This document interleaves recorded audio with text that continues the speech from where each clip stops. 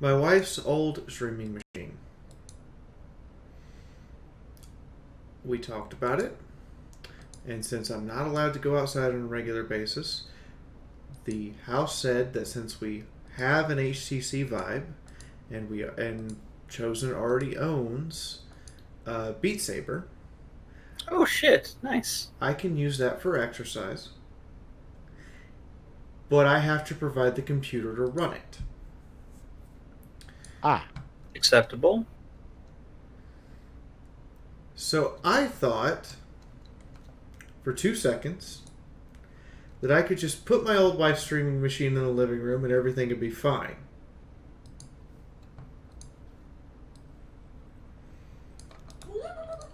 You already know this story's not going to go according to plan. So how many goats have you sacrificed? So what exactly went wrong? So let's start with this. I plug it in, get it hooked up to the monitor, get all its bells and whistles hooked in, and it doesn't turn on. So I go, okay, that's not good, but that usually just means there's some piece of hardware that's loose or something happened on the trip, whatever. I'll you know what? I will take my 970 graphics card we replaced this summer. I'll put it in here instead. I'll go ahead and replace it, and I'll take a look at the cabling and see what's going on. So I open it. And the first part of this that catches my eye, the graphics card that's in there is the size of my fucking keyboard. Oh. In a case that's barely as big as my monitor. Ruh-roh. Well, doesn't that sound fun? The graphics card only has about 2.5, maybe 3 inches. For those of you in England, that's about 4 centimeters. Between it and the case. For fan room. And it's completely blocking access to the SATA port connectors on the motherboard, which all of the SATA ports are unplugged for some reason. It turns out that big-ass graphics card had broken all 3 of the SATA port connector wires. Oh. So I go, alrighty then. Go through my box of computer parts, get some SATA port connectors, go to try to put them in. Realize that my hand, while trying to hold a SATA port connector, cannot fit into a 3 to 4 centimeter space. And go, okay, well, I guess I'll take the graphics card out first. I'm replacing it anyway. I get the graphics card out. And it's at this point I notice, because it's no longer being shadowed by the graphics card, I notice the color coding of the RAM connectors. The color coding is black, white, indicating that the 2 white ones are the 2 that are linked, and the 2 black ones are the 2 that are linked.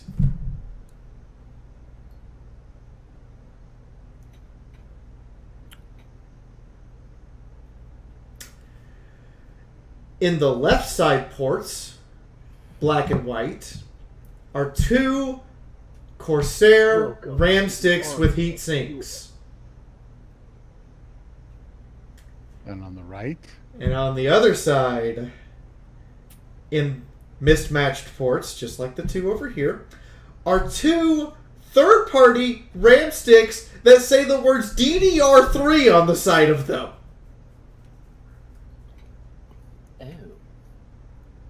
And I'm looking at this and going, that says DDR5, that says DDR3. And you're mismatched. So they weren't operating on the same... You know what I mean? They weren't on the same speed. Yeah, not only were they not on the same speed, they weren't even matched correctly to operate on the same bandwidth. So rearrange that. So then I plug in the 2 SATA ports, and I look up and I go, where the fuck is this third SATA cable from? All the way on the opposite side of the case. The SATA port connectors for the motherboard are at the bottom. At the top of the case, shoved in at a 45-degree angle and soldered to the case, it's an SSD drive. What? What? What? Not even turned like sideways or horizontal. No, it's at a 45-degree angle sticking out.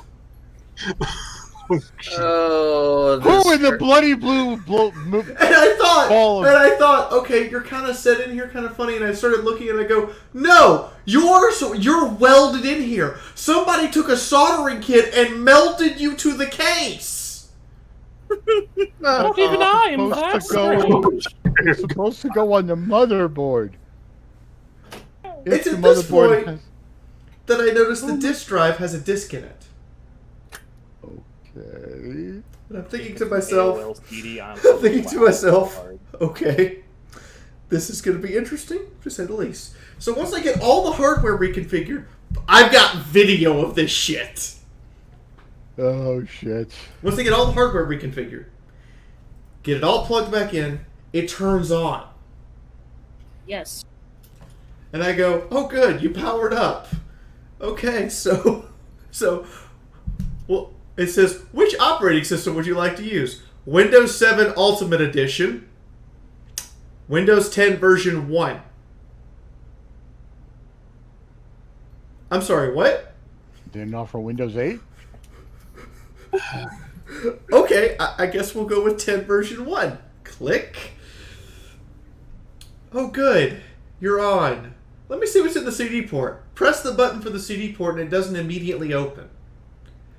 There's about a 4-second delay, followed by the distinctive sound of a CD thudding against something. And then it opens. And I'm like, the fuck? What jankiness are you having? So, Just a little shy. Don't worry about so it. I take the cover of the case back off, and I'm like, I want to see what happened here. I What push happened? the CD port back in, Uh-huh. and the CD is then raised almost 6 inches into the CD drive. The extension arm that raised this then lowers back down. I'm blinking at this.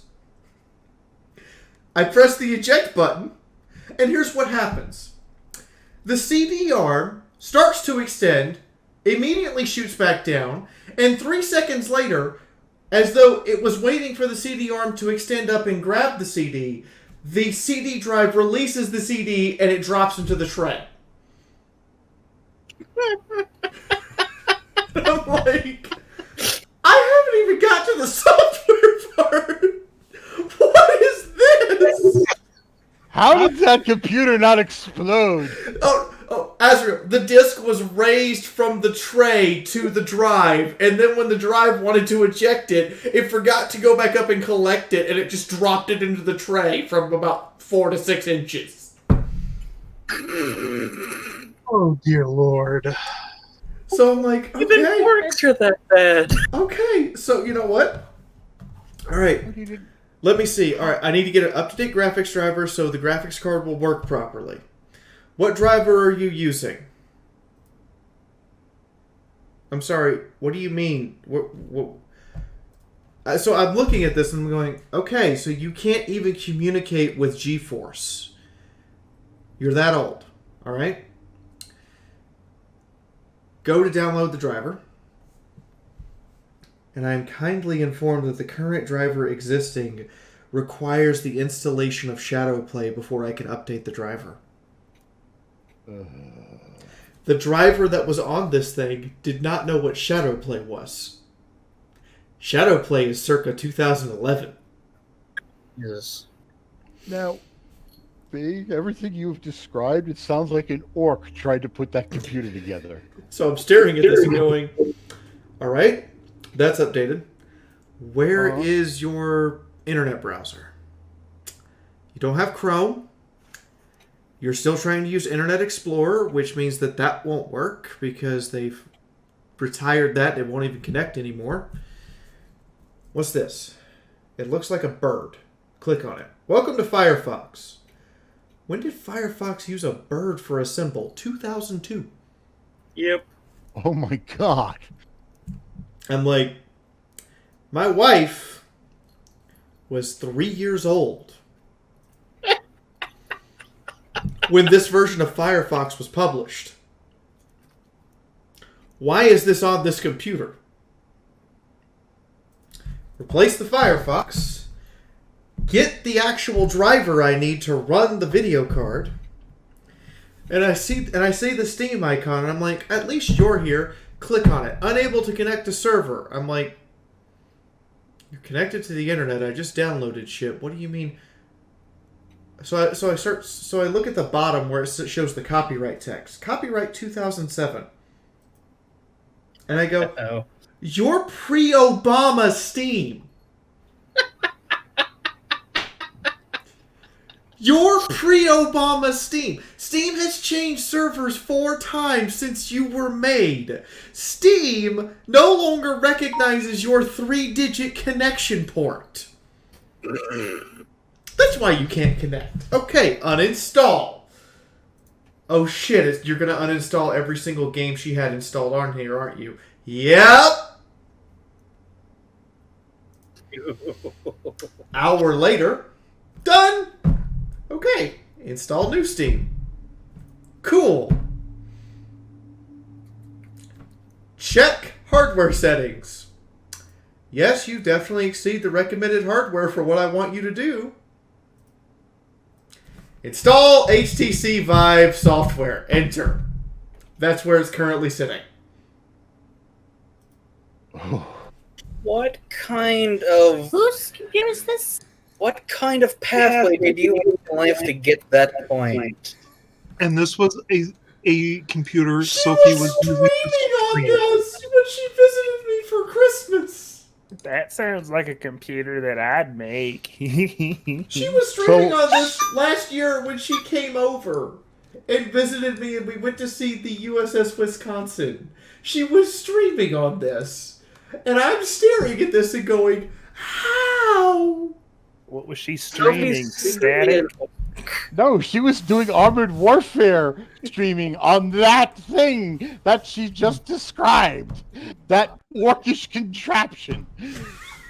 Well, I mean, if it's an orcish contraption, it doesn't matter. There how it's is, put like, together. there are levels of sacrifices to Satan that I don't think you could make in order to make this work properly. I have video recording of me trying to put all the guts back together. And still, I'm still trying to get over the idea that somebody soldered an SSD drive to the tower frame. Also, the Hi. the, This bag of okay, hot $5. where did this computer come Hold from? up. this came from Sophie's Only house. mother of She insanity mailed with this so computers. she could stream from my house for when she was visiting. And where did she get it? She said she got it as a pre-build from PC World. Oh, by the way, the standard disk drives were not installed were not installed like you normally would install them, where, you know, gravity can assist them when they're trying to move a disk up and down. They were installed sideways and screwed to the frame that way. Like I said, it's you're describing something an orc would have built. The screw holes did not come from the manufacturer. They were clearly cut into the plastic after they were received. At the level of drinkiness I have not seen in reality. The disk drive is also soldered to the frame of the case. Of course it is. I don't like this. My brain hurts. So I'm like, soldering. I'm like, so if this SSD goes bad, or this disk drive goes bad, there's no replacing it. Unless you're willing to rip your case apart to remove the soldered pieces. Gee. I would love to rip it As apart. I put into your Twitch, a note inside going discomputer made by the boys. I don't even, Sophie, how did... I don't know. How did she make it work? There is no condition Oh, or that- circumstance where this computer Yeah. should run. How did that not burn her house down? She has to have some connection to Oh. Windows plans. Here's the achievement of engineering, by the way. I opened the task manager to figure out what all's running in the background. Oh God. Nothing. The only thing running in the background is Windows processes. So It like is an running. It is running no services, no add-ons, nothing. So like an orc machine, it's running on wishes and imagination. I look down at Worked. the CPU usage, 0%, and I'm like, that's an achievement. That's an astounding achievement of human engineering that you got this to even turn on, and the CPU idles at nothing. Hey, this is not human engineering. This is something demonic. Actually, This should not have Hey, been able who to run. protected Sam? It should not have been able to run the game and let alone stream. so you're saying it's Pinkie Pie's computer? Gotcha. OBS turned on. Ah. Note I said OBS, not OBS Studio, OBS. Yes. It sounds perfect. I want to point out, Yes. they haven't put out a version of OBS that isn't OBS Studio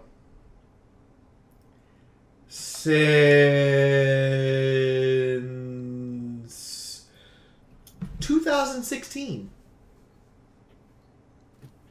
And you can't download it from their website. You have to BitTorrent. They actually have it download via BitTorrent or view on GitHub to download the depreciated OBS Classic. Everybody, this brings the term Frankenputer to a whole new level. Oh, it does, doesn't it? So now we officially know you cannot order a used PC from PC World. She bought this new. That This was was- supposed to be new. This was supposed to be new. Wait, where? Yes, this was supposed to be purchased When- new. In the Wait, meantime, no. this means that, yes, in fact, hopefully, when Chosen gets home and finishes the HT Vibe install and what is it called? Calibration, I'll be able to play Beat Saber. Oh boy. And then we'll find out if it can, run the Vive and stream at the same time. I want It to should cut- be able No, to. it's gonna happen again. I want to say I cast doubt, but I'm staring at this machine and going, "You're still working somehow." Your spell fizzled.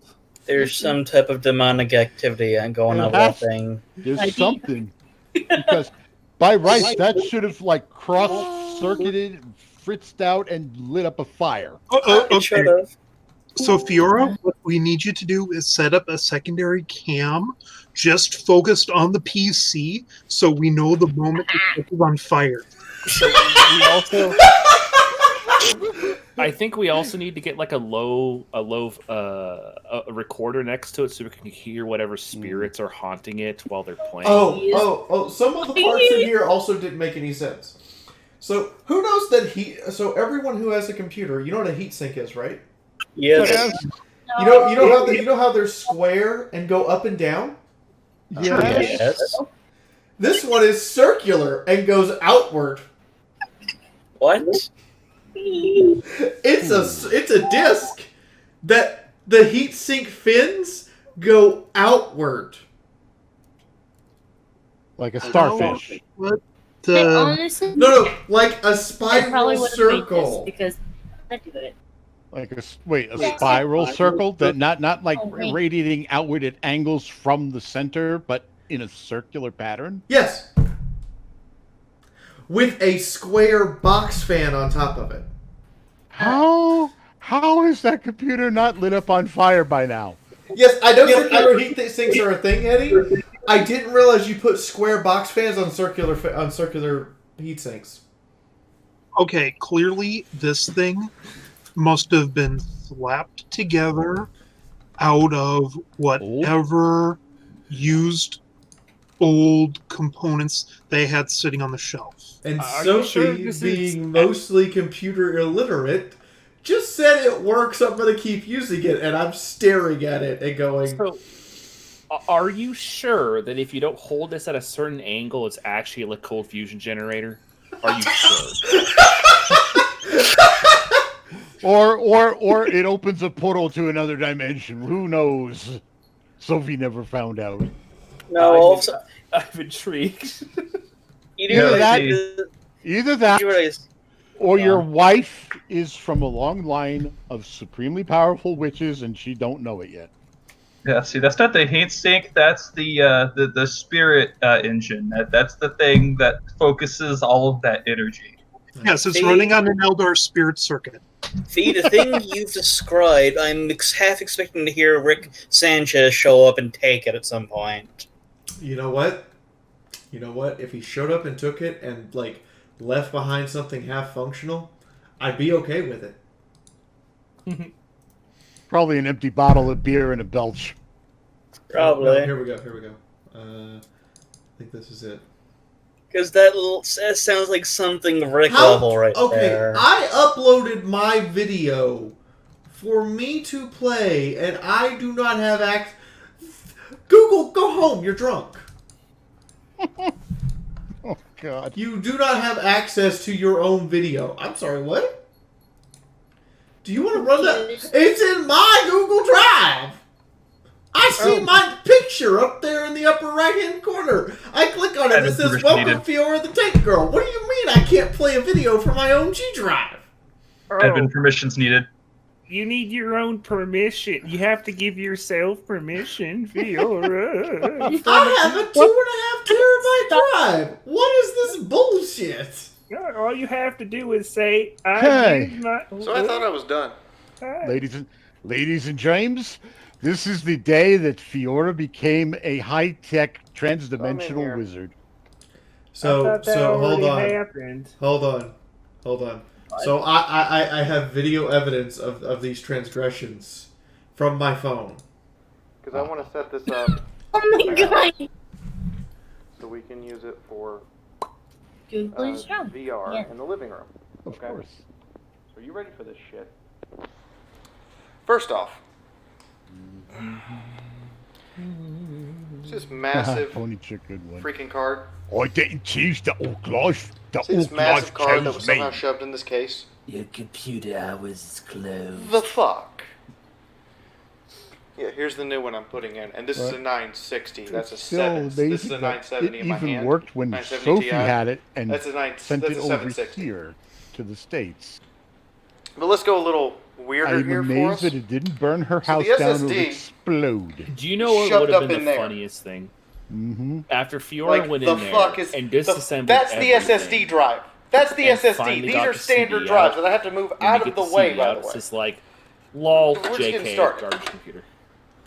So I had to Actually, move no, it's these out just of a the way Half-Life 3 disc. to get the card that's too big for the case out. But we're not finished yet. Oh, good God. See, I would have thought that would have been the I've been end of using it, that, but it's not. really flaringly. You may tell me what's wrong with those flaming RAM voice sticks? all day today. Ah. And it's been so much fun. If you There's can, I'll hardly give you a any room hint. in there. The two in the black slot are supposed to be the same Looking type of at the- stick, and the two in the white slots are supposed to be the same type of jumbled stick. together.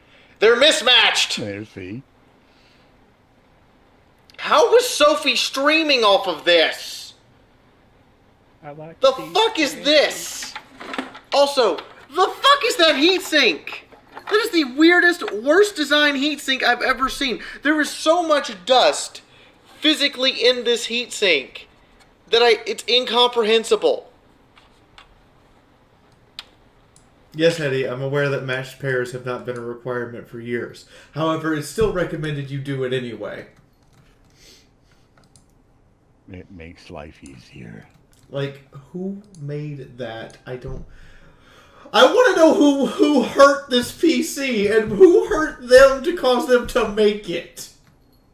I think it's a level of tech heresy I have never seen before. I like to imagine when I see that computer, like, I want to do the meme where it shows like an Adeptus Mechanicus person. It's like music stops and he stares and turns over. Hey, Fee. Remember the comic you want me to do? I Yeah. feel like that's the computer in Sunrise. Literally. That's the computer in Sunrise. I kind of agree with this. But yeah, that's just the start of these shenanigans, and like I recorded the process of putting that thing back together.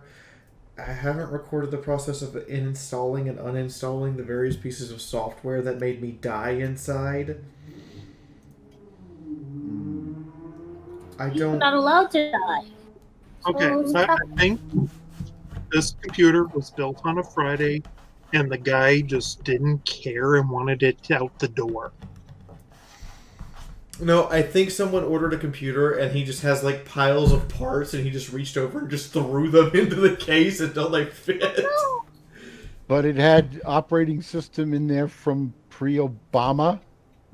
No, the Steam was from 2007. Okay. Regardless, we now know don't order a computer from PC World. I mean, no, I would order a computer because apparently they work. It works. I mean, it'll run. You need to cast detect magic on that fucking thing. I think you need to do detect evil on it. I think I need to do an exorcism. Just skip all the detect shit, go straight to exorcising.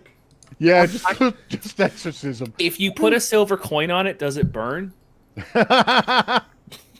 Blank stand next to Well, that. we know It you would can't- stop well, working. We know you can't use holy water for any good reason because it's electronic components. No, you could use the holy Okay. water for the cooling system. Did you look on Yeah, the back we of the need heat to- sink to see if there was a pentagram? Yes, that might be- I was because of how bad the heatsink design is with its match with the fan they have it matched to. I was afraid to take the heatsink off because there was so much dust caught in there that that I had to expend an entire can of air before I was pretty sure that there wasn't any dust left. And I'm sad no one got the joke. So we Penti. Yeah, Pentium. Yeah, pentagram. Yeah.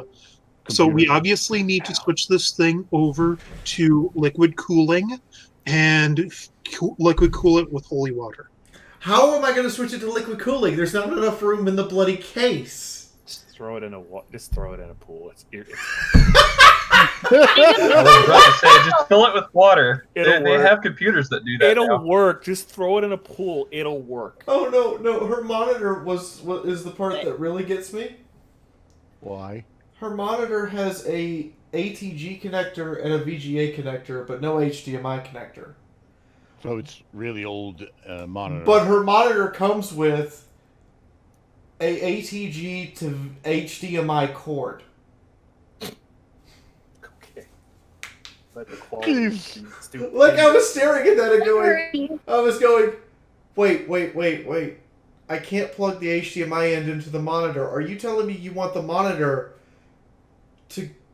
You want me to plug in a cable that's going to convert the video card from digital to analog? I mean, at this point, I'm not surprised. What? I just found two ATGs and plugged it in that way. I went, okay, that heresy's fixed. I need an adult. Oh my god. I'm not. You need a commissar watching over this thing to execute it when it starts acting funny. If Oh, yeah. 40K, the Space Marines would have already shot the thing up. They would have just. The Adeptus Mechanicus would have looked at this thing and went, nope. The Necrons would be worshipping it as a new deity. You know, it's a whole Heresy. Sir, Brother Tech Marine, we have brought you this piece of equipment. What should we do with it? It's literally Nurgle in technology form. Well, you got to figure this has probably got a mark of Khorne, a mark of Tzeentch, a mark of Nurgle, and probably some Slanesh thrown in for good measure, on top of the satanic symbols. Okay, I'm going to show you this. So you understand. How bad this is? This is what the monitor's default cable looks like.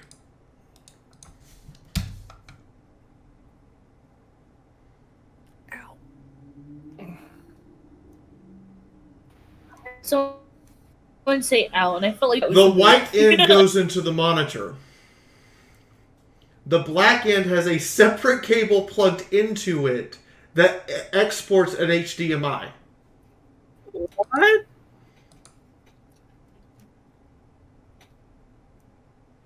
So they had this computer for this entire time, several years, right?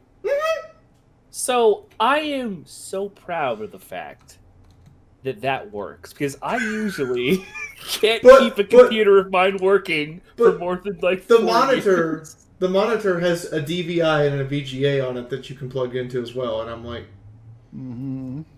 click, click, yay, modern graphics card.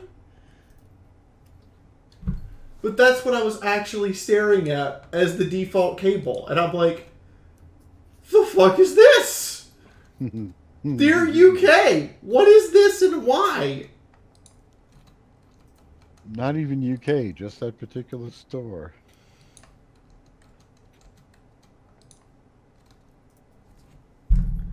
I don't even, like... I don't See? know. Oh no, it's worse. I just had a horrible realization. That computer of Sophie's that she bought all those years ago is an on-the-loose SCP. It needs to be locked down. I know it's not supposed to have anything graphics related to it, Hetty, but that's the default cord that came with the monitor and somehow plugged into it. It's the AI SCP, but they upgraded it. They upgraded itself. I don't know anymore. Like I was just glad when it would turn on. I was upset when I was sitting there having to go through software that was so far out of date that I don't even think I've ever run those versions of the software on my current computer. Hell, I don't think I ever ran some of those versions of software. I don't even think I ever ran on my previous computer. Somebody needs to track down who the hell built that thing. Mr. Computer, where's the bad IT man touch you? I know that is a power connector for a laptop, Hetty. I'm aware of what that cable is supposed to be used for. I am 100% aware of this. They use the laptop part for a tower. Why? I'm 100% aware of this, Hetty.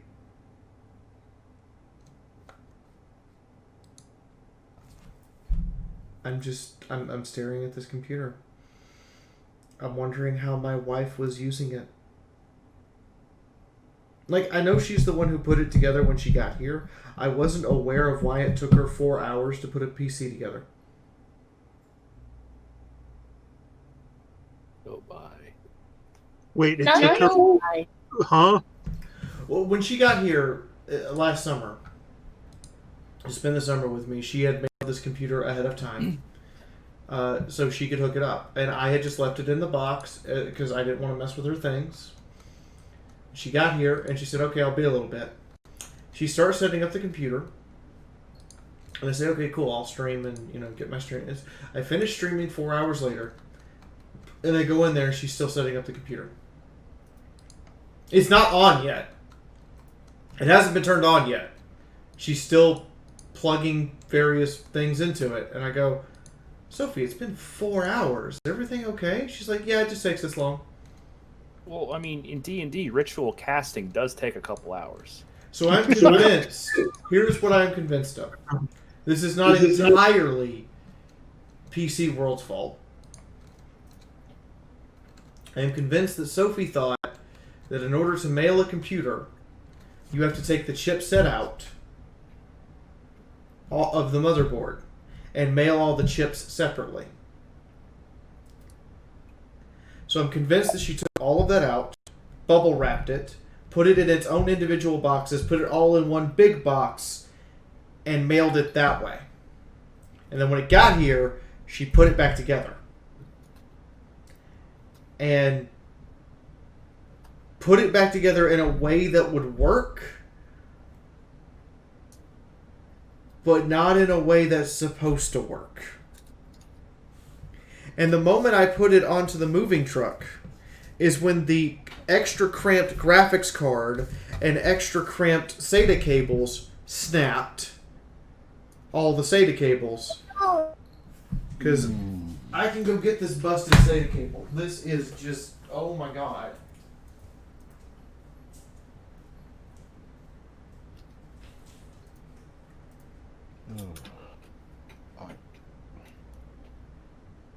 I mean, I let people who know better to do the computer work on my computer. Okay.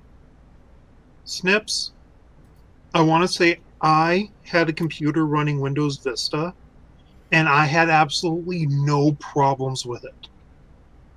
Wow. So I do not understand the Vista hate. Yeah, to be completely fair, Vista was fine if you were just a normal user. Like, if you were trying to do anything super complicated, Vista was a I problem. am questioning the sanity of anyone who would do this. But anyway. So here's the 3 SATA cables that were connected to the hard drives. I have replaced all of these with the spares I had. So here is what the SATA connector should look like. Here is the one that is the worst off. That, as you can see, has just had the side of it snapped off. And is currently sitting at a 30-degree angle from actually going into the wire properly.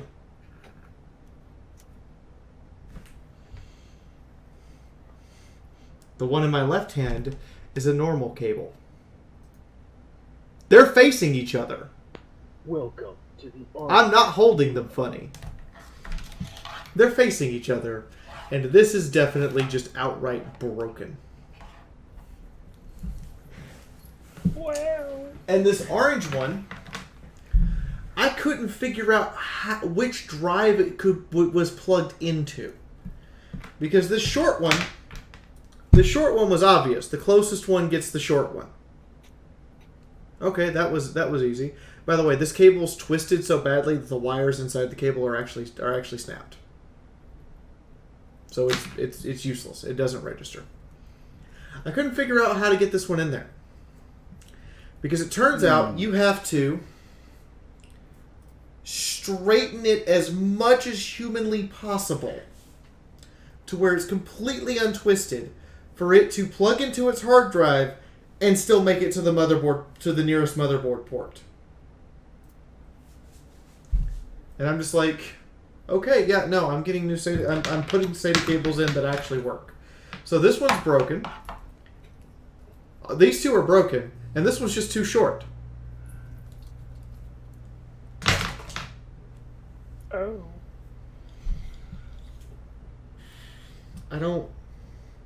I love you, Sophie.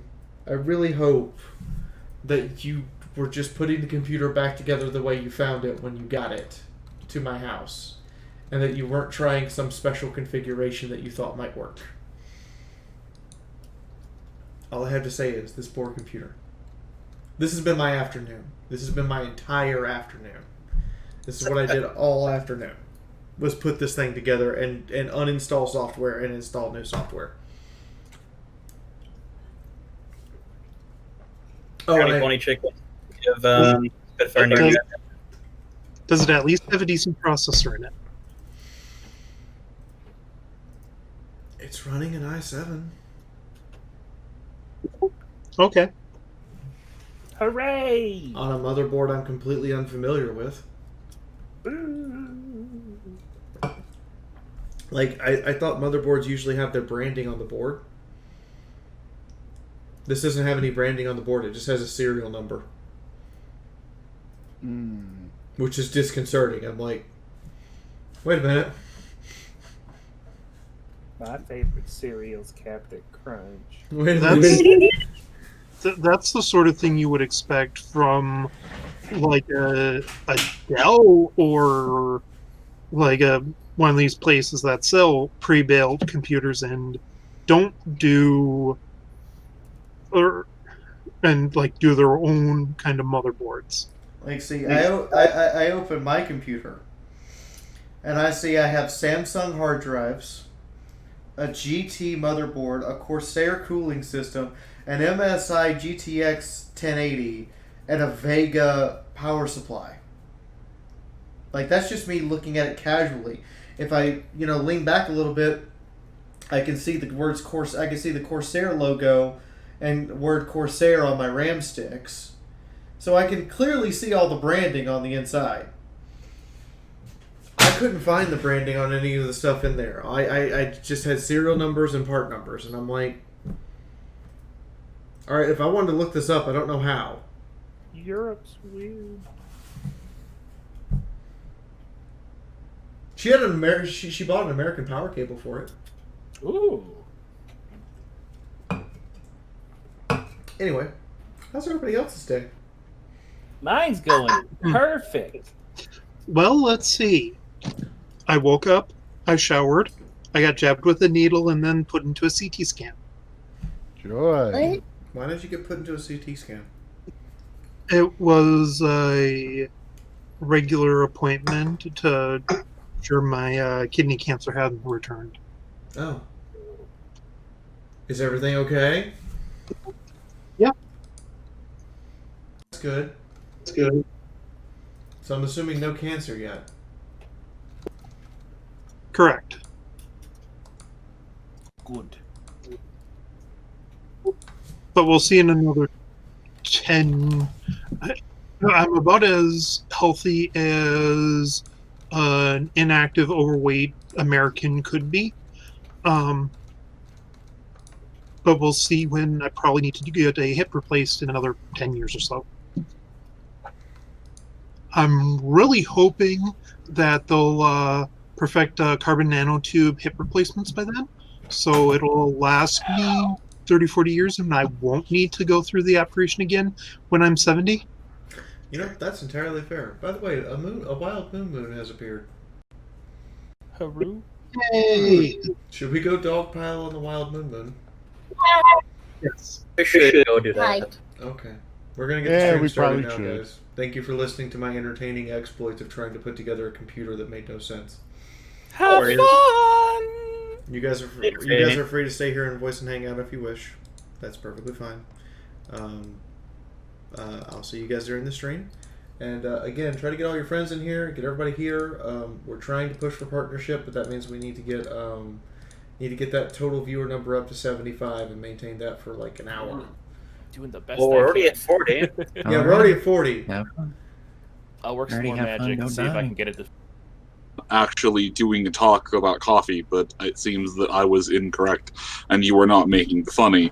You were just going, "Hey, look at this new coffee I have," and that is my mistake. I am It's glad new it is coffee tasty. I am interested in buying because Am I allowed to weep for my wife's computer? What happened? Oh God, Moon. Moon, the list of problems that started when I opened this thing cannot even begin to describe the amount of anguish I feel. All I know is Adagio has been perfectly quiet all night about it, which is surprising for him. Okay, Moon. I'm gonna say 2 words. Orc technology. Oh, the computer is alive because it's too angry to die. Yeah. Yes. Anyway, how are you, Moon? I exist. I have coffee, and I have mead that I'm going to drink later. But I have to have coffee first, or else I'll just end up doing an old man sleep in the middle of this. Because I'll drink that whole ass bottle of mead and pass the fuck out. Ah. Hey, I resemble that remark. Yes, you do.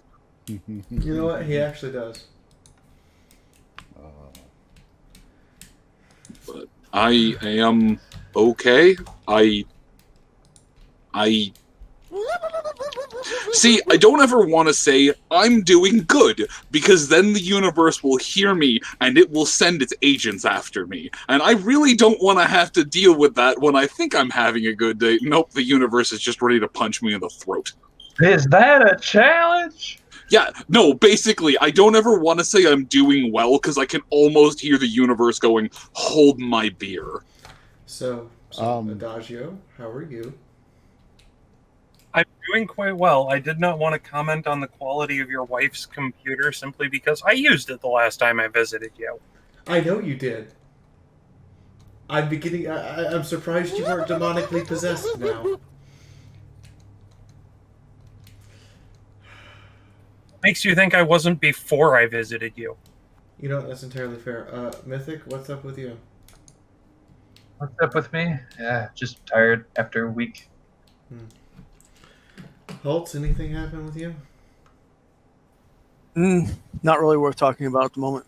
That's fair. Hey, More Hetty. fires. Hey, Hetty. Yes. Hey, Hetty. Well. We love you. Mm-hmm. You okay? Yeah. Okay.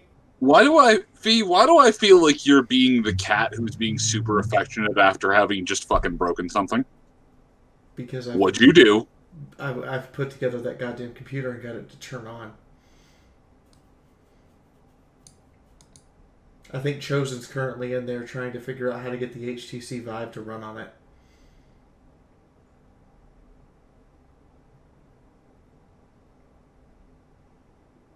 That's all. That's all I did. I had other plans for today, but that's all I did all day. Because much like a puzzle, once you get started, you start realizing these pieces are way fucked up, but somehow they're supposed to all fit together. And eventually they will make a cohesive item. So, Moon's project for his new game, Dames of Brain. Astoria. Astoria, there we go. Has received its first or second stretch goal? Second. It is now a colored hardcover book. Yes, he's received his second stretch goal, and they're pushing for broke. I have pre-orders for book 3 open again because we have a publication date now. I was basically waiting on another day for the what's it called, for the print shop to tell me a for sure day that I could have the printers print them.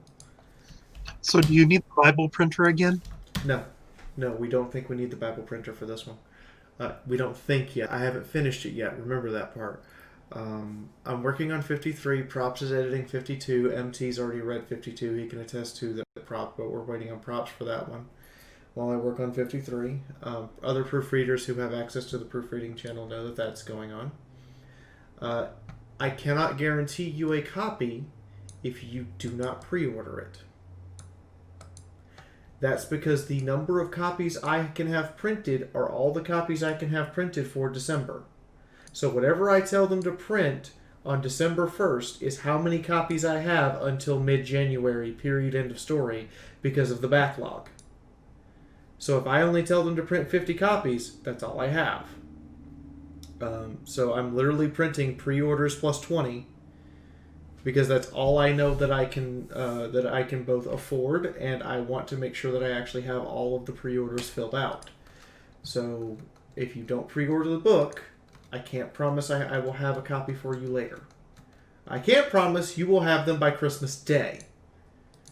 That much I can tell you with a straight face. Folan has almost finished the backlog of secondary edit scrub. That's going back over the entire story so far again and doing the edits again. We have completed the entire outline. All of the artwork is done. It's just waiting on me to finish writing it, and Props to finish doing his first edit pass. And then I will. So hopefully by the end of next month, we'll be done with that. We do the inlay process in November. Book gets printed in December. In the meantime, I think that's everything for announcements. Stream is supported by you guys. This helps Moon pay his rent and helps me make sure that I don't starve to death. Because I would starve myself to death before I cut projects. In the meantime, hey Twitty, who's not starving to death? Why don't you go over a recap for us? Oh, wait. Last week you did the intro first and then had me do that. Yep. I think that worked a little bit better. Yeah, I thought we were on a new format.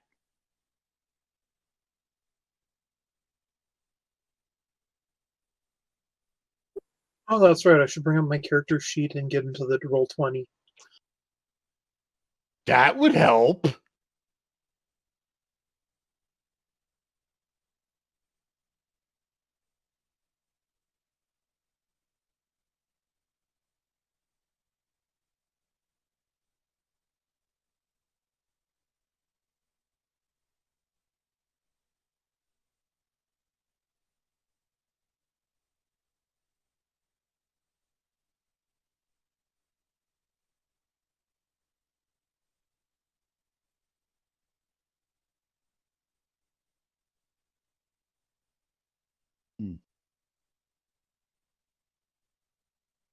Uh, do we have the intro?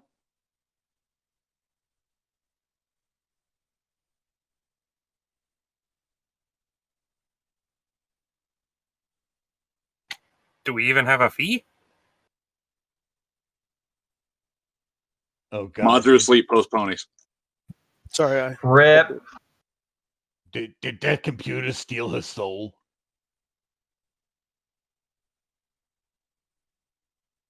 Wait a second. What if it was the work of an enemy stand all along?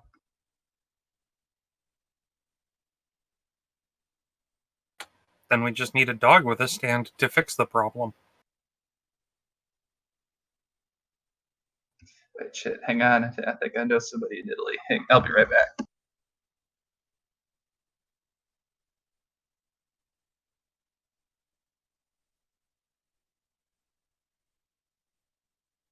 Or she could have muted herself. Forgot that it was push to talk.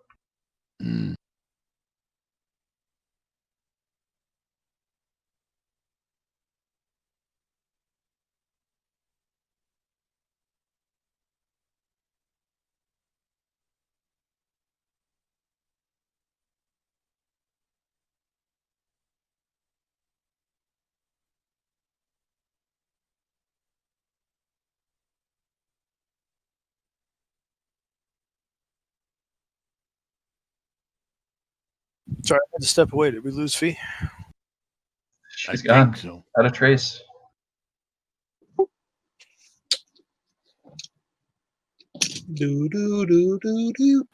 mean, the funny thing is that the stream still looks to be up. No, everything's fine. Ah, I got called away for a second. I'm going to play the intro now and then hand it over to Moon.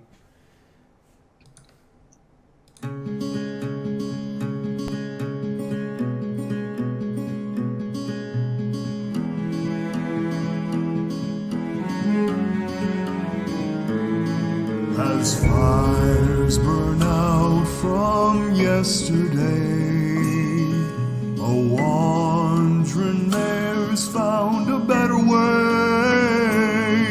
For just as night seems most dark, the sunrise comes to warm our heart.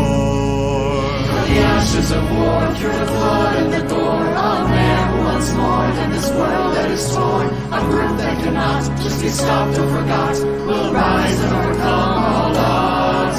And with every new day, through the parts that we play, as we push fear away and remember the ways of a man who was kind and whose words will remind.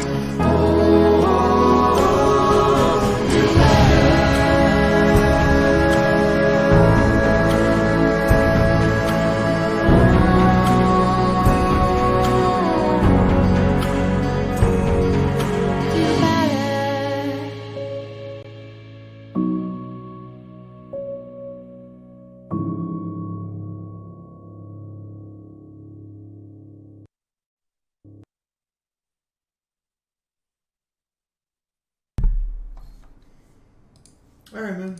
It's all yours. Scared noises. Well, unfortunately, it's Twitty's first, and then it's mine. That's right. So, folks, how y'all doing? I thought I passed it to Twitty.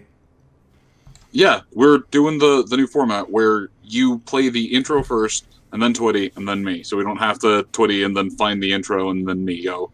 the madness. That seemed to work well last time. Oh, okay. Sorry, I So, immediately got called. Nope, you're fine. Don't worry about it. It's all right, Fee. We'll get it together.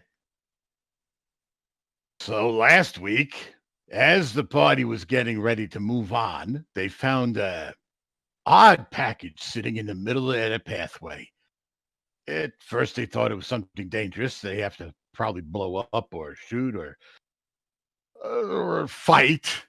It turns out somebody were admirers of Wandering Sunrise and the party, and they left a box of gifts, including cute sleepwear and some other things. And it was a smaller box just for Wandering Sunrise and Iota.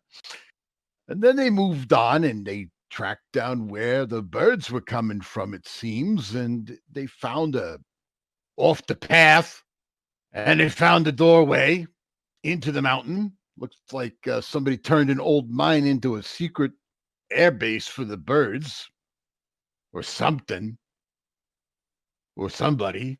Nobody knows who's in charge. There was nobody there guarding the place. So either it was left because it was abandoned and given up on, or whoever runs it didn't think anybody would ever find it. Not counting on Sunrise and her bunch, who always find something strange. So that was pretty much, there was no real combat or conflict. The party had little conversations here and there. And on that note, I'm going to let Moon work with the party to see whether or not they find anything useful in this base, or trigger, like, I don't know, maybe robot sentries or something like that. Oh, yeah, right. It's taking an hour and a half to open that box. Oakley dokley. We had a suspicious box suddenly appear in front of the party. We were suspicious. I know. I'm just like, wait, Twitty got through that awfully quick. Oh yeah, Twitty just naturally got through that awfully quick. Oh, okay. Right. Because it was an hour and a half of trying to figure out if the box was going to eat you, and then another hour and a half of apparently Moon can't describe. And I don't think anybody wants me to do an hour and a half recap now, do you? they approach slowly. They check for traps that were not there. I mean, it's not that we wouldn't want you to have to do an hour and a half recap, though the session that we'd have to run to get there would be insane. And also, your vocal cords would hate you. Oh yeah, no, I would not want to put you through that kind of vocal torture. Oh yeah, my vocal cords Hour are... and a half recap. No, I said there's a reason why I didn't do the hour and a half recap, because that would be bad. My vocal cords already hate me. That would be like a 10-hour marathon session to get an hour and a half of stuff. Also, Moon, you described it as a suspicious box. Therefore, we were suspicious. How bold of you to assume we would actually make enough progress in that 9-hour marathon session to require an hour and a half recap. You know what? That's incredibly true. That's incredibly bold of me to assume, and I should feel bad. And in a nutshell, last week, nobody died. Roll20 didn't get its blood. You just had to say something.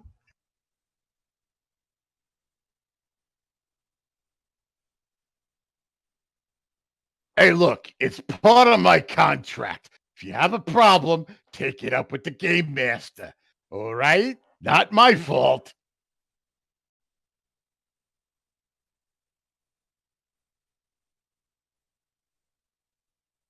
I just want to point out that he said the game master, not me. Hi. This bag of hugs for $5 sold.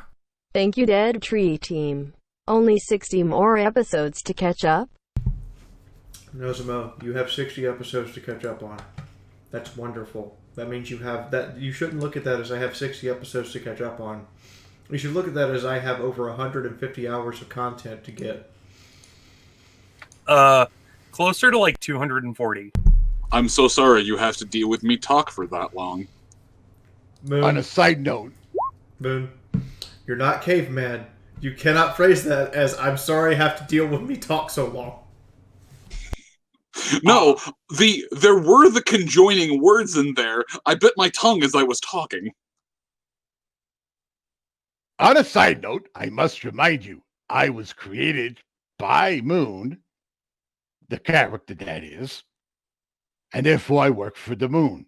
No, you were created because Roll20 decided that Quick Stitch needed to roll a nat 10.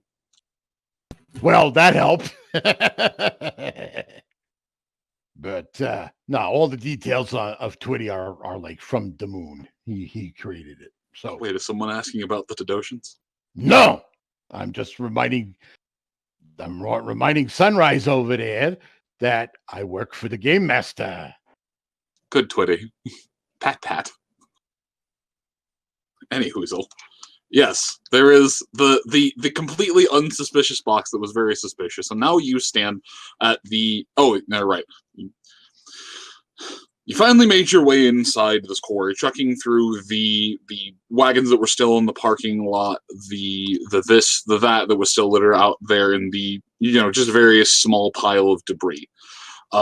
Once you make your way inside, the light is dim. There's a couple of emergency lights that are still on, enough to indicate the flooring, so faculty could safely make it out of here in the case of a power outage or at the very least a brownout. But that lighting has started. Some of the lights, in particular, have started to go over the years. There's a small waiting room with a couple of couches and a reception desk. As well, there's also some signage and some posters, but in the dim illumination, it's hard to make out. But this room will very easily accommodate the lot of you and not be claustrophobic in any way. This was made to. Yes, Ace? And did you mention behind the reception desk there was a deactivated robot last week? Yeah, it is. Give me, since you're the one who asked, give me an intelligence check.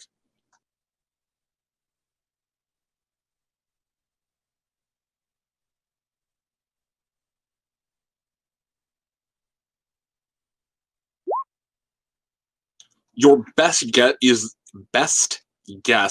is that this is some kind of receptionist module or some kind of, I don't want to say protocol droid because that is a trademark, but some kind of robot that deals with information and protocols of kinds and organizations and things.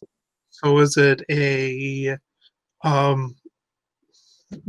Mr. Gutsy base, Ponytron base, some other kind?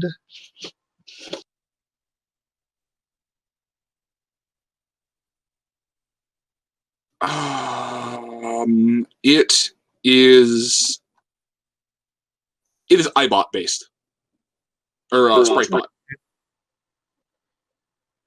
It's a very stylized SpriteBot. It seems to have some kind of small display that was attached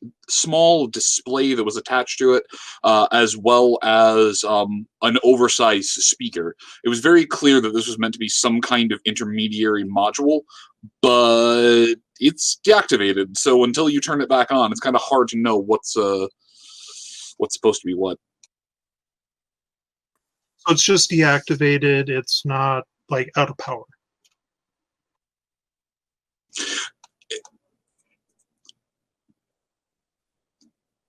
It is off.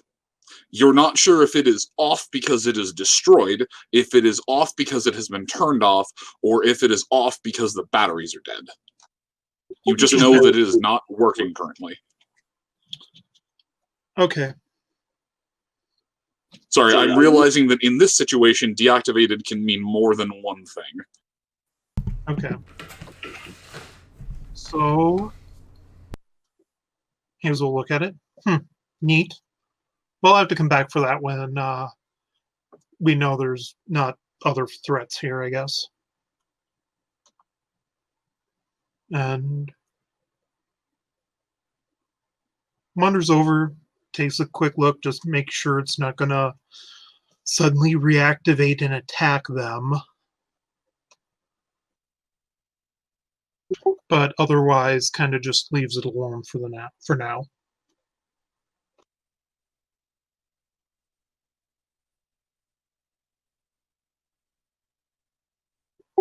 Or immediately puts sorry, it in. you're. Or immediately puts it in his backpack. One of the two. Hold on. Roll 20 is derping out for me.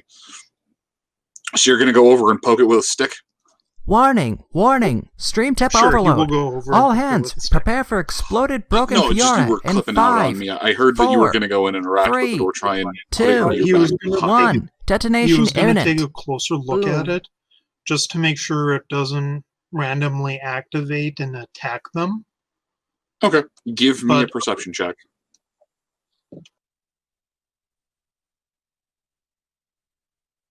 And then after your check, I'm going to start with Mina since I was smart and made you all roll initiative last time. Linzabi. I can't breathe crouton. Your fault. No, hold on. Details. Take a drink. Take a drink. Hey, Moon. Just look at the tip jar. That's the only detail you need. I'm eating a salad, so I just... Oh, okay.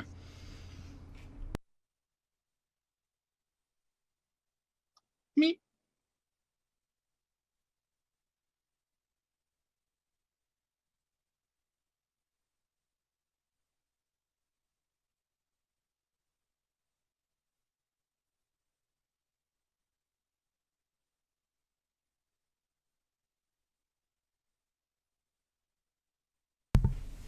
I like how Carl immediately scatters gay unicorns back all over my floor.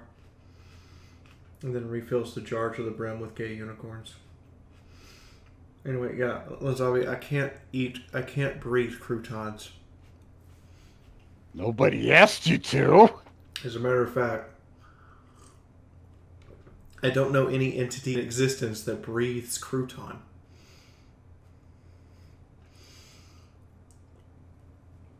I'm pretty sure that we all breathe gas of some sort. Wheat and wheat-based byproducts! Those are banned, remember? I am aware. So in the meantime, Moon, do you have a map of this quarry, or are we still flying by imagination?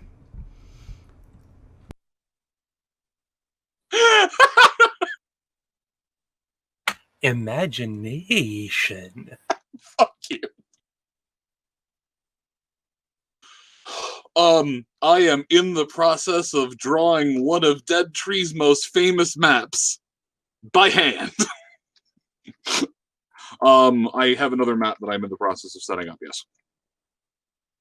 If the server will stay connected for more than 13 seconds. Okay, Hayes, the robot does not appear like it is going to activate in attack mode and stab you in the face. Hi, this bag of hugs for $5 is sold! I think the Heart can spaghetti rejoice. monster can breath croutons XD. What? No, that's 75, not 125. Let's... Okay.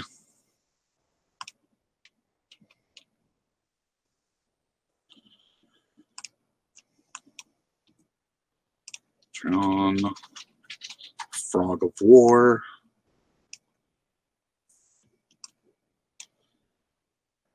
You know, he said turn on Frog of War. Did anybody else get the image of Kermit in a minute arms get up? No, I imagined Kermit in the God of War Kratos getup. I blame the fact that Vital sent me over literally 100 pictures of frog memes. I mean, I deliberately asked her to, but now frog is making its way into my vernacular. Moon, I didn't realize we were playing Battletoads! Oh god, no! Fuck! Not level 2!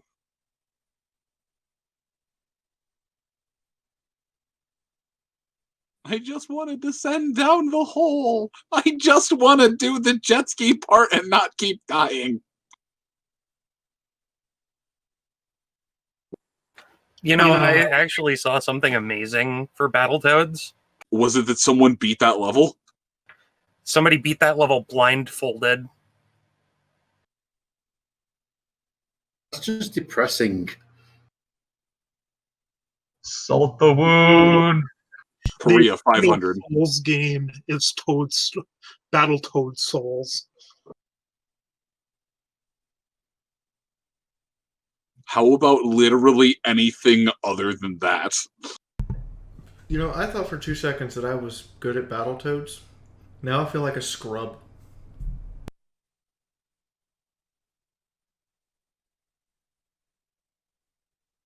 No one's actually good at Battletoads, you just suck less at Battletoads. A guy played through the second level blindfolded. Okay, he's good.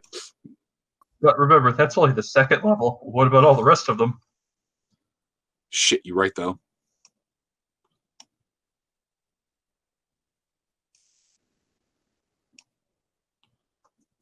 Which was that game they purposely made one level ridiculously hard because they never actually completed the game before release?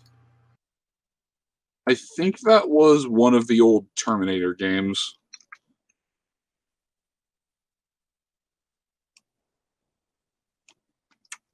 Okay, we're just drawing shapes. Just making shapes. Are you making happy little trees? Fuck you. Nothing's happy. They're all dead. So I had to step away. Did you say anything about what Hayes found from the spray bot, or were you just? It is not armed. It does not have guns. So, Okay. The angriest thing that it has is a single taser. So as a side note, the one game I know of that's impossible to beat because they made a level too hard on purpose. There is a version of Mega Man X that's supposed to be a demo copy for before the game came out that only has 3 levels, that technically only has 4 levels in it because the game wasn't finished when they issued these demo cartridges. That the last level is intentionally impossible to beat because all it takes is one hit from the bad guy and you lose.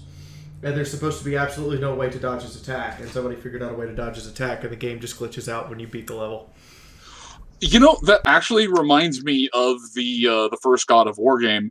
You know the part right before the Ares fight where you have to climb up this just insanely long pillar where there are these blades that are just going by very fast. You take a single hit and you fall all the way to the bottom.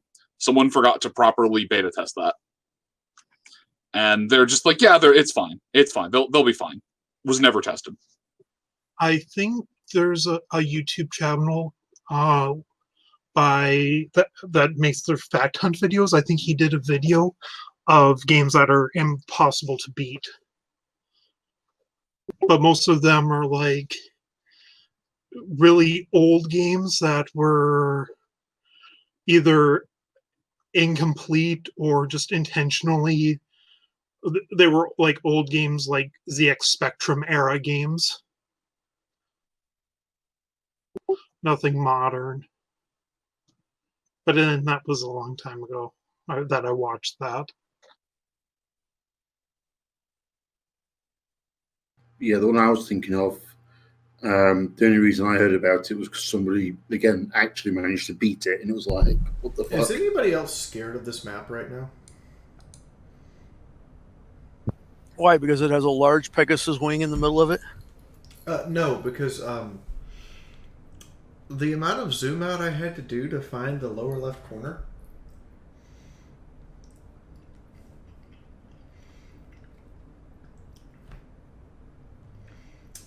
Moon, did you make a 150 by 150 here?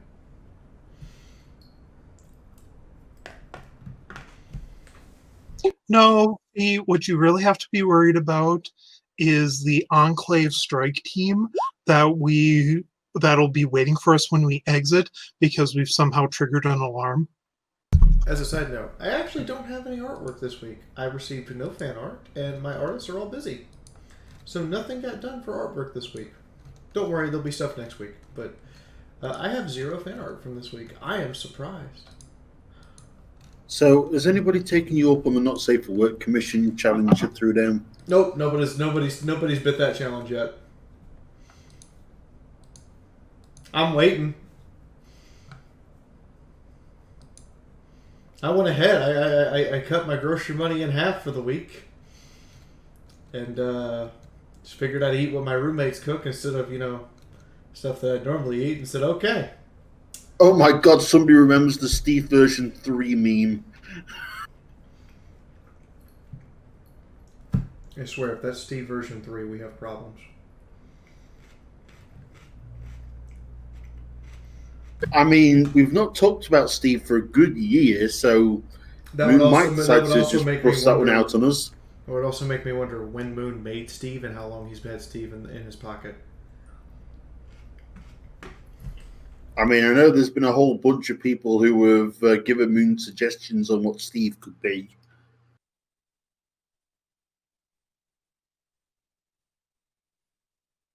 I think I threw a couple of them at him. That's why no one can hear me. I was going to say, Fee, do you really want to know the answer to that question for about the third version of Steve? I'm going to guess the document says something like created in 2018. There are a lot of documents that say created in 2018 because I'd expected a whole lot more story progress and not a lot of the inter-character personal drama. But apparently, when an audience is watching, it's the inter-character personal drama that really sells things, and not the let's go here and fight this thing, let's go here and solve this problem. So, yeah, a lot of everything that I've had made for a couple of years at this point in time. There will be times where I'll look at something and it'll just be, I made this in November 2 years ago. Why are my players so slow? Because every little rabbit hole you put in front of us, we have to poke it. Ignore them! There will always be Radio Quest. There will always be another Wastelander who cries out in the darkness for help. You're not the police. Settlement needs your help. Fuck yourself! Was that Vital sticking up for us? Turns my head, puts on Minuteman hat, gets laser musket. You're saying something about a settlement that needed help. Another settlement needs your help. Another settlement needs your help. I'll mark it on your map. I'll mark it on your map. I know I keep saying BombCon, but please bat Fiaura on the back of the head. You do realize, Moon, that's exactly what all the Fallout games are. Here's the side adventure. Get distracted. Yes, because the actual main adventure isn't all that interesting. The main quest takes about 2 hours to complete. All the side quests, that's all the meat of the game. Yeah, so I'm not talking just Fallout 4. I'm talking about all the Fallout games. I don't know. Vegas would argue with you on that one. I want to point out, I thought Wasteland was cool and amazing, and then I found the statue of Ronald Reagan controlled by an AI of Ronald Reagan that shoots fucking laser beams out of its eyes. What? That's an old school one. In Wasteland 3, you walk into a town, and there is an AI-controlled statue that is modeled off Ronald Reagan's mind that's the size of a 4-story building that shoots fucking laser beams out of its eyes, and it's an all-metal automaton molded to look like Ronald Reagan.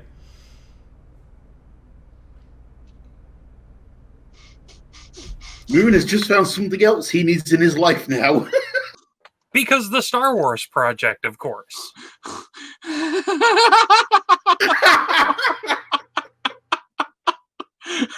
Y'all think I'm joking? No, I just keep imagining something that's primary attack is just Reaganomics. And for spite purposes, the Reagan AI has agreed that any woman who takes the name Nancy is his wife now. Well, that gets interesting quickly. So the Reagan statue is a bigamist? There's a whole cult of women devoted to serving the Reagan statue.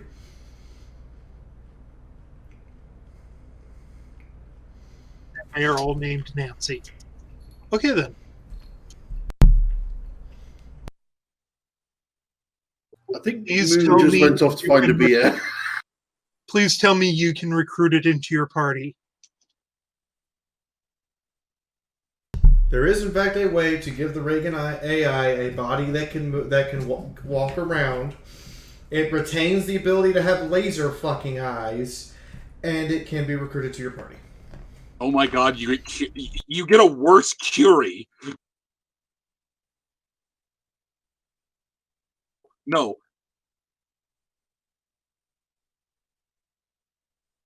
Did Moon just He note died. out? He just died. Oh, he's back. And he's muted. And there we go. Literally, of all things, the next tab that just gets opened is something from Congregate. What the shit, computer? Is it 2004 again? No, the only thing I was going to say is the recruitable version of this Attack Reagan is fine, but I don't want Attack Reagan. I want the headless body of Agnew, goddammit! I'm sorry. What? That's your alternative choice, is recruiting a headless robot named Agnew. I want the headless body of Agnew. I want my Futurama attack bot. Interesting. I'm old. God damn it. Okay. Anyway, all of that needless sidetracking notwithstanding. One more bit of sidetracking. Okay. Moon, did you know there's a Futurama episode that opens with the tagline "Time travel to 2020 is strictly forbidden"? I'm well aware of that. It makes me If you keep sidetracking, I'm going to get completely utterly drunk and not be able to play because I'm taking a shot every time someone sidetracks. I mean, to be honest, I think the sidetracks are more dangerous to our progress than the side quests. Is that... Hold on. Did you just give Moon a way to murder the player of Scopolamina so he doesn't have to feel bad about killing the character? He can just retire the character because the player died from alcohol poisoning? Best thing is, it's drug-related!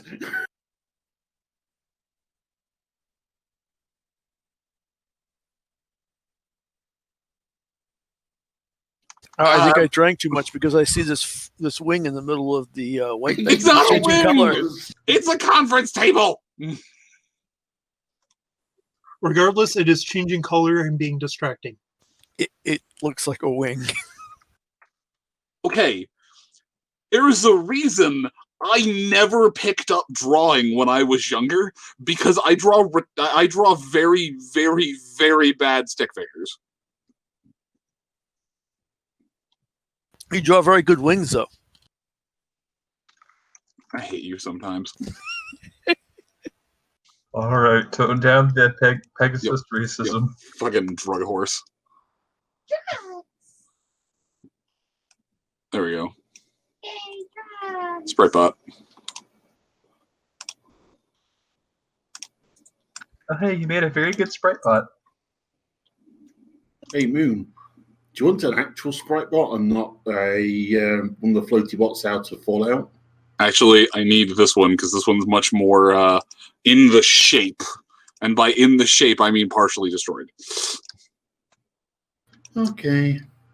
But I mean, yes, I wouldn't be horribly opposed to a sprite. I don't know. Ah, yes. Here we go. Anyway, as I reset the turn order. Here we go. Loud mouth speaker boy.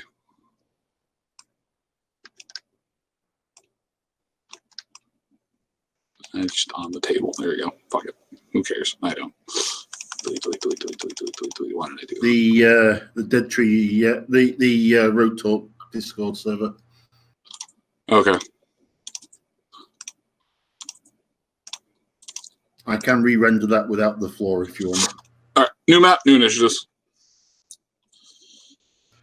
Remember to select your token before you roll.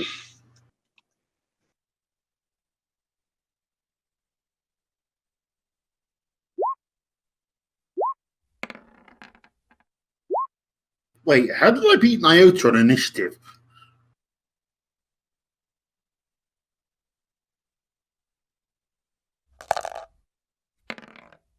would like to once again thank Miss Gay for our lovely, lovely character sheet that works. Hey, Chifundo. Oh yeah, you actually get a natural 0.5 on your initiative for some stupid ass reason, don't you? It's due to how the averaging works. Because it's not round, it's add and then divide in half.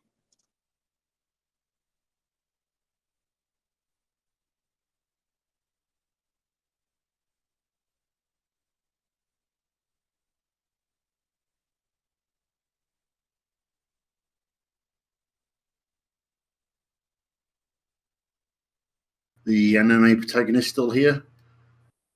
I am alive, yes. What? Roll initiative, damn it!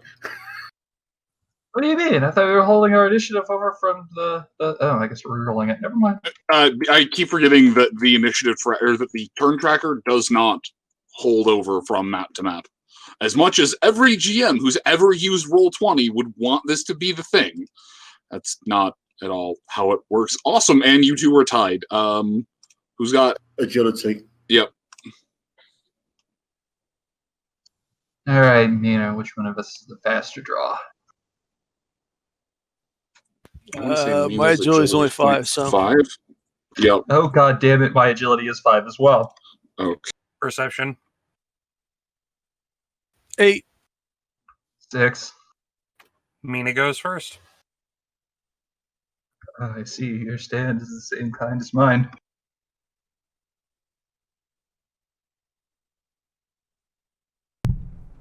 Just because your nickname is anime protagonist does not give you the right to reply to everything with an anime reference.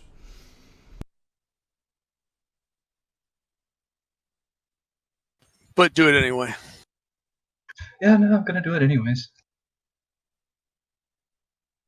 Attaboy.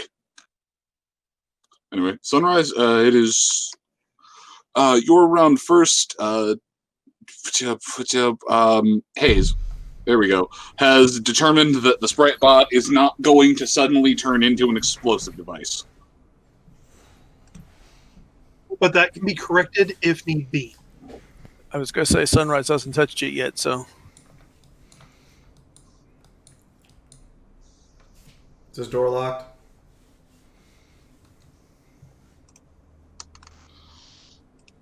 The door is not locked.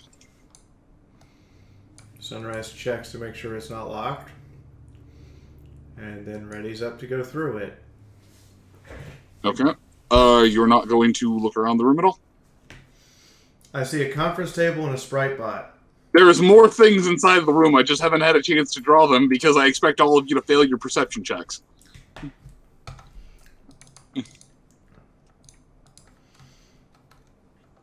Is that a challenge accepted? Challenge fail. Exactly. Next person. God damn it, B! Sunrise, door senses tingling. She knows there's a door here, but she can't see it. Fucking stable dwellers and their affinity with finding doors. It's like a dwarf given a bone and thrown down a mine shaft. Good God. Well, they just half expect everything to be a door. You know, it's that darn vault modular or stable modular construction. I mean, that's it. Unless it's laid out like a standard stable, they can't figure it out. All right, well, Sunrise, no, the door is not locked. And Chifundo, as you take a glance around the room, do you have some kind of light source? Or Yeah, I still have my lantern. Literally everyone. God damn it. Okay, that's funny. Would you guys like me to cast sunlight? I was going to say, I thought we had a light source. We just called it Weeb Horse. I believe your exact words were weeb whacker earlier. Weeb whacker. Yeah, well, it was true. Okay, so all I'm going to say is the initiative came to me first, so I turned my lantern on. If anime protagonist wants to blind us all with his horn, that's entirely up to him on his turn. Sorry. That's fair.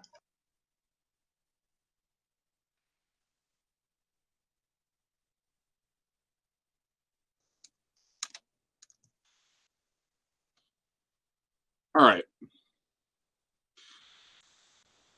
I'm going to take this out again.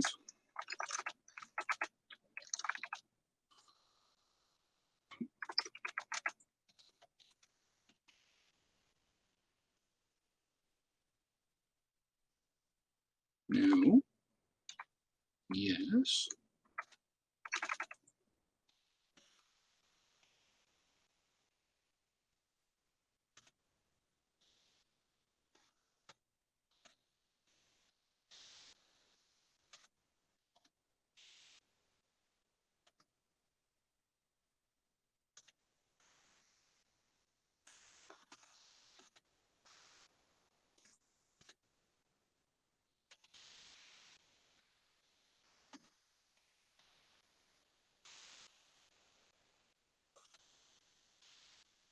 Okay, as a lot of you look around, there's some, just niche company paintings that have been ruined beyond belief, but behind a glass pane, there's a portrait of an earth pony in a suit and a monocle so fancy it looks like it could be a modification for an MEW weapon. As well as the name of this building, which is the Pharaoh Foundation's Foundry, and the name of the president and founder, Pharaoh Filings. But beyond that, there's some tables, some chairs, lots of, and just an air of, with the light on the room, it's very easy to tell how much dust has been built up in this room as the air becomes basically opaque.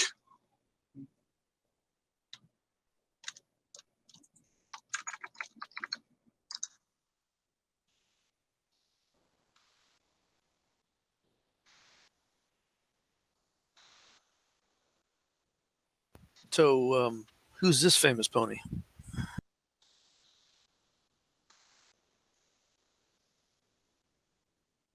Aside from mentioning that it was the founder and president, doesn't really say too much. There's the standard pomp and circumstance about how they were a great pony with a vision and whatnot, but anyone who's ever read one of these can tell it's all corporate bullshit. Well, that was more of a question for the room because we have. No, I'm just saying that's the only thing you're going to get from that.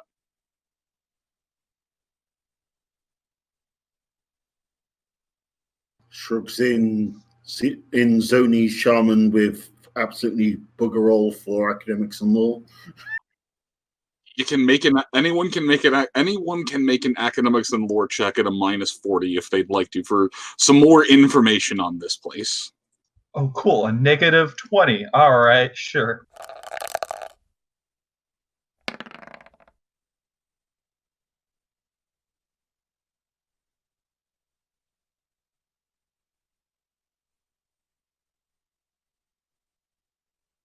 Okay, I think I know that guy. Do you think a few of us kind of didn't bother with academics on law? Well, when it comes right down to it, the rules are actually stacked against anybody wanting to use academics and lore as a skill anyway. True. It's more that there are no real dedicated knowledge skills, and so that had to do the heavy lifting of literally any knowledge skill. It's not a skill that is meant to be dabbled in lightly, unfortunately. Yeah, it forces you to tag it if you want to put any points in it, period. Mine is tagged. Well, yours is like tagged automatically because you got the background for it, right? No. Was it the thing? There was a thing that just makes it automatically tagged. Yeah. As far as anyone is aware of this pony in this place, it was just a local plant that produced materials for local ponies. Nothing really remarkable, nothing really outlandish or outstanding about this place. Just a foundry in the Midwest of Equestria. Until somebody decided to arrange for scavenging cyber ravens to come and deposit stuff here.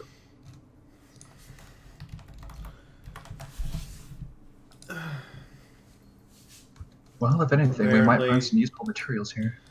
Apparently, I have to stand corrected for a moment. I do have a piece of fan art from this week that got put on Derpy Buru 4 days ago.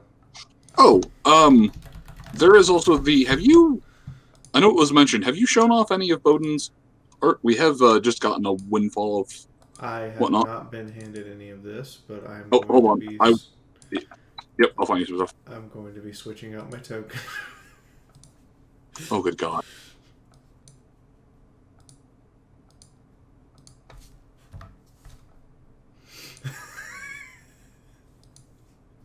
It's the only piece I have from this week. So I genuinely want to hit the delete button on that token.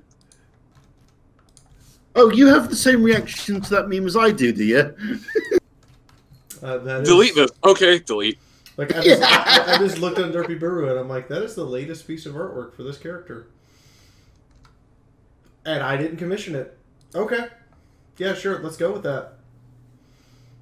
And Lawhorse instantly recognizes who did it. Well, I'm also incredibly disappointed that I can't actually put the first page, if I search Wandering Sunrise, onto Twitch because there's pornography on it. Let me guess, about half of it. There's only one piece on the first page, but if I go to the second page... Haha, your OC's fuckable. Oh boy.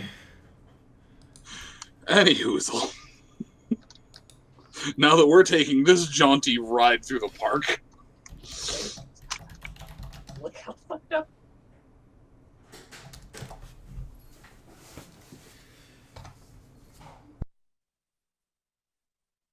What do you mean one? I see two straight away.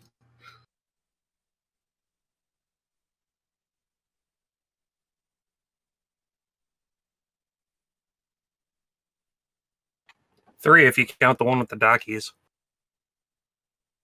I don't actually get. Oh, yeah, okay.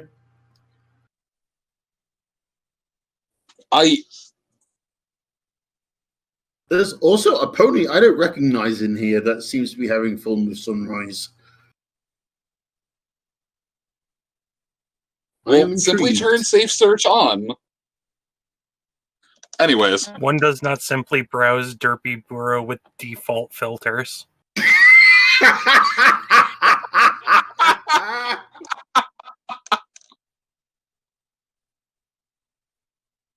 Lewd. You know, funny. All right, come on, children. Stop staring at the fictitious horse's ass. I just did a Google search on Wandering Sunrise, and the frightening thing is 2, 3, 4, 5, 6, 7, 8, 9, 10. The 10th one is a meme I made a long time ago. It's the warning! Stream tip overload. All hands, prepare for exploded broken Fiaura Road to in Perdition 5, with a Tommy 4, gun and Sunrise's 3, face over it. 2, Okay, first 1. Detonation imminent. The red and black money horse strikes again. First off, who is Jesus Ebek the Christ. Unknown? Second, I've never had you tip me before, so I have to ask, are you absolutely 100% certain? And third, the fuckery! Holy shit, thank you. And fourth, I just found another piece of fan art I didn't know existed from Tree Stump. Apparently, it's from BronyCon when I had my hair done as tie-dye, or Tide Pod. That was a funny one. Yeah, okay. Didn't actually have that one. I like how I search Wandering Sunrise and my horse comes up and it's 5, 6, 7, 8, 9, 10, 11, 12, 13, 14 pictures before you actually see a regular sunrise. I like how I like how you know what? I've just never had the urge to search myself. I don't want to know what comes up. I don't care enough. Too late, looked you up. I'm kind of impressed. What? Here's the first image.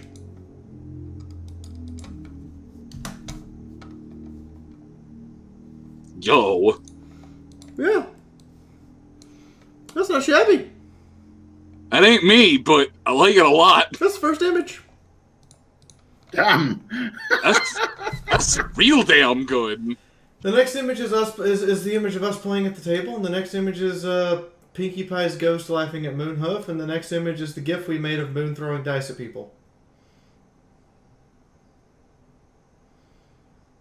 I'm kind of impressed. Yo, but this first one though, that isn't even me. It's just so good. Holy shit.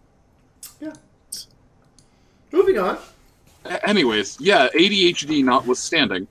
Okay, so you find a door. Everyone sees the other things that are around here. Oh, I will illuminate the doors slightly because they would be noticeable because doors. There you go, doors. Okay, so you move to a door. Chifundo, Sunrise moves to a door. Hayes has moved towards a sprite bot. There are things on the walls. I will make a spot for the painting. I should make a spot for that.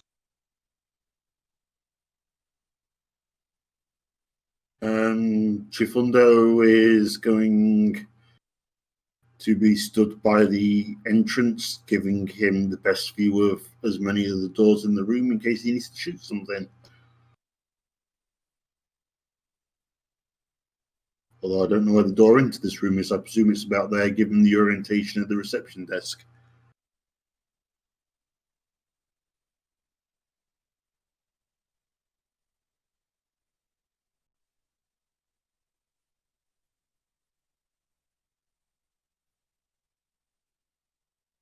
Yes, Adagio, I am aware of the 2 foot long, or of the 2 foot high by 3.5 foot long laying Sunrise plushie that I wish he would sell me.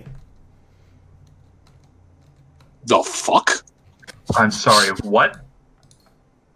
That did not come out.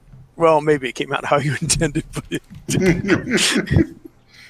2 foot high, 3 foot long Sunrise plushie. Made by a guy called Whirlwind in Canada. He showed up to TrotCon with it. Wow, that's... I don't like the ramifications of this.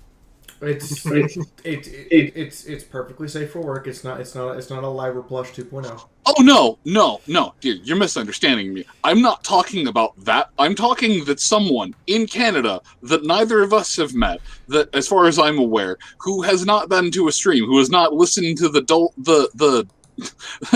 dull sound of my gravelly voice for multiple hours, has found this unrelated to both of us, and is just like, must make plush of this horse.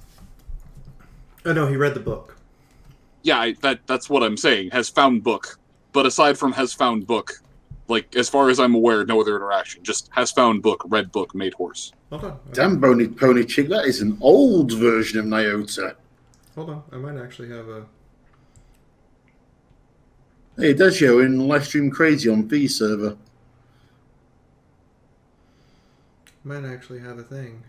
Because I took a picture with it. Like, he brought it to TrotCon. Oh, yeah. And I took a picture. Yeah, that is the old version of Nyota. So that's like the original, isn't it? Let's see, DerbyCon. Looks damn good. BronyCon. There it is. See? Take a picture.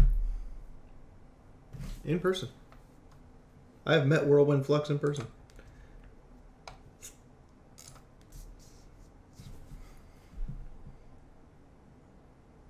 No idea. They, as far as I'm aware, I haven't seen them, but that doesn't mean anything. The overlap between reading book on horse and tabletop horse are not always the same. You're right. Anyway. Whose turn is it? I have no idea. We've been so derailed. Chifundo is stood by the entryway door, kind of covering all as many of the doorways as possible. So I believe makes it Hayes' turn. Okay. Then, Hayes, you were examining the robot. Are you going to examine the robot in more detail? Sure. Okay. It's just kind of laid on the desk at the moment. Okay. Do you want like a hacking and matrix or repair mechanics? Well, I need to know what you're doing first. What you want to do. So, does it look like it's like damaged?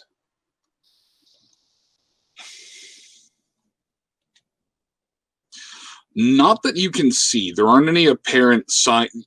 It doesn't have any telltale bullet holes or indentation marks or anything. If there is any damage, it's entirely internal. Well, I guess it's time to pop the thing open. That would be, do you have a hacking kit? I have a pip pad. You don't have a hacker's toolkit? I don't believe I have a repair kit. I've got a maintenance kit. I've got an alchemy kit. I've got a doctor's bag. No, he doesn't have a hacker's kit. Fun. Okay, roll me hacking at a -10 because you don't have, the pip pad would technically have something to interface with, but this is a diagnostic tool. The pip tech does not have the same level of interface. So you're at a -10 on a hacking roll to, yeah. Not that it matters.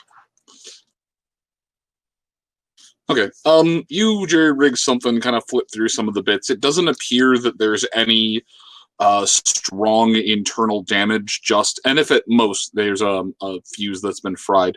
But for the most part, no, this just seems like someone turned it off.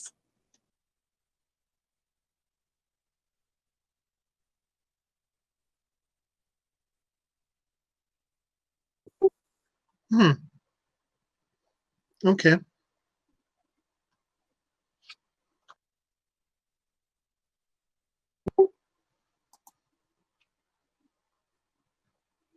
Hey guys.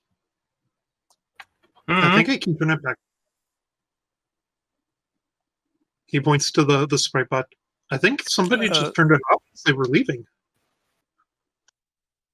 Is that ever any of a good idea?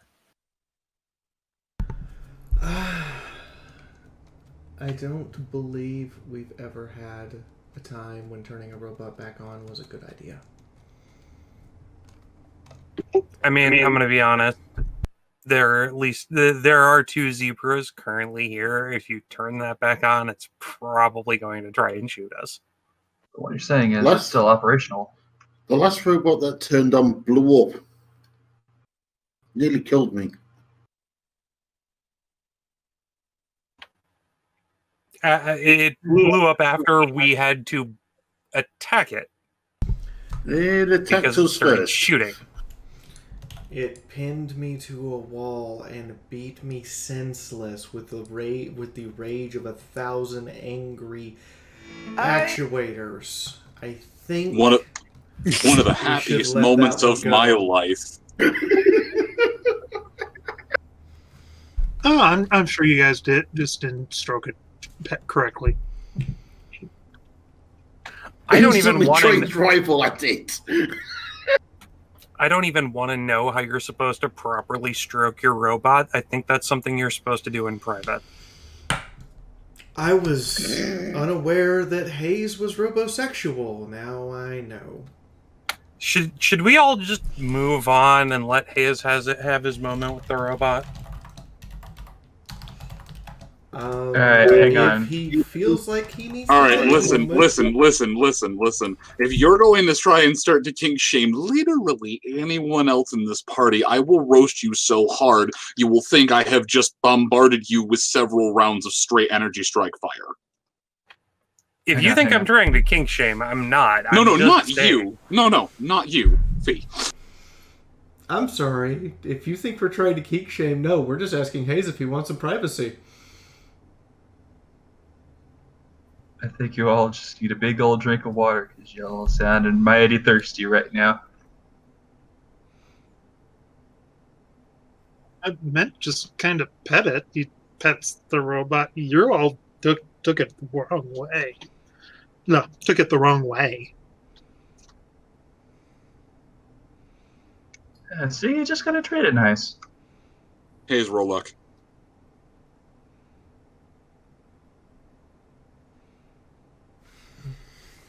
It was at this Still has moment when rifle he trained knew on it. he fucked up.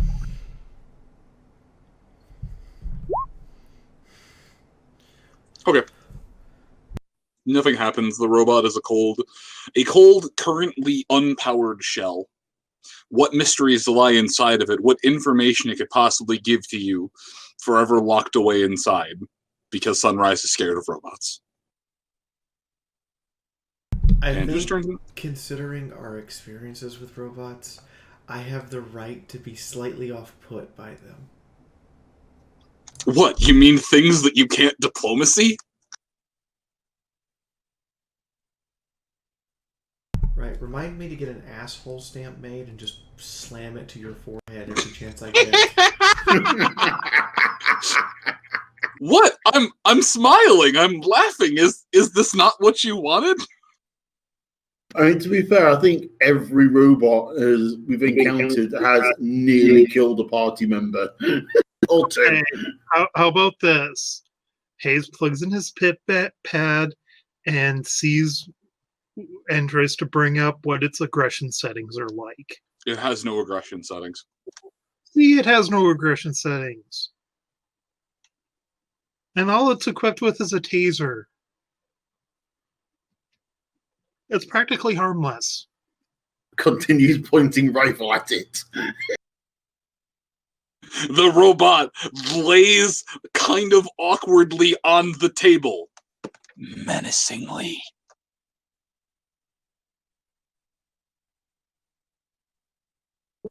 Anyway, drug horse.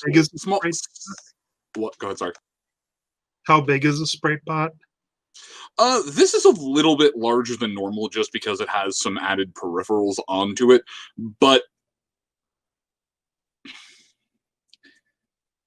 it is effectively a little bit smaller than Sunrise, with all of its extra doodads and antennas and whatnot on it.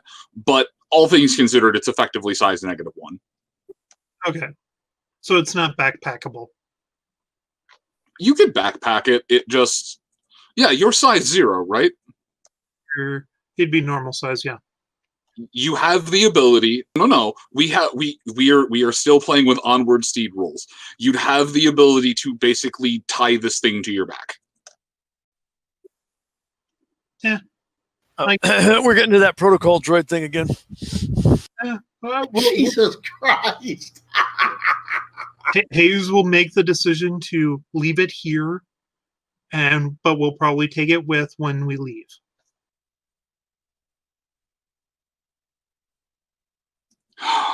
Gonna have a pet fucking highbot.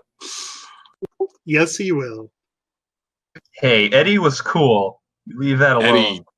Eddie. Yeah. What about this, Moon? What would you prefer? Hayes having a pet iBot or Quick Stitch throwing shotgun turrets of doom everywhere? I would prefer if we were in the middle of the main story right now. Thank you very much.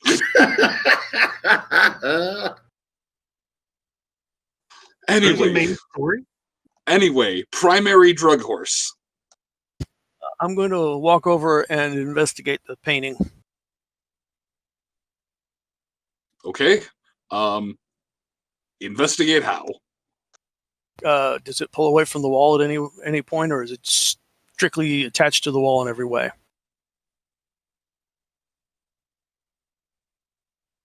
Are you literally doing the old, if it's not nailed down, I'm looting it? I don't want the painting of the old dude from, I just want to make sure there's like nothing behind it that's important. The portrait appears pretty firmly tacked down. And you could probably pull it from the wall. You know for a fact that you could easily rip this down with your telekinetic strength, but it seems like it's firmly affixed. Is it a canvas painting or is it a painting on something solid?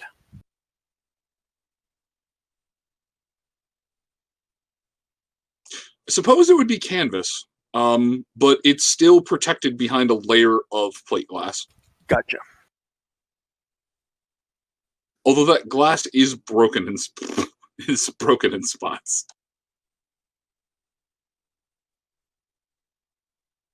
I was about to say, that's some pretty sturdy glass.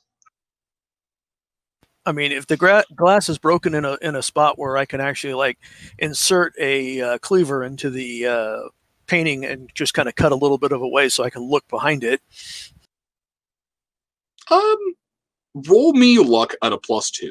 This painting or this glass is definitely broken in several spots where you could wiggle something in, but a cleaver might be a bit much.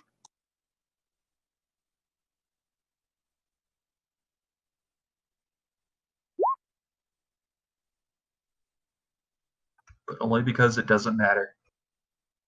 Yeah, made it without even the +2 anyway, so. Yes, there is a spot that is thin enough for you to slip the cleaver in, and you just make a simple slat. How big of a cut are you going to make? Just something that I can peel it back enough with the TK to look behind it, just so I can see if there's anything actually behind it. All right, you're able to make a little corner slash, and hold on.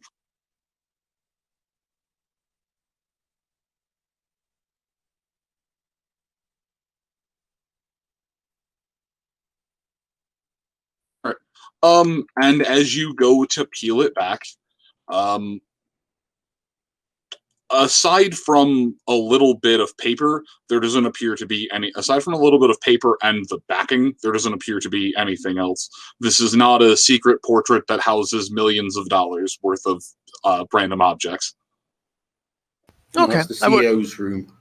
I was more concerned whether or not it had like a concealed door behind it or something. It seems to be large enough for something like that. No, it is not a secret. It is not a secret passage painting. But good job checking. All right, that's Mina's actions turn. And at the same time that's happening, Mythic, what are you doing? Well, with a quick scan of the room, he's going to walk over to this door up here.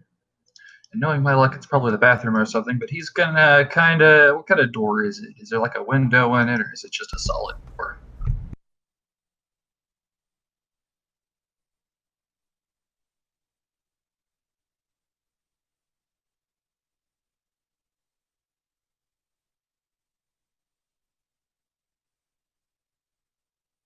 So wait just a minute. I move up to breach and clear and then wait on everybody else. You walk up and are just throwing the door open.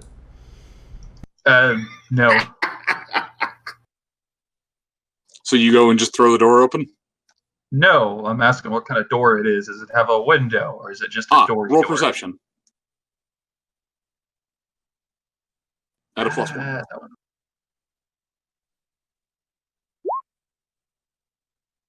Still.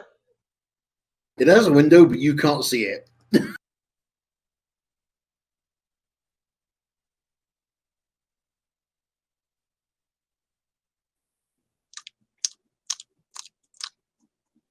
Okay. On the wall, there is a spot where there was a sign, but it's clear, given the fact that the screws are still in there, that someone, for whatever reason, busted this off with some kind of a crowbar. Why they would do this, I have no idea, but this happened. So this did have a sign, but that sign has been removed. I'm convinced that the sign at one point said executive exclusive bathroom, and they needed it for their bathroom so people would stop using it. Either that or it was just made out of brass and somebody decided it was valuable. And before it said do not enter. Well, crap.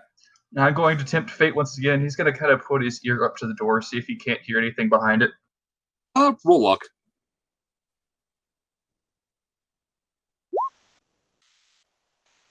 All right, now all I know is just trying to... But only just... You hear silence.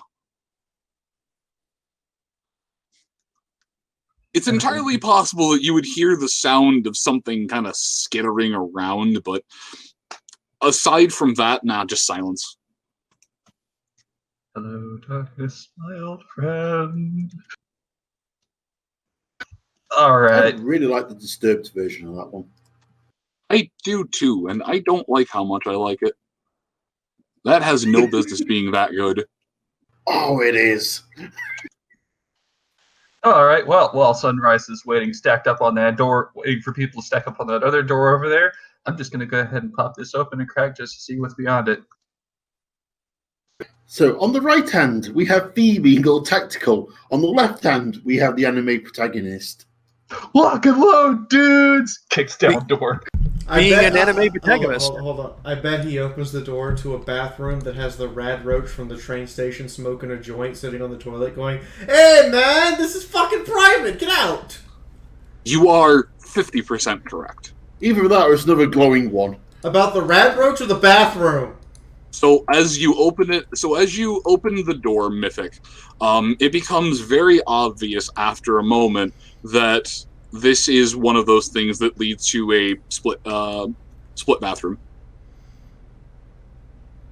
God damn it. Every time. I'm sorry, this is not Resident Evil 2, where the bathrooms didn't exist. At least you didn't burst the door open to a heavily armed Ponytron looking at you, with the delete setting running. Do you mind? I am trying to reformat my hard drive. Oh, sorry. Moon, reference, go back to the original Star Trek, the 5-year mission without a toilet. The original Enterprise did not have a toilet.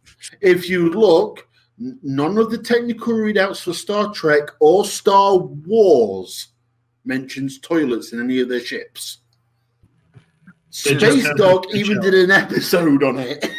Dude, that's because their technology is so advanced, they don't need toilets anymore. It just kind of teleports out of your intestines into whatever waste. Okay, I am not okay with that, and I do not consent to that bullshit. Give me a goddamn toilet throne. With the technology, you just pee on a lightsaber and it goes away. All right, I laughed entirely too hard at that. I'm sorry. Jimmy Doohan once said, we just get in the corner and phaser it away. Well, I guess I'm going to go explore the bathrooms.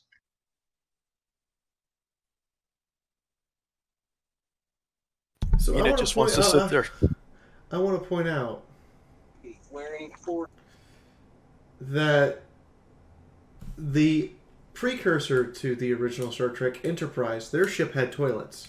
The Enterprise A does not have toilets. The Enterprise A. Fee, welcome to 1960s science fiction. Going to the bathroom was not only an unnecessary thing, it was also censored. I want to know why, between the original Enterprise first exploration ship and the Star Trek Captain Kirk Enterprise, they suddenly don't need toilets. Because the 1960s happened.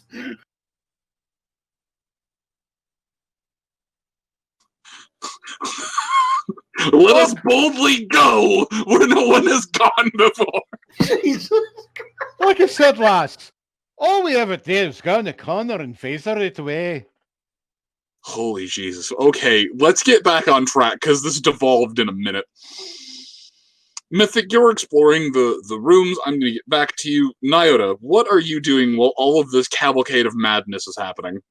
I'm going to back up Sunrise. Okay. So as you go over and ready to protect Sunrise as she opens the door, Sunrise, you open the door. Sunrise opens the door expecting a toilet. Sunrise opens the door, but it's not a bathroom. It leads deeper into the facility. Okay. What's inside? Inside is currently just a hallway. Huh. It leads to a door on the far end. There's a long-ass hallway. She looks back. Anybody want to check and see if somebody booby-trapped this? There is a hallway or there's a door that leads off. That's not what I wanted to do. There's a door that leads off right over here. God damn it. Sunrise is going to check for landmines. There are no landmines. Sunrise is still checking for landmines as she moves forward. Okay.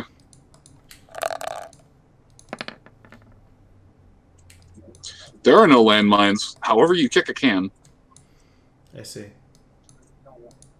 Is that when I ate her face palms? Like, you set off the most basic booby trap in the building.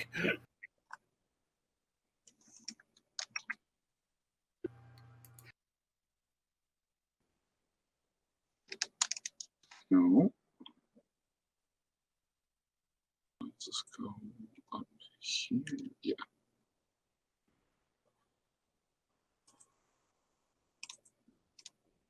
Yeah, that's what I need.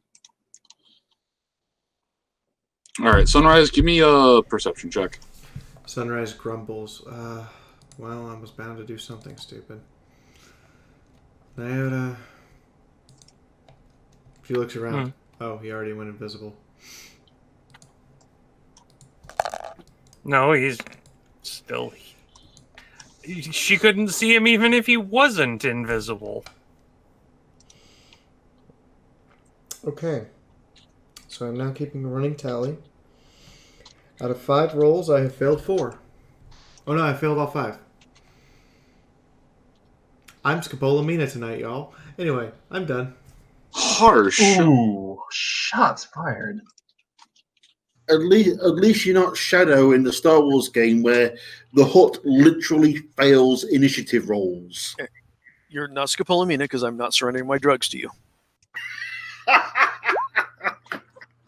That's my Mina.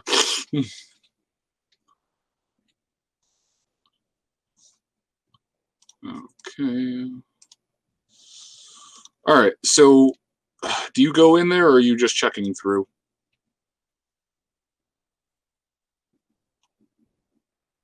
Sunrise. I am waiting on everyone else to get over here. Okay. So while you're waiting on other people to move in behind you, Chifundo, the robot, it did not blow up. Is anybody reporting back what they're doing?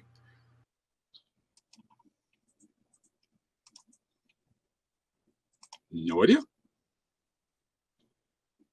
As nobody's reporting back what they're doing, Chifundo is maintaining his vigil in the reception in case something bursts through one of the 3 doors unexpectedly. Good call. Okay. And thus I hand my turn over to Hayes. Okay. Hayes, the 2 most never mind. Hayes will just trot off after Sunrise. I got nobody's backing Mythic up. Awesome. Because we know Mythic's ability to do things is basically, I found the toilet. Yeah, but he's not told anybody this yet. Well, no, I figure it's probably because he yelled back, "Hey guys, I found the toilet," and they're all like, "All right, well, he found the toilet. I guess it's going to be his day. Let's move on, guys." Sunrise is looking at Pink, called it. Pink's like, God, I owe you 10 bits now. And Sunrise is like, you promised a cake.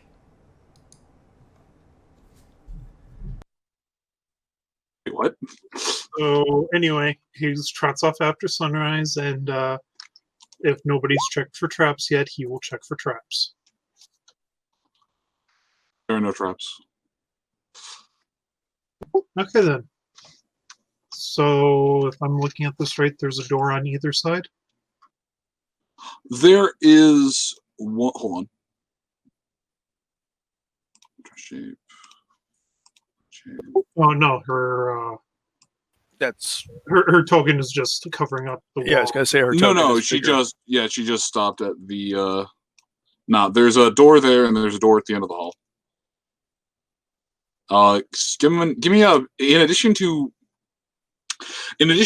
checking for traps and finding none, please give me a perception check.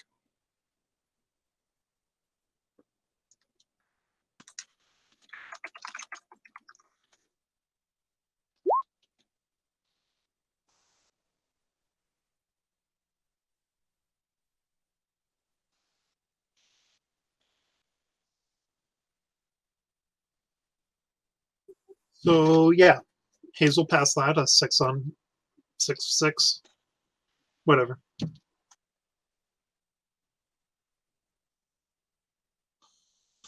Okay. There are actually signs still on these doors. Ooh, signs. We like signs. What's the sign say? All right. So on the. Okay, that's where it's gonna. Good. Hold on. Let me just finish. Perfection. Okay. The sign over here reads that it's to one of the foundry wings. The abbreviation really doesn't make any sense, but it lets you know that you're heading into one of the plant areas. And the other one at the far end, if you read it, simply reads broom closet. Okay, so this one is broom closet. Yes, and hold on a second. The far one is broom closet. The front one is, or the one nearest to sunrise is not.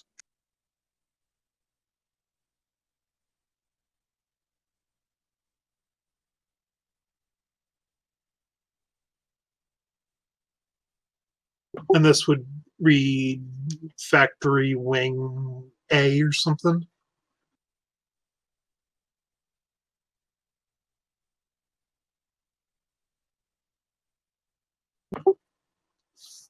And this one would read like factory wing A. Something to that effect. This other door here. If you've been saying anything to me, I didn't hear it. Okay, and this door would say like factory wing A or something to that effect.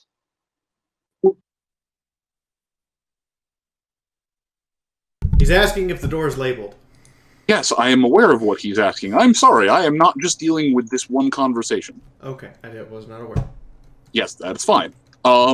It's essentially factory marker A. Hold on, let me.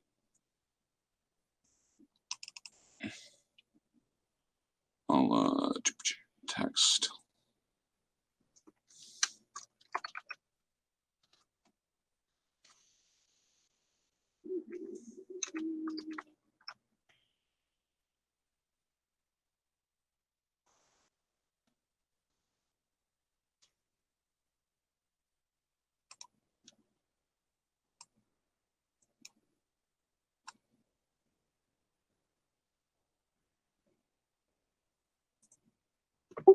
Okay. So I think there.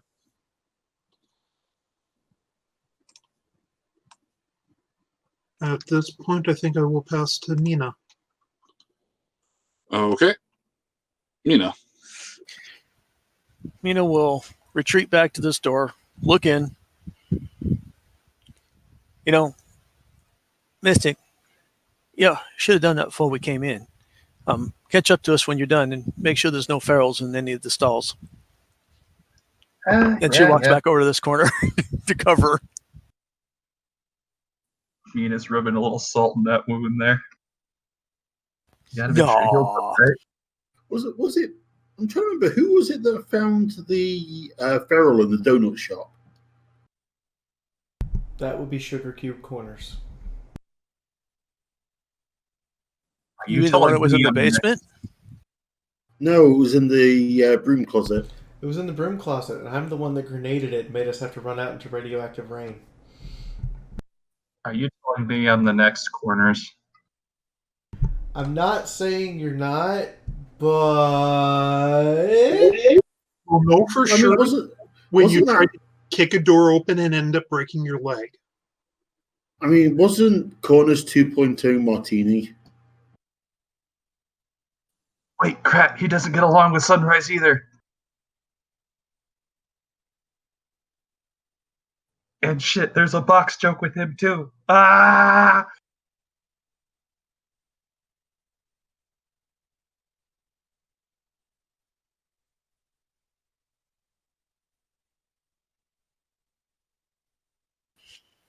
Anyhow, Mina will have her guns out, but she won't point them down the hallway since, Nyota is right there and the others further down.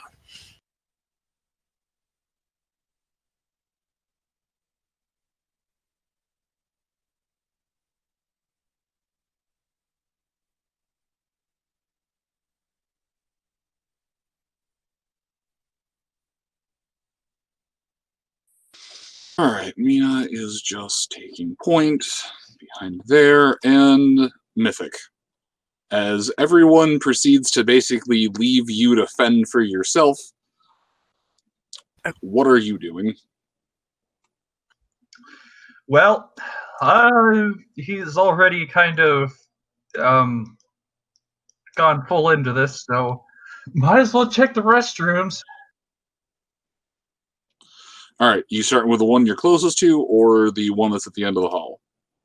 He'll start at the one at the end of the hall. And next you'll say, roll me a luck check. No, actually, I won't. If you'd gone to the other one, it would have been that. Nope, that's not what I wanted to do. Wait, shit, actually, I should ask before I commit to this. Which one is the Phillies room? Which one's the Colts room? The Colts room was off to the way. The Phillies room... Phillies, Colts. Are you really not going to search the Phillies room? I'll search that last if I absolutely have to. So nobody's walked off with those signs then? No one has walked off with those signs. We need both of them for Chifundo, though. God damn it. I mean... He's right, shit. All right, so hey, he'll check the Stallion's room first because,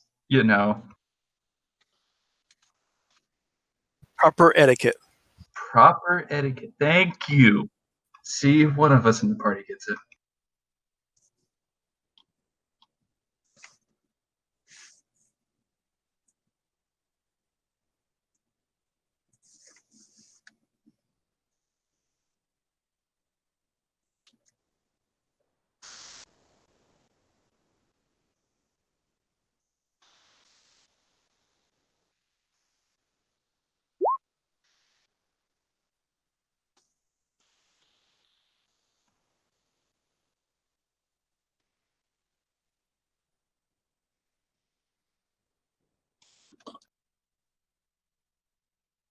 Okay.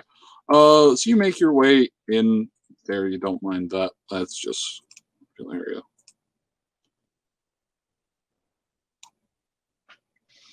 Oh, come on. That's this reveal area. Why do you do that? All right. I don't know. Let me not move the character. It's a fairly nondescript room. Nothing really to write home about. Most of the medical supplies have been taken out of here as well. There's only one horse skeleton in here. It's in the stall. But aside from that, nah, there isn't anything living or growing or festering in here. But there isn't really anything of use in here as well, unless you can make do with some of the bones. Hit you in the femur with another femur. So did anybody else imagine that there's apparently a show called Itchy in the Femur and it's straight out of The Simpsons? All right. Are you going to check the other one, Mythic?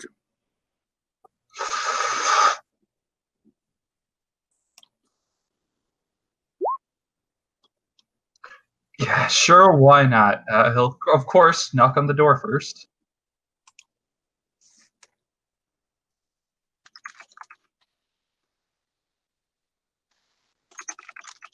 There is no response on the other end of the door.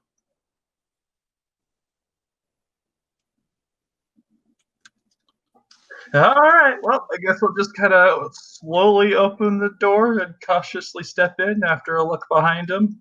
Gotta make sure, nobody's watching to yell at him about it.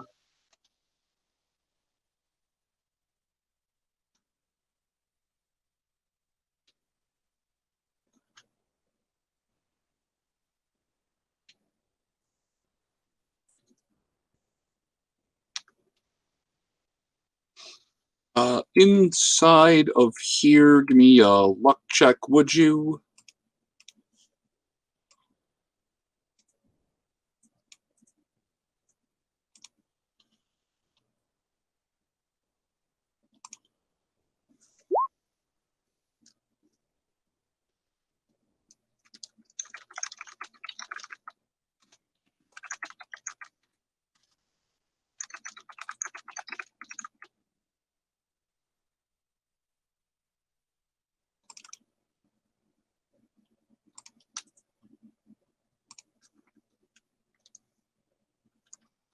How is it that the one luck check that I pass is in the mayor's restroom? Well, there are no mayors in there. There is no one in there. There are a couple of rad roaches off to the side, but they seem to be minding their own business. And behind you, there is what is a still locked first aid kit. Oh, shit. It's still locked, you say? Do I just open it, or do I have to unlock it?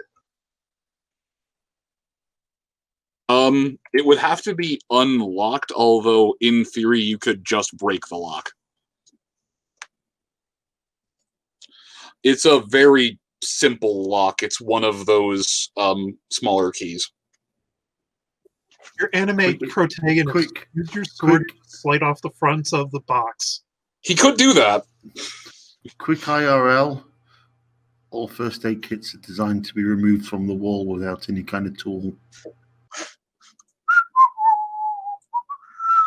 But where's the fun in that? This is also the Fallout. You don't do things like that in the Fallout universe. We make sure they're bolted to the wall. They're the most secure thing in the room. I mean, I'm half convinced that OSHA was never a thing in the Fallout universe. All right, so real quick aside, your sword is harder than that box. I'm getting that. See, now I could just flash open the lock, but where's the fun? Where's the fun? Where's the finesse in that? No. He's going to take out his sword, and he's going to tap the lock with a skeleton key spell. He's trying to be clever. No! All right, you're using the skeleton key spell. Yes, I am using my sword as a keyblade, and I am just going to pop that lock open because I am the protagonist. I gotta do things the flashy, cool way. Do you need to make a roll for that? I have not had someone use the skeleton key spell. Essentially, instead of using a lock-picking check, it is an arcane magic check modified by however hard or easy the lock or magical lock. Roll your arcane check at a +20. Your skin.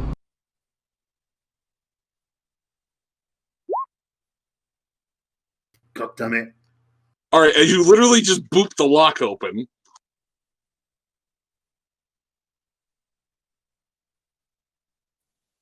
Yep, just tap, tap. Pops open. Ah, sweet. And what's inside?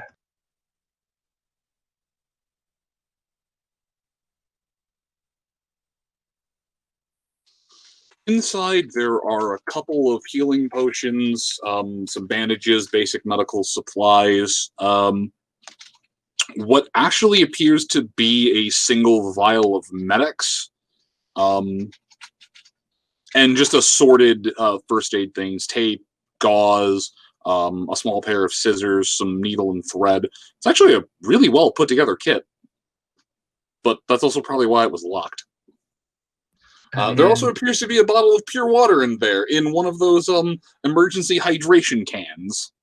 Thank you, Moon. That is so necessary because that shows up all the time. And I'm just like, oh, right, yeah, pure water's always in these for some reason, because apparently just getting dysentery in the middle. But yeah, so. And do you attempt to just take the whole box or just loot the box?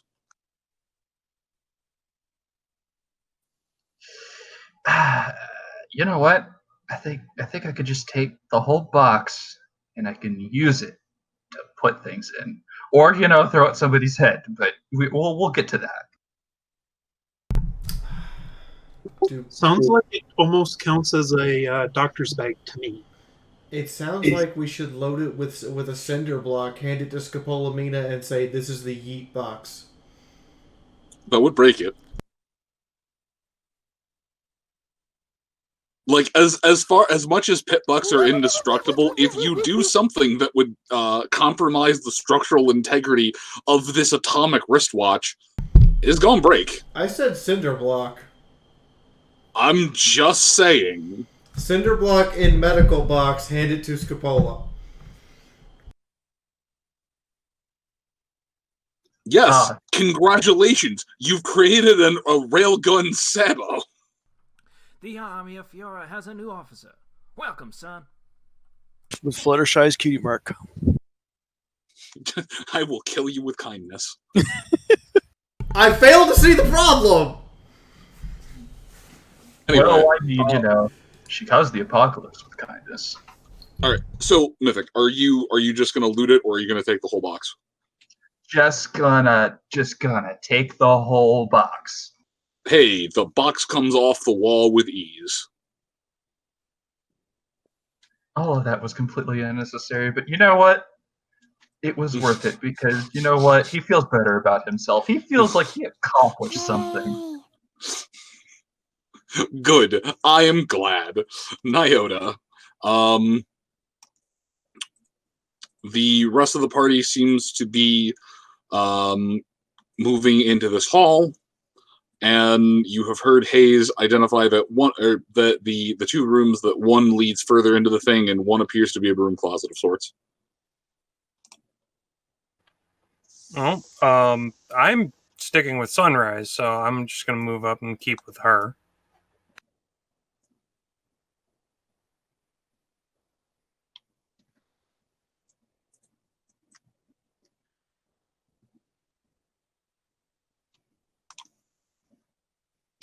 Alright, so you're just basically... Yeah. Alright, so you're just moving up.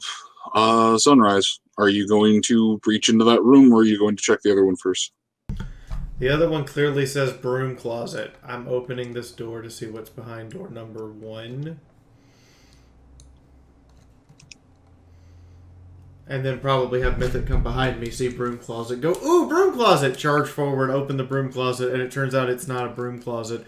It's a broom closet in the same sense that an A10 cannon goes Bert.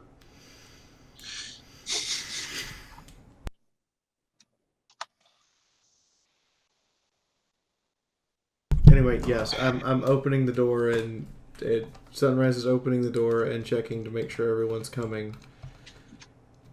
Chifundo! Yes? Everything okay back there? Couch not available. Yeah, nothing's wandered in here yet. You want to catch up? We've got a door nobody's exploring. I'm aware. Alright then. I'll probably get that door next. It's probably in place of my turn, I move up to catch up with Sunrise.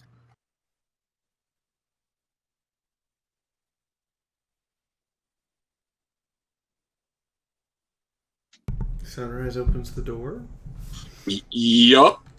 Just reaffirming, not being impatient, just letting you know that once Chifundo's up here, she'll open the door. Okay, so you were effectively holding your action to open the door when Chifundo gets here. And inside there appears to be just a small little, essentially a secondary waiting area. There's a small row of chairs. But aside from that, this mostly seems like a corridor, the rest of the plant all leading off this way.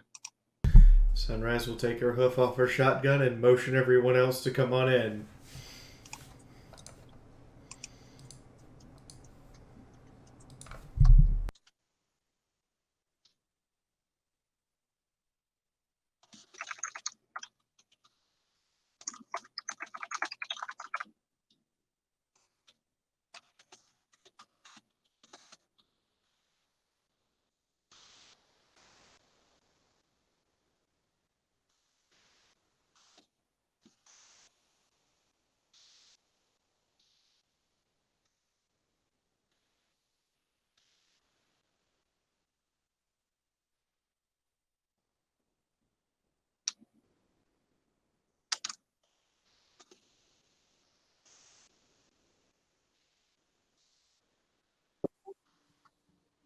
Okay.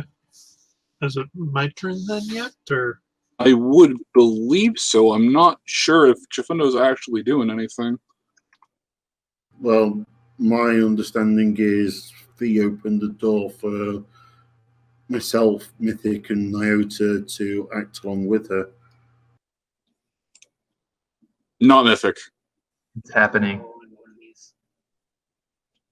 So I followed as Fee led and moved my character into the room. Okay.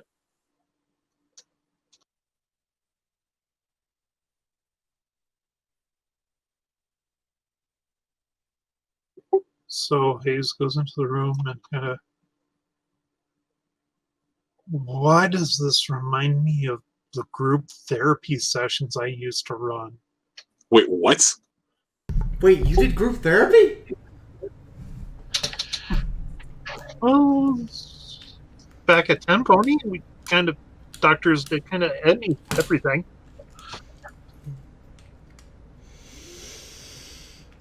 Man, the number of problems this group has, we could totally sit down and have a nice session with you for like years. I'm talking about myself in that too.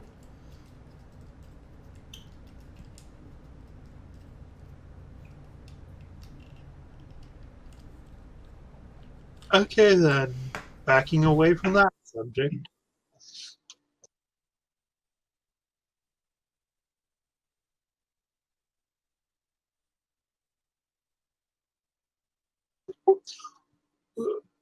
So do I see anything, I guess perception check to look and see if I see anything other than chairs?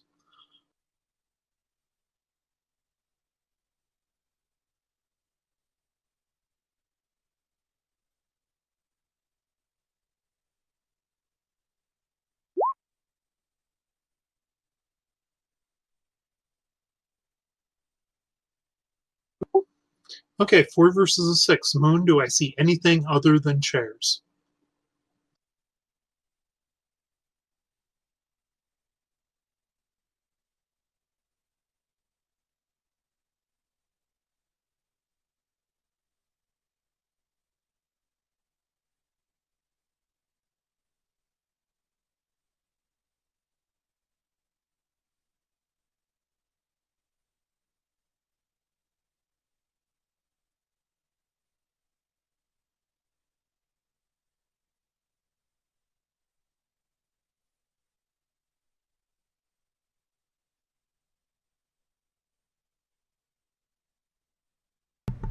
Moon, are you okay?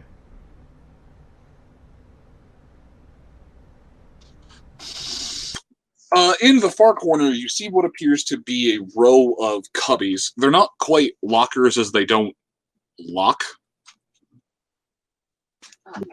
but they would be used to hold backpacks, purses, objects as you're coming in or out. Not exactly the most secure thing, and there's not a lot of stuff in there, but it seemed more of just a public access. Oh, hey, if you need to quickly throw this here or there. Sure. If you don't want to carry this, go ahead and leave it here.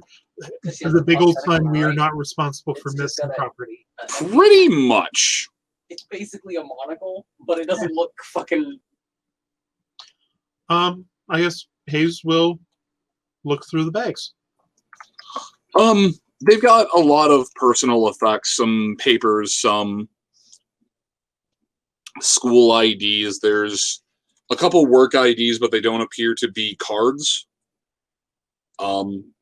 Some bits, some pens, some paper. Basically anything that you might find in a standard backpack or a standard purse. There's a couple of pocket knives, but no firearms, no bullets, no nothing. These really just seem like average pre-war ponies who lived an average pre-war life. But you said IDs, but they aren't cards. So they're the ID that has a picture, some kind of information on it, but isn't used to. It doesn't have the RFID strip on the side. It's not used to open doors throughout the facility. It appears that would be, if there are anything like that in this plant, that it would be a separate card. Sure.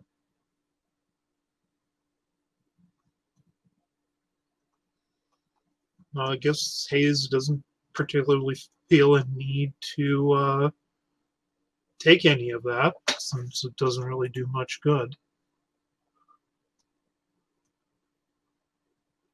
And that's all. So there's not like a door up here? No, the rest of that leads up. Sorry. I really wish I could just set up dynamic lighting, but it's such a bitch.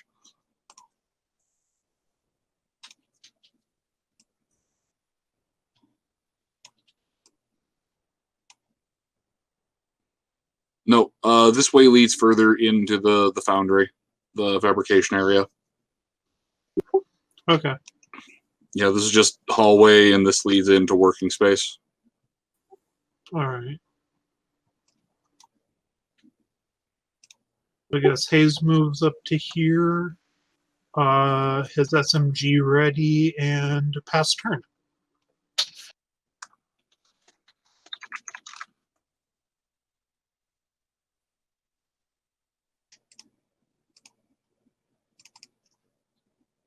Okay, and that would be Mina.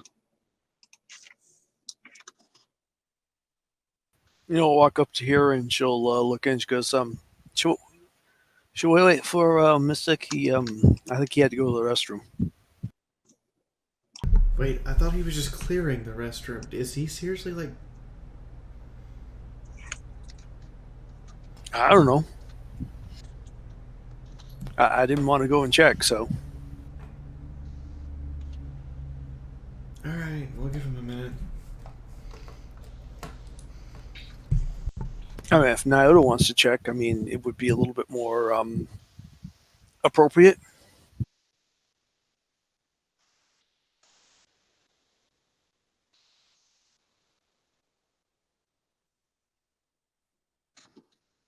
I can just imagine all the odd stares.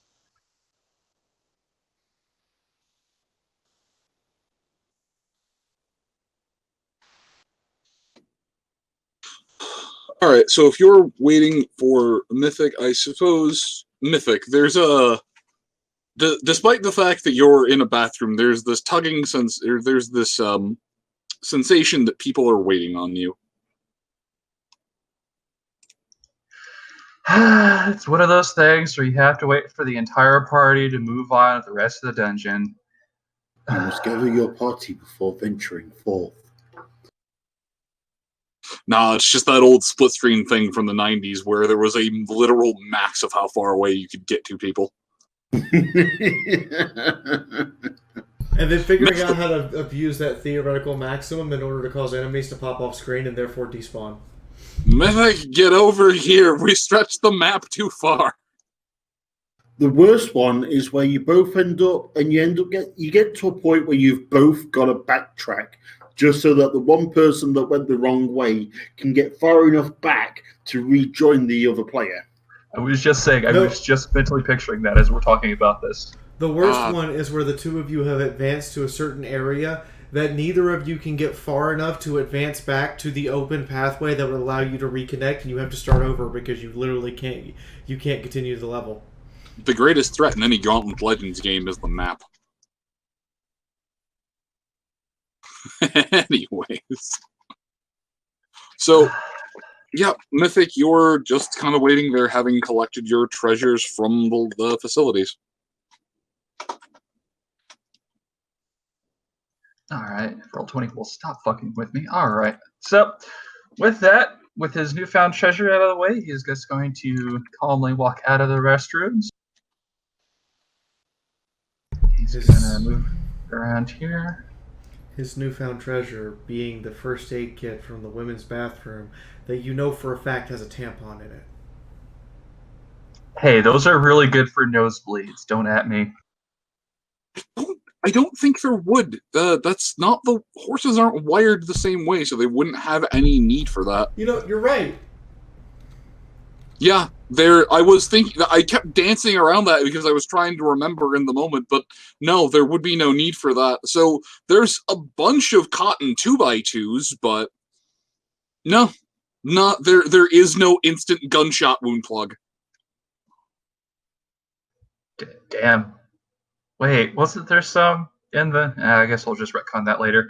I'm sure there are probably some in some medical facilities because they would have been dealing with things other than ponies. But well, on our way out, he'll kind of look down here at the third door, knowing everyone is probably waiting for him. It couldn't hurt to take a quick peek at what might be behind this door. That door is locked. That door is locked. God damn it. Well, is there a sign that has been pried off of this one as well? This door doesn't actually have a handle. Huh. You know those doors where they buzz you in? Yes, one of those one-way doors. We'll probably end up having to circle throughout the entire facility back to this door. Unless I want to rip it off its hinges. Alright, yeah. He'll go ahead and leave that door alone.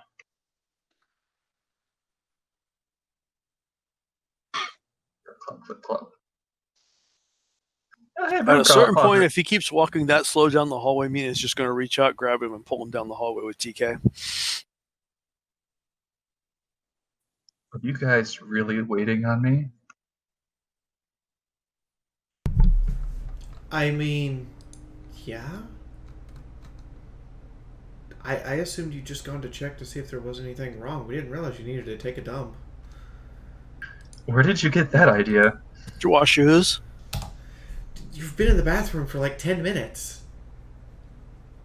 Well, I had to do a thorough check. I even found a box of medical supplies. I had a chance to dig through all the purses and bags. Alright, so I was really into opening this box, alright? Whatever. Alright. Just what are y'all waiting on me for? What's up? What's on here? Trying not to leave ponies behind so that we get picked off one by one. Alright, that's fair. Sorry. I didn't think y'all had already gotten this far. Alright, here I am. Let's go. Yeah, as much as I'm sure ambient chaos spirits would like that. Oh. God damn it, son of a... I don't know. Chaos spirits been pretty fun so far. Hayes, you find one sewing kit throughout the everything. Oh, hey. Cool. I'll pocket it for now.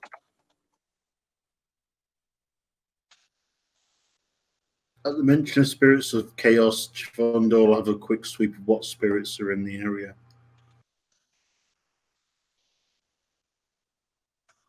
Roll shamanism.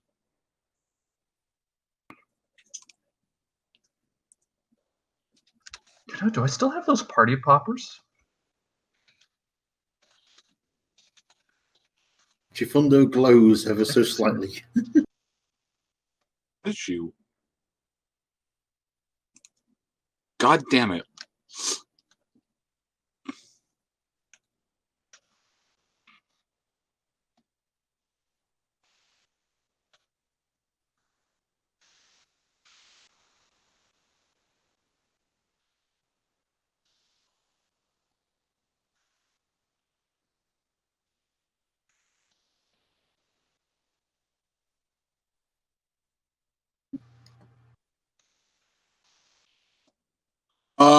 Inside the facility, there is.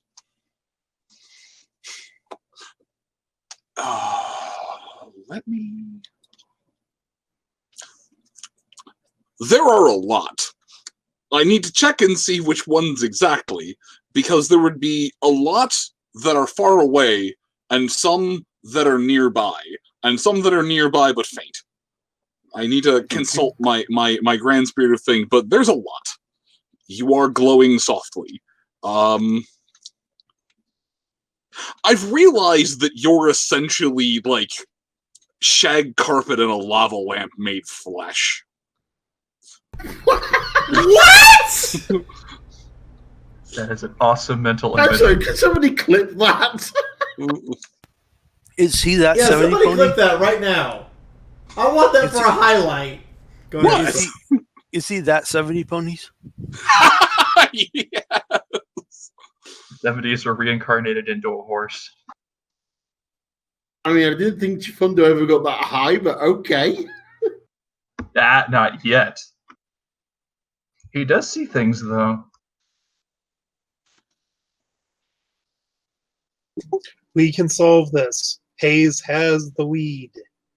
So, wait, if Chifondo is like all 70s, does that mean Snuggles was his Scooby-Doo?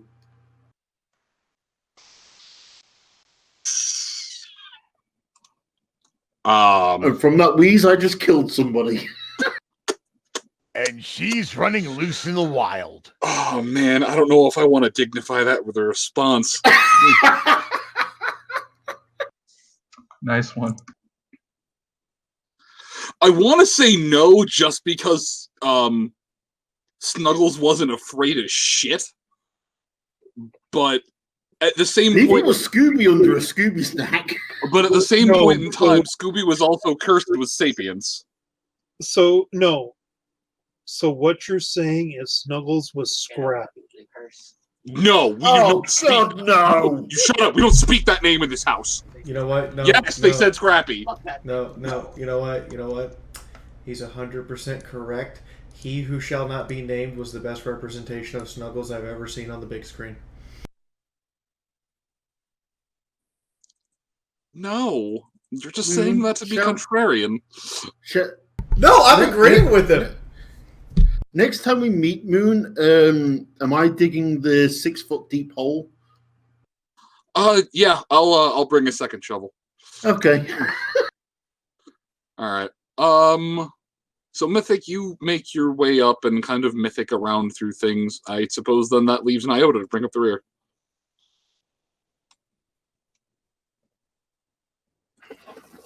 And bring up the rear he will. All right. Are you, aside from just keeping vigil, are you doing anything? Are you keeping your eyes out? Are you looking around for anything?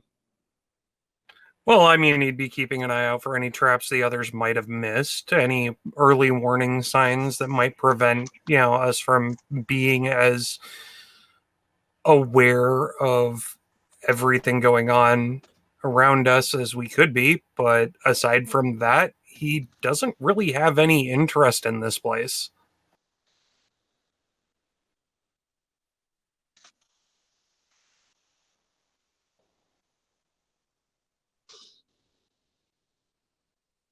There is a soft mutter from Ember as you're walking around this place. There's a lot of spirits around here. They're far away, but there's some in here too. But this place is awfully dead. No life. No true life. At least not a lot of it. Lots of machines. I'd noticed that myself, but to be fair, that does mean that I can hear you more easily over the throng of everything else happening. You know, you do make a good point. It is a lot easier to talk with you when it's not just so busy.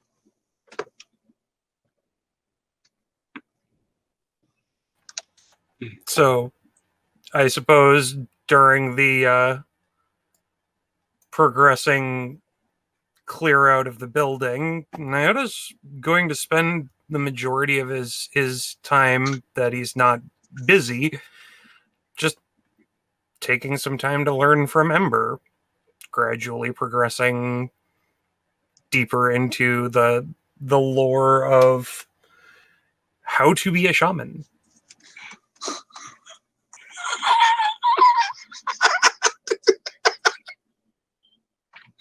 I don't know why, but I was suddenly overcome with the urge to start singing the time warp. It's just a hand on your hip.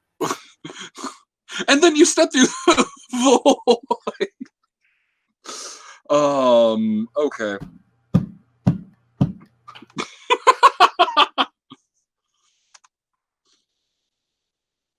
Oh. Better yet, let's not go to Camelot. It's a silly place. Oh, good God. What have I done? So, yes, you are going to continue chatting. You are going to continue chatting with her. You have a direct... Given the effective quietness, there's a little bit of noise deeper in the facility, but given the relative quietness, you essentially have a more direct line to Ember now. It's not like you're trying to talk over the din of a city.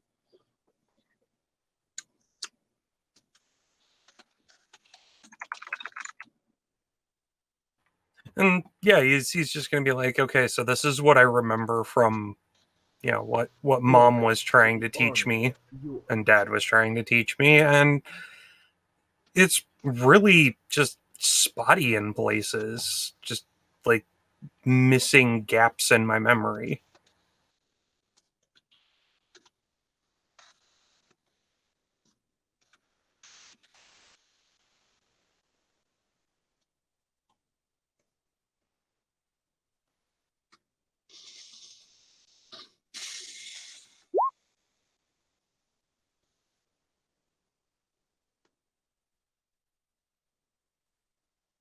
All right.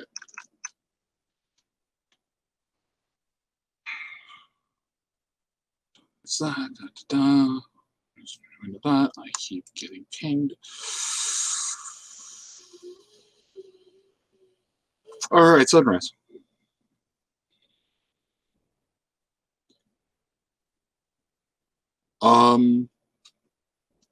As you are moving deeper around, I need to tell you, because you've already mentioned before that you basically keep your EFS up always.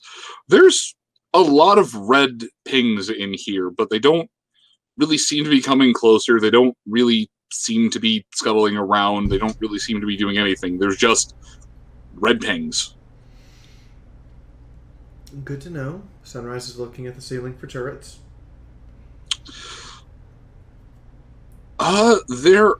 You've seen a couple, but they really haven't paid any attention to you.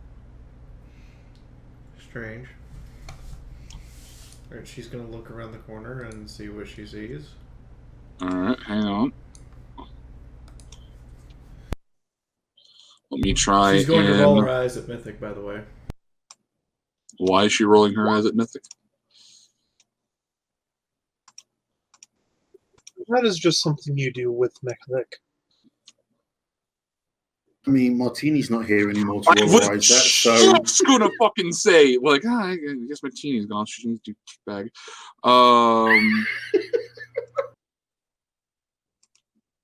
No, because his last line was, "What are you waiting for? We're waiting for you." Well, that's nothing to wait for.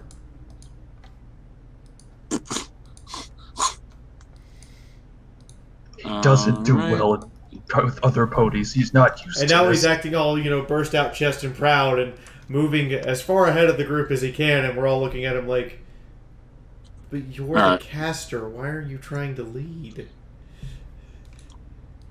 There are various machines. Some of them are inert. Some of them seem to just be stuck in essentially an auto-processing mode, running from a feedstock that is somewhere deep in this facility. But this appears to largely just be a processing area. Things moving about on conveyors. There were some spots where there was milling and tooling that was taking place, but for the most part, this is a relatively inert area, and it was one of the spots that absolutely needed pony operators. There's a little bit more lighting here than there is in the rest of the facility. A couple of overhead emergency lights that are still giving the area a soft glow of eerie yellow. Oh no, wait, safety lights are orange. An eerie glow of orange. Aside from the dull hum and hiss of the machines, it is quiet.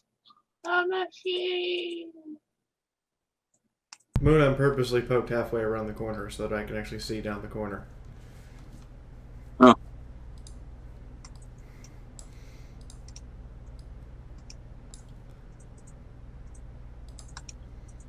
See?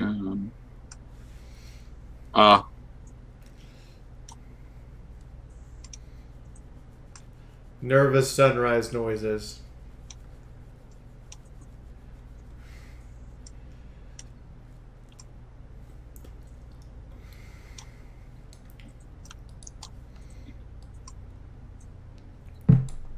She'll motion people to move up. There are... Give me a perception check since you're doing a spot on the wall.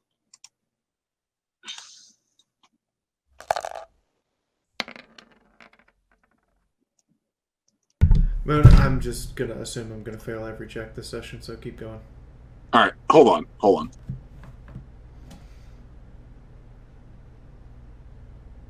I give you sympathy. I give you empathy.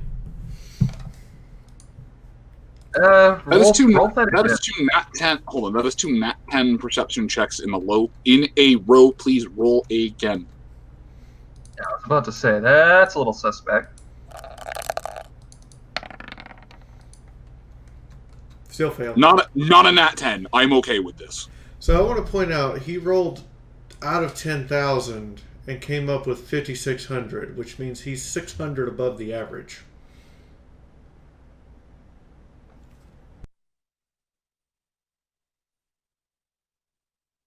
Not 10,000, 1,000. Right, but your maximum roll is 10,000. Your median. Oh, that's what you're. Yeah, 50. You're almost 600 above the average. That's still close enough to average that I'm okay with it. It just means that the dice have a higher propensity to roll higher rather than lower. Which inherently makes this a harder system to play on dice bots. That said, let's see. Yeah, you just hear and see the whir and the hum of the machines. Chifundo, you're up, and actually, I'm still getting Buzz to go and run something downstairs, so I need to call for a 5-minute break, if that's okay. Okay. Alright. So, I guess Chifundo get into place, and then I'll be back in just a minute for you.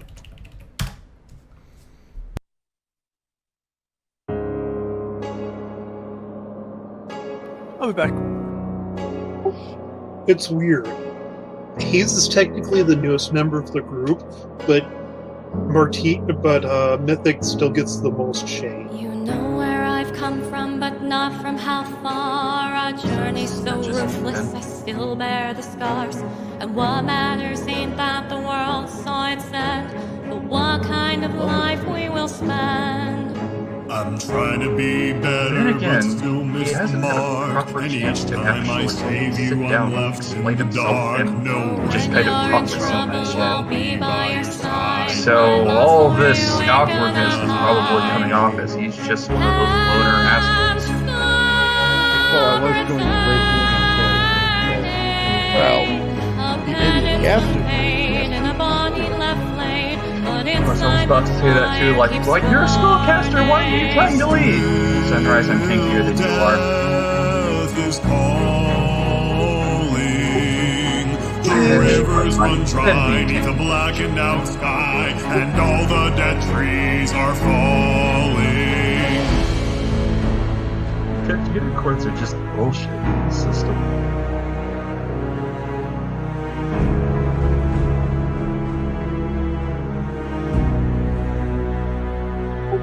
Yeah. Well, and the other side of it is, Hayes is really pretty tanky as well. He might not have like the straight every new day in the creatures we face Sunrise has. He's not built like a literal tank. Decision is needed for those But who survive, on the other hand, whether you'll be left he's alive. built as a DR tank.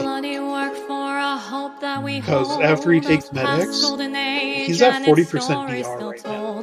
And what sacred virtues we're able to heed to bring back to those who are in need. The future is daunting. There's also looking at It's going to be shaped by the choices I don't know, I never looked through it. He might actually have some reasons for it simply because endurance has to be where all of my points go. Endurance intelligence is the two most important stats as a spellcaster in this system.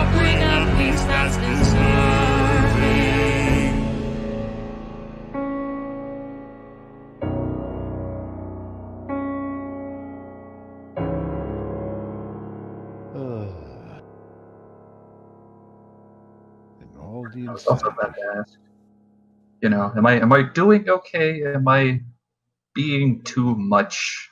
I'm not quite sure what the word would be for it, but no. If I So were you far, your today, I wouldn't character venture is, outside. If you choose to, then you'll be in for the a big best way to surprise. But when you describe switch your tail, is warning you to watch out. Just go on the hideout, don't listen to your doubt. It might be psychic or some weird magic residue. It might explain all the crazy things that I can do. But what's for sure is that it's never ever been wrong. Just listen to my song because I can tell you what is coming. You pick your defense. during the weird ions. I can help you. That's my biggest. I'll take some of that on myself. I am very, very awkward when talking to other people, not through text. Really? Yeah. We noticed. Well, like I was saying, it's weird that while Hayes is the newest member of the party, he doesn't get nearly as much shade as Mythic.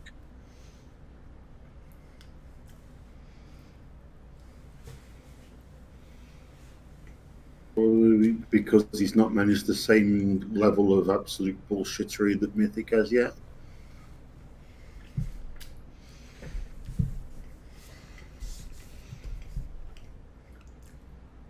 I think it's because Hayes doesn't try to show off. That's the sole reason I think is why. It's like the difference in Cheech from Cheech and Chong and a police officer. Of course, you're going to be mellow with Cheech. He's mellow all the time.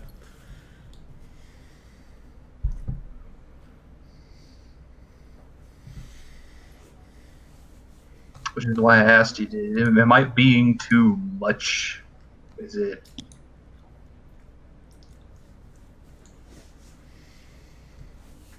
Well, there might be a degree of trying too hard to prove yourself, but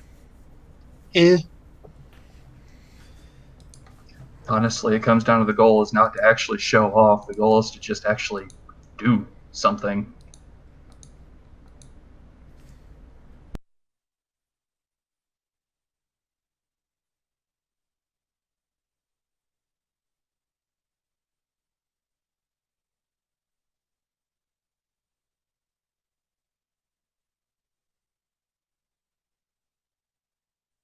But of course, again, it probably also comes down to the fact that Mythic just hasn't had the chance, or rather, I haven't actually had the chance to have Mythic actually sit down and interact with Sunrise properly.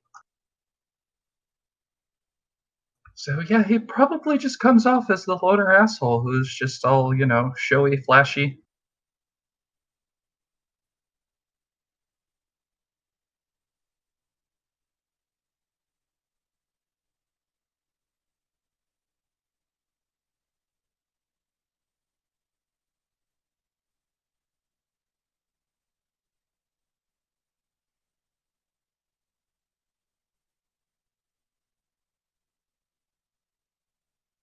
I think there's also the fact that Mythic's the established meme character.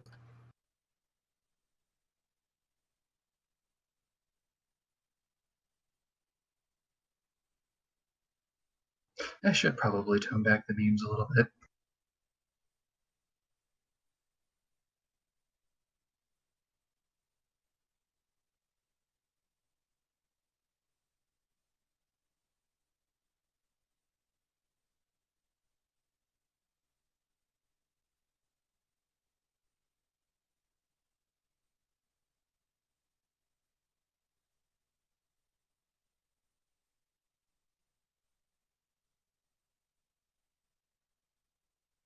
I'll be right back.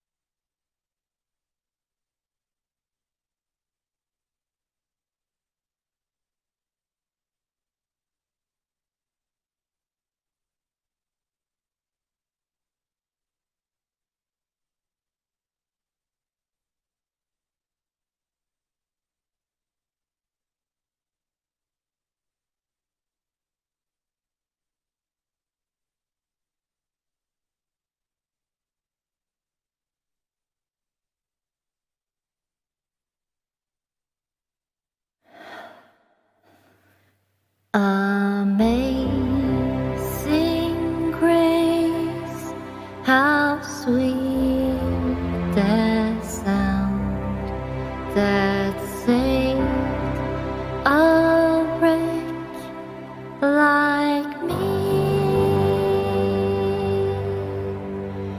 I once was lost, but now I'm found. 'Twas blind, but now I see. 'Twas grace that taught my heart to fear, and grace my fears relieved. How precious did that grace appear the hour I was first found. Through many dangers, toils, and snares, we have already come. Cal Snuggles for life on the boat. 'Twas grace Snuggles for life? brought us Yeah, a whole thief was up. thus far, and grace will. All right, so Snuggles for Life won, but Censored was just a Snuggles impersonator. Is at 4 and Snuggles was only good because Nugget would win her at 3, and Snuggles for Life is at 6.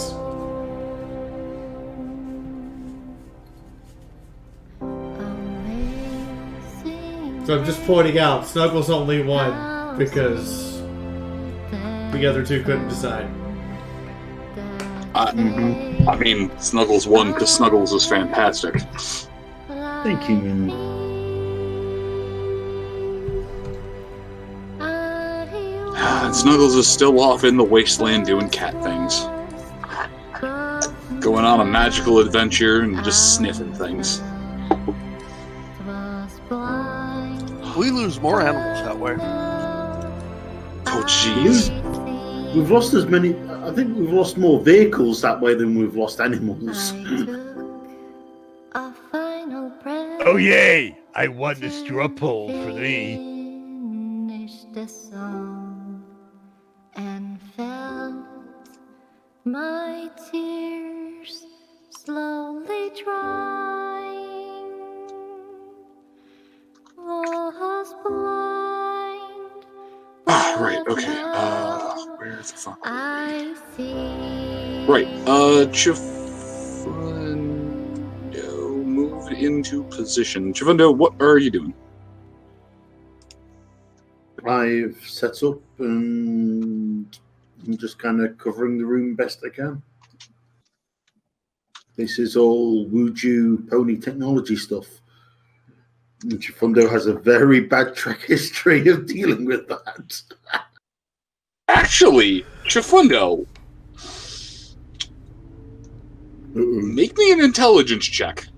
DM teaches us all to be super paranoid. DM wonders why it takes us hours to get through a single dungeon.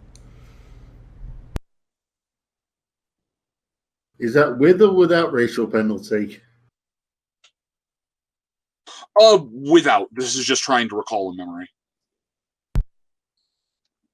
As a reminder, everyone, we're actually in this foundry because we're trying to figure out where the murder crows are coming from.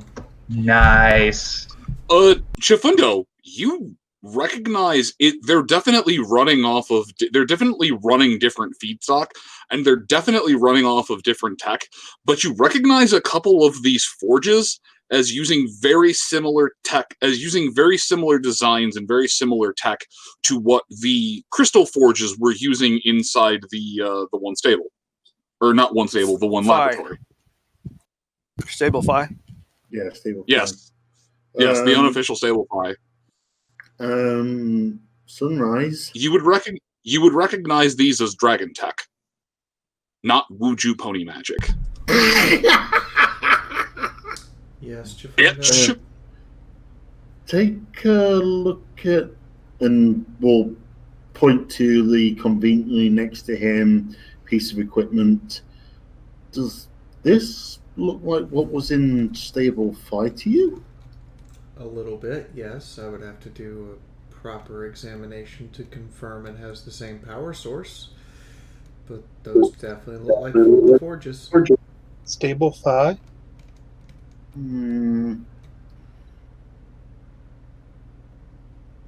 I'm suddenly very worried.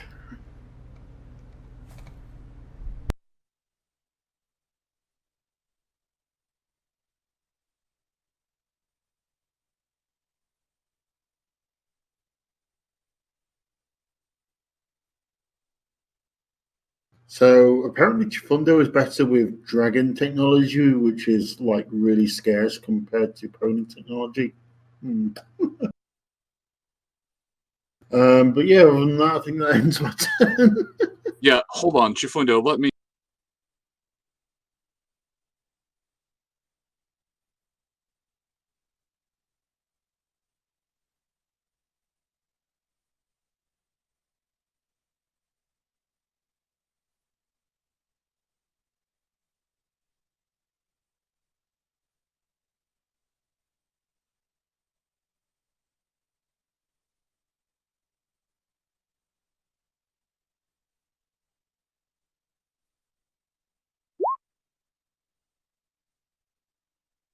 There we go. Oh, cool. Thank you. It is similar enough to Zabrekian tech. All right, cool. Where's traits there? That's perks, isn't it?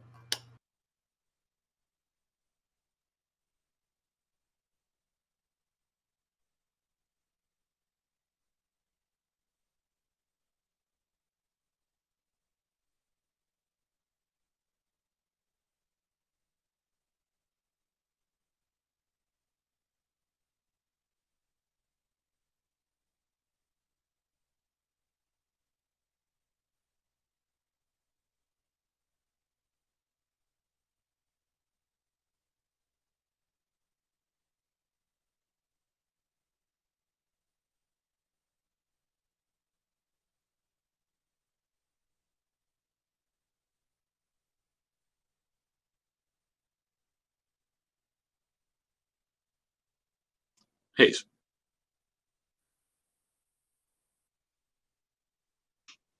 Hayes. Yes. So on. Oh, you don't have that. Never mind. Yeah. So poking around. Give me perception, would you? I don't have what? Give me a perception check. Okay.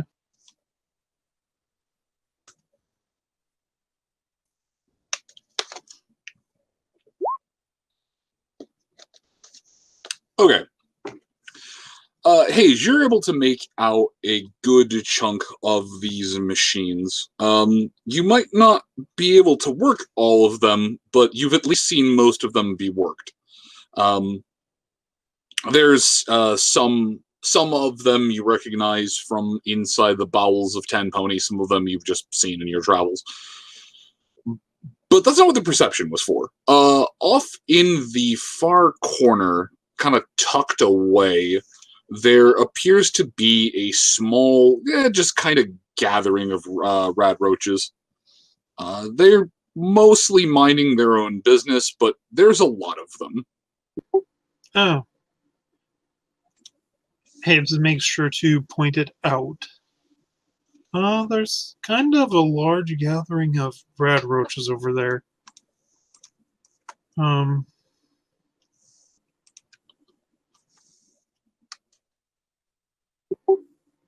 Snuggles would have had fun with them. Who's Snuggles?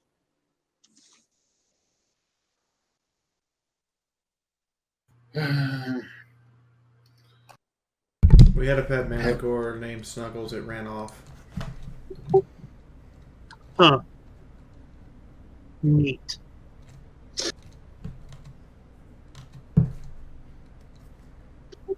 And so there's no... Doesn't look like there's any other exits from here. Not in this area, no. This appears to be a sort of self-contained little workshop. And at the very least, what you've read on places like this is that they tended to have a bullpen of sorts so that things couldn't just go out the back. Sure.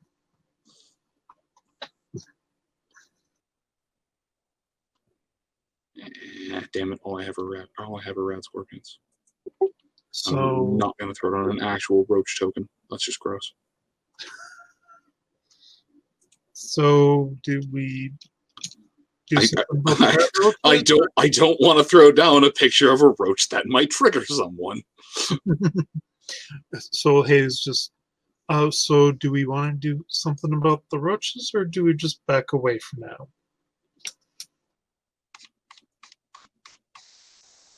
Oh wait, I forgot. I can just upload. They're just roaches. How bad could it be?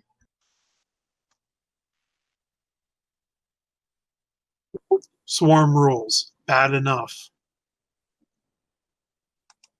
So, Smiles hey, and Naota, having do you done fancy this one. stomping some roaches?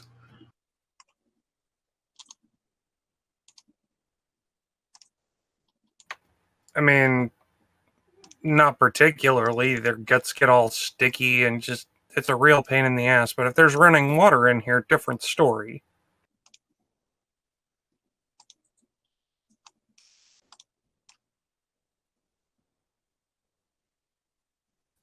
Maybe I should have checked one of the sinks before I left that restroom.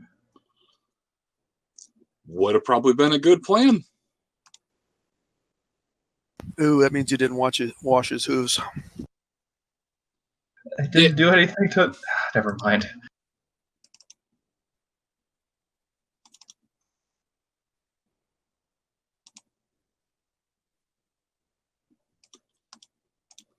Teehee, you. Oh, so I'm gonna have to give him Electra and proper hygiene.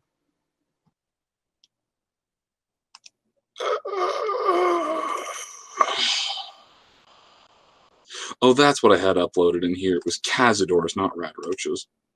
The difference then. There's a large difference between there is a group of Cazadors in the corner and there's a group of rad roaches in the corner. I'm just saying there might be a significant difference.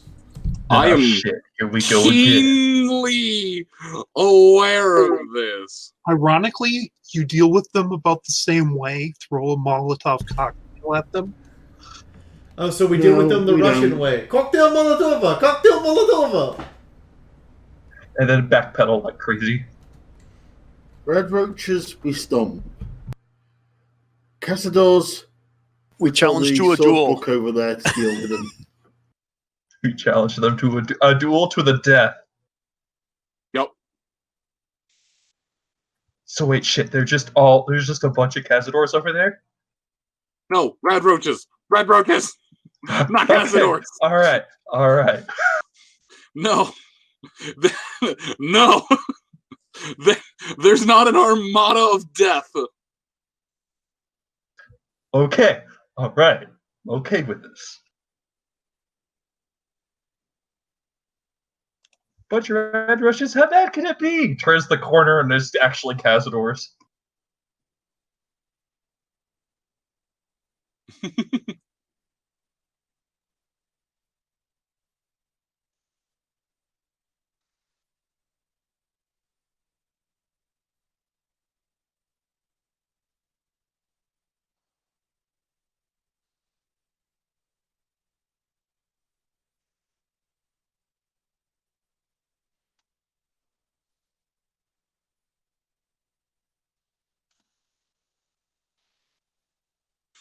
All right.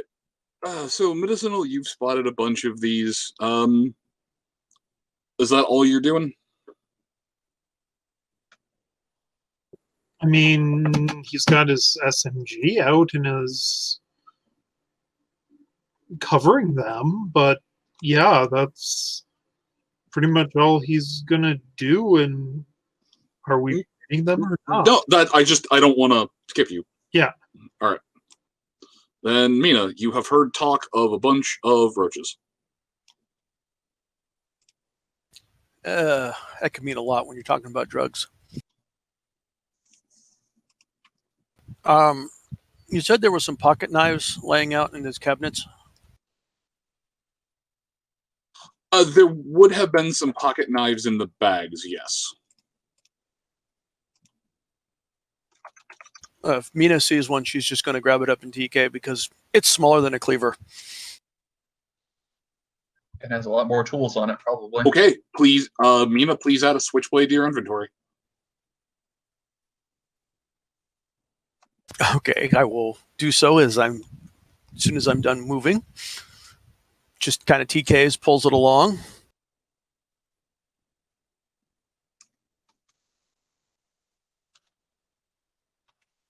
Immediate one. And she will go over here and get into a position to lay down cover fire, not getting in front of Jafundo and backing up Sunrise.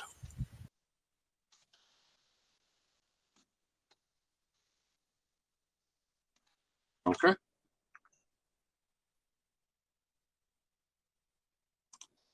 And Mythic.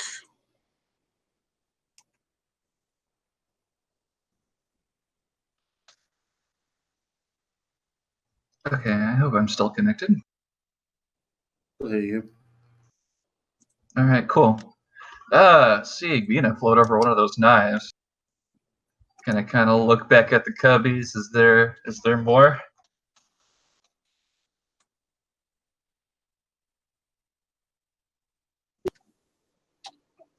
He did confirm earlier that yes, there were several pocket knives. There are several pocket knives. Are they all switchblades, or is there like a Swiss Army knife in there?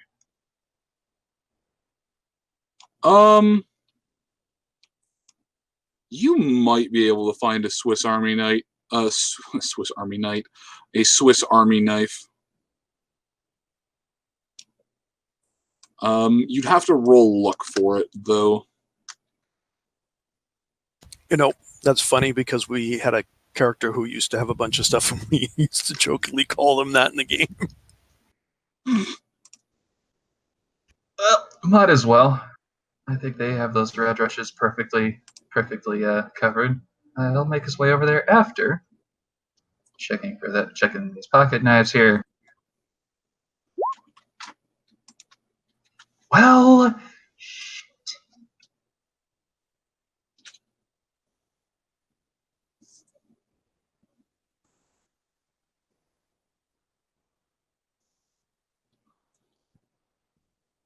This fucking chat. Goddamn. Necromancy. Also, what is it with Mythic and rolling 1 over his stats today?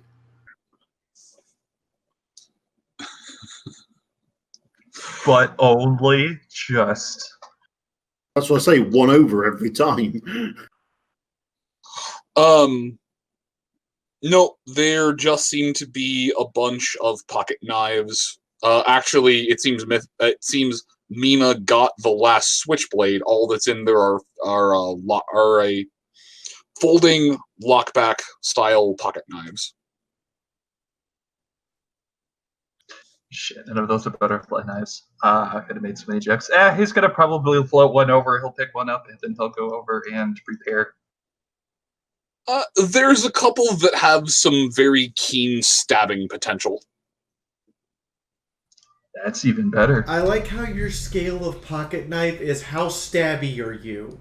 What's your scale of pocket knife? How good does this cut the box? No, that's what you get a box cutter for.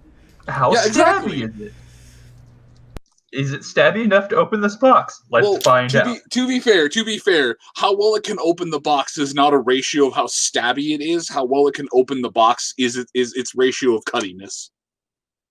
How slicey it is. This is my ratio for a knife. That sounds like a good knife. 1 to 10. How slicey are you? I heard that. That was amazing. Someone fucking clip that.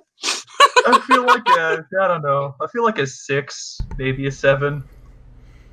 I feel like Mythic is like a 4. Ouch! Damn. Hey, at least it didn't call you. At least it didn't call you completely blunt. Well, I mean, that's just Sunrise. But you definitely don't get every single cut on the first try. That's fair. That's just mean. No, that's just brutal honesty. Yeah, no, Sunrise is I mean, Nyota's a is... 0 on the stabby scale, but that's because Nyota doesn't stab things. He bludgeons them to death. I mean, you literally have a negative on the stabby scale. You look at the knife and go, "How can I make this into a bomb?" I mean, also, Nyota's very stabby. How hard can I put my hoof through this person? He's also very stabby because someone got pregnant. Why do I feel like Nyota's version of stabby is the guy who throws the axe at the target and shoves the handle through, not the axe head? That's good. Yeah, Nyota's like a 20. That's a I strength shared check. on livestream crazy posts the number of sharp things within arm's reach of me at the moment.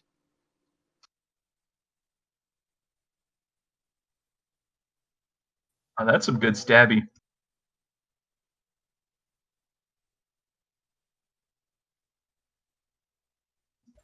before we get completely off track, he's going to grab those and move on up here. All I'm going to say is I have at least 4 swords within arm's reach.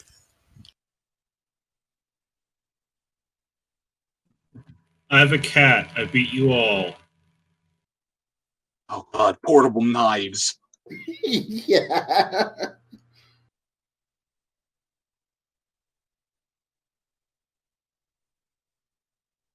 I have 3. Just not in arm's reach, though.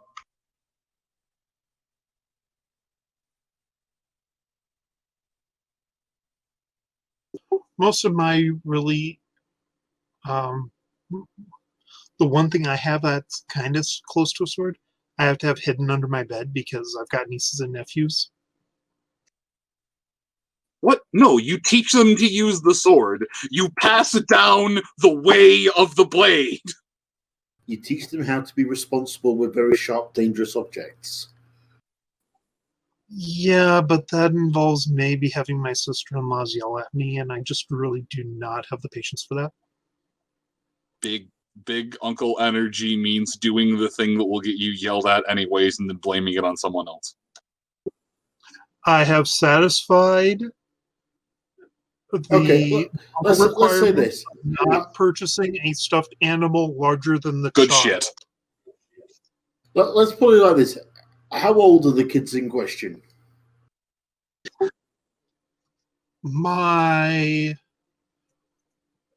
The oldest is 16, the youngest is 4.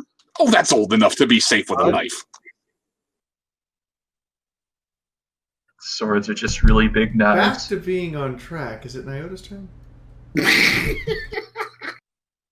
Wait, you want us to be on track today? I wasn't aware. I wasn't even aware Mythic had taken his turn. Oh wait, yeah, he went hunting for knives. That's what got us down this rabbit hole. Yeah, Mythic, you're hunting for knives. Nyota, what are you doing? Well, Mythic is hunting for knives. I got my knives and I walked on ahead, just to be clear. I'm gonna move up with the rest of them, so if any of the bugs get close enough, he can do the stomp if need be.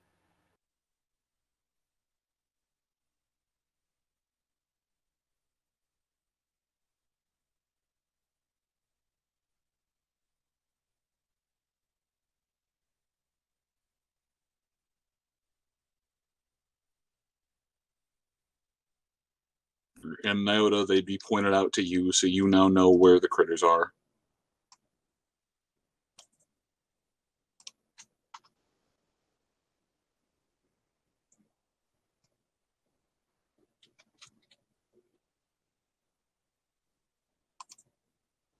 I also find it quite funny that Fee's token literally says delete this with Sunrise holding a shotgun while facing down a horde of red roaches.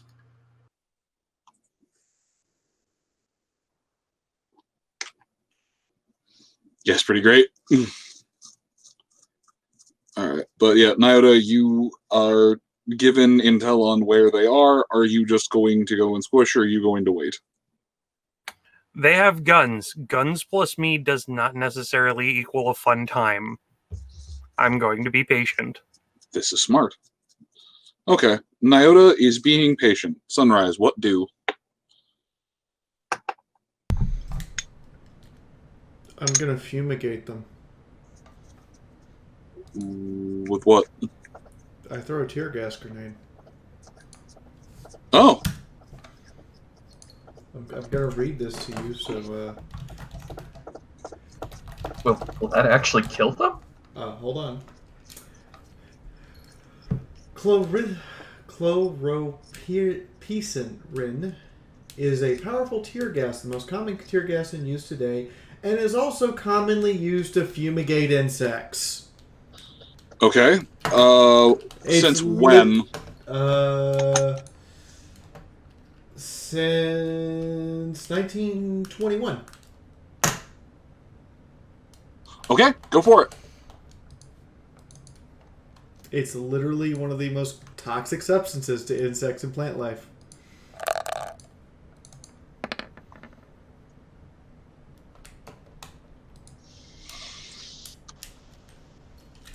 Okay. Is that inside your thrown weapon, or is that inside your range to throw? What is my thrown range? It is 23 meters away to get it into the center.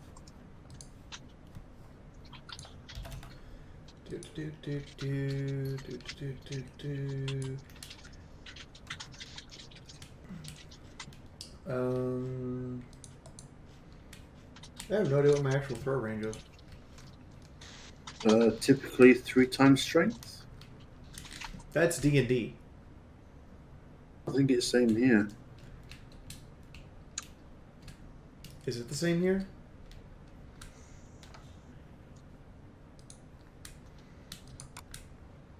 What? I feel like I'm... You asked if it's inside my throw range, and throw range is actually something not listed on the character sheet, so I have to look. Oh, yeah, it's gonna be on the weapon. Hold on, digging it up.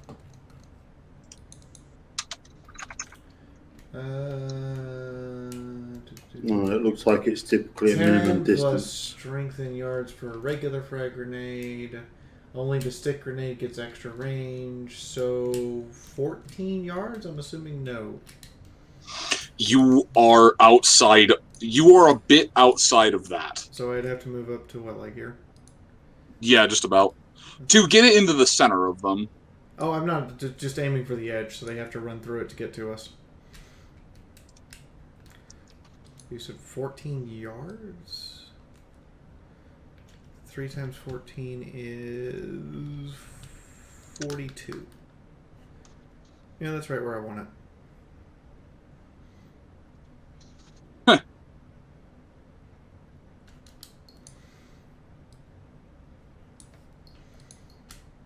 Apparently we just found the way to kill cazadors.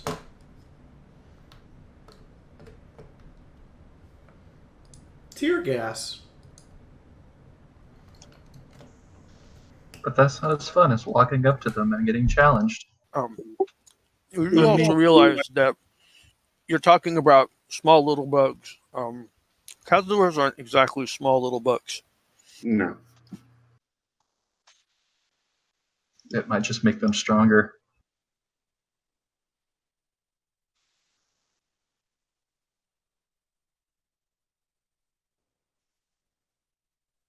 Oh, I just pissed them off.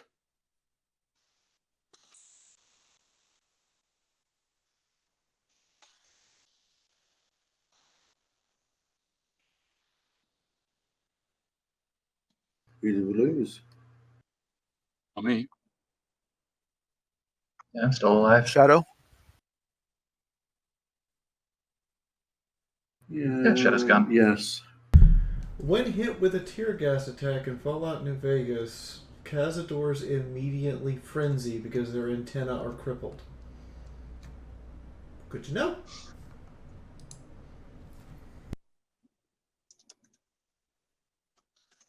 So it acts as tear gas rather than a poison. No, frenzy means that they attack the nearest thing, including another cazador. Yeah, because their antennae are crippled.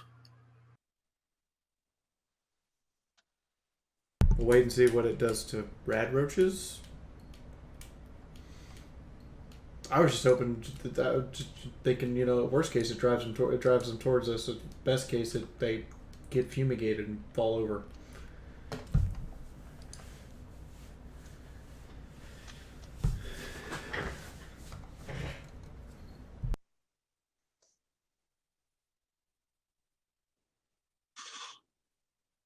Okay.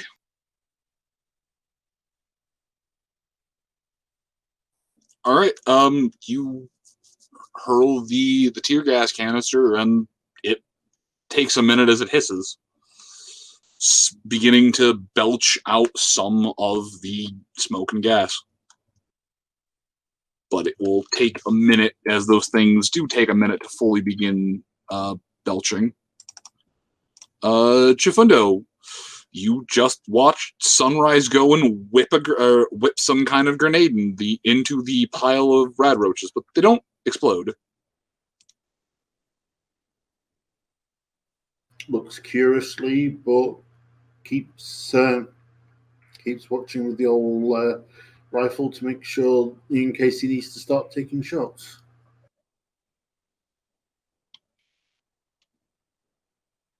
Other than that, I hold my turn. We'll take a shot if one of them makes a move that looks like it's closing in on us. Okay. Hayes, as you watch, the room starts to get a little bit hazy.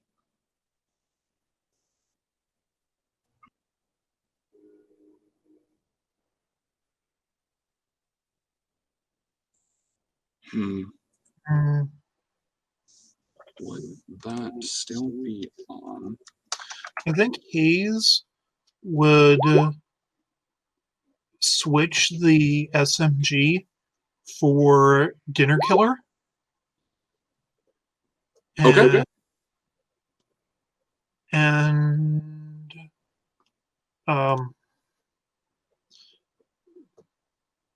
ready in action to shoot red roaches if they go hostile.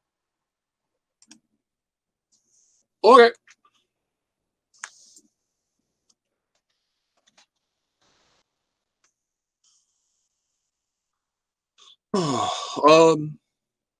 Theory in action. Mina, it seems that everyone around you is readying actions. Apparently, as I was reminded a couple games ago, Mina has a gas mask.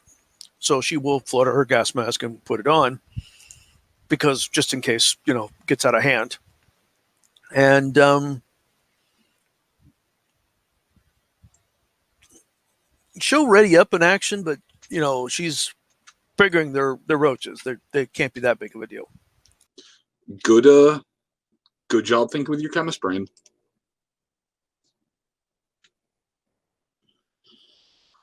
Mythic. What do? He's gonna kind of look over there, kind of nods his head at the tear gas idea, and then probably realizes he should have suggested covering that with his shield after she threw it, just so they don't gas themselves out. Yep. So as you're watching, the smoke is starting to proliferate into the rest of the room. Not as thickly as around the roaches, but it is still starting to smoke. You could still cast the shield and pan everything in there. Yeah, does it look like the roaches are kind of dying from that?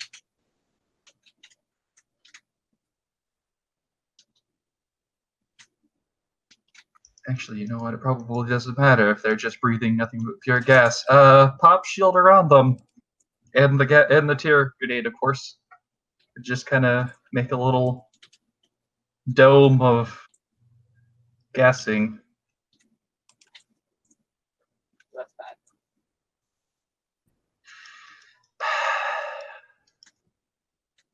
Really don't want to say gas chamber.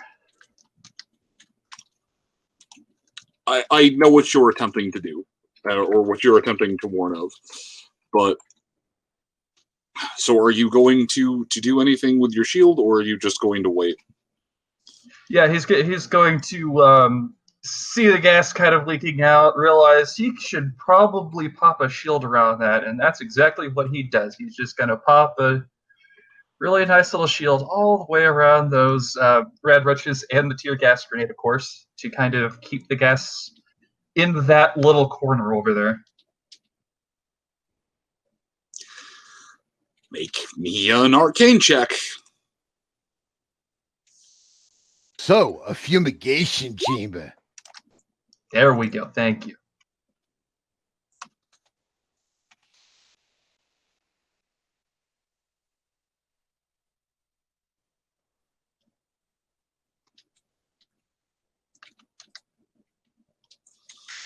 Okay, as the two of you set up an impromptu fumigation chamber, it begins to fumigate inside the chamber. The air quality in the room is still a bit subpar now, as the tear gas had a moment to smoke out a bit before you could properly contain it. But that will, unfortunately, for me, prevent this room from being turned into a smoggy death trap. For the moment. I was unaware tear gas had this kind of AoE. Good to know. It's not so much that it has this kind of AoE, it's more the fact that after a time, that room would just be unpleasant to be in. Also, does Sunrise's thing increase the area effect of it? Well, there's also that, too. It's not an explosion, though, is it? It's a grenade. All right, then. Look, listen. If Sunrise's base explosion, no, shut up. If people are going to ask me the question, hey, does Sunrise's base explosions increase the effect of bath bombs? It's going to increase any single grenade she throws. I'm just, I was just, it was a query, and then it was like, okay, I'll leave it with you. I wasn't. Technically, the house we burned down. Probably the reason why it covered such a large area was because Sunrise was involved. Smoke. I'm upset that apparently it affects gas grenades, even though it says explosives and fireballs, but it doesn't affect bath bombs. Oh, I mean, it would probably affect a bath bomb too if you could find some way to set it off. Also, bath bombs are more of a chemical explosions are more chemical. Challenge accepted. You'd have to find some way to set off the bath bomb. More than likely, this is just going to require you putting it under some running water because no, they're just hydroreactive. Just don't use bubble bath with it.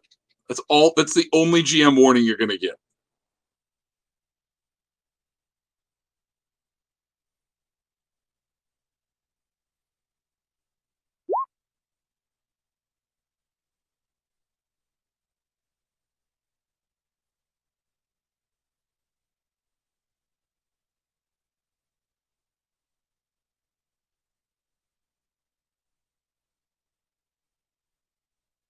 Okay, going to answer this question right now.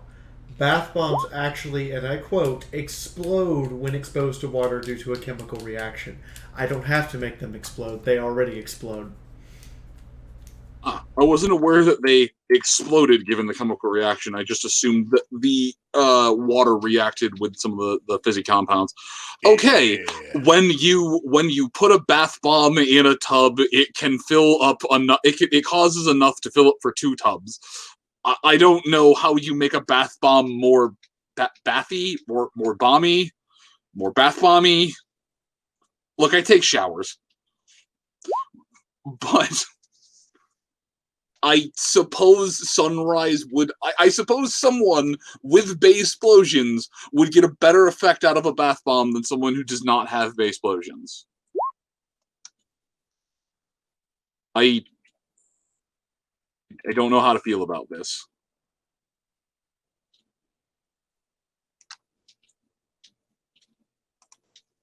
But yeah, okay, so it apparently works with bath bombs and fireworks too.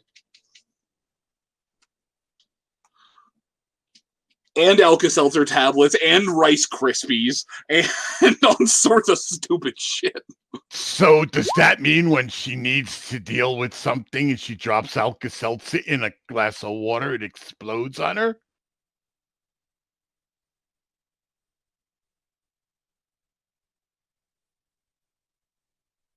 Something explosive diarrhea.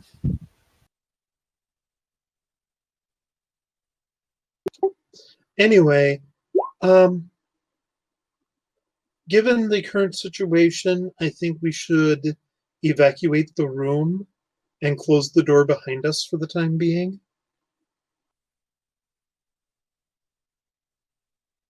Probably a good idea. Desperately trying to get this back on some resemblance of plot. Yeah. So you have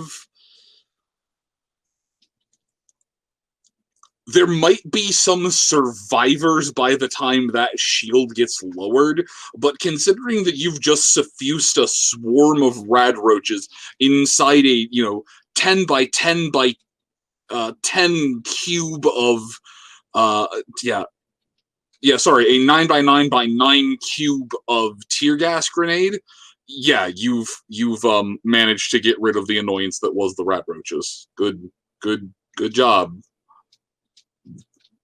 Wonder what they were piled on.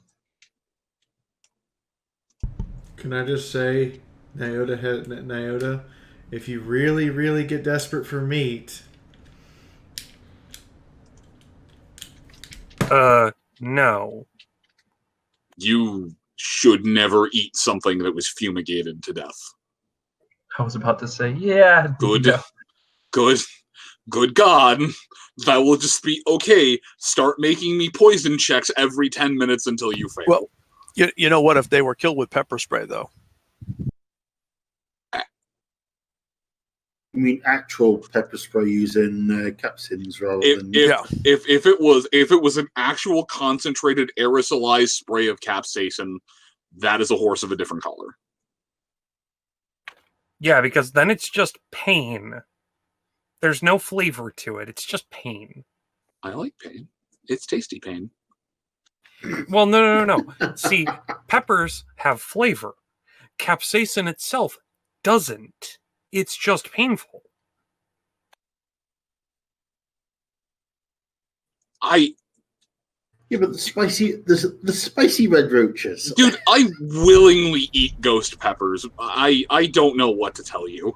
And again, I'm going to tell you, the pepper itself lends a flavor. The capsaicin in it is where the pain and the heat comes from. But the pepper does have its own unique flavor. Buchalokia actually is quite a flavorful pepper. The smaller they are, the more concentrated the flavors are, and the more concentrated the capsaicin is. Yes, it's an edible case of acid reflux. Can I make an aerosolized capsaicin grenade? You just threw one. I was about to say, points at the thing you just threw. Okay. Yeah, but you don't want to eat the cockroaches that you just killed, because like, are you trying to make a food safe tear gas grenade? Sunrise? This is Fiaura the Tank Girl playing Wandering Sunrise, not the Brony Chef playing Wandering Sunrise. California Reaper. Do you think you can make a food safe? I was gonna say, Sunrise, you come up with a delivery system, and I'll come up with something to put in it. That's a scary thought. Fine, and next time we'll just go full on mustard gas. This is My Little Pony. It will be real mustard. Yes, you took a jar of mustard and you vaporized it somehow. We put it into a grenade. We weaponized it. Do you have any idea? Pinky would be proud. Do you have any idea how inhumane aerosolized table mustard would be? Oh my! And you don't think that wouldn't be something that Pinkie Pie would use? To go to your fridge. God. I'm a paladin. Also, Sunrise. Let's aerosolize table mustard.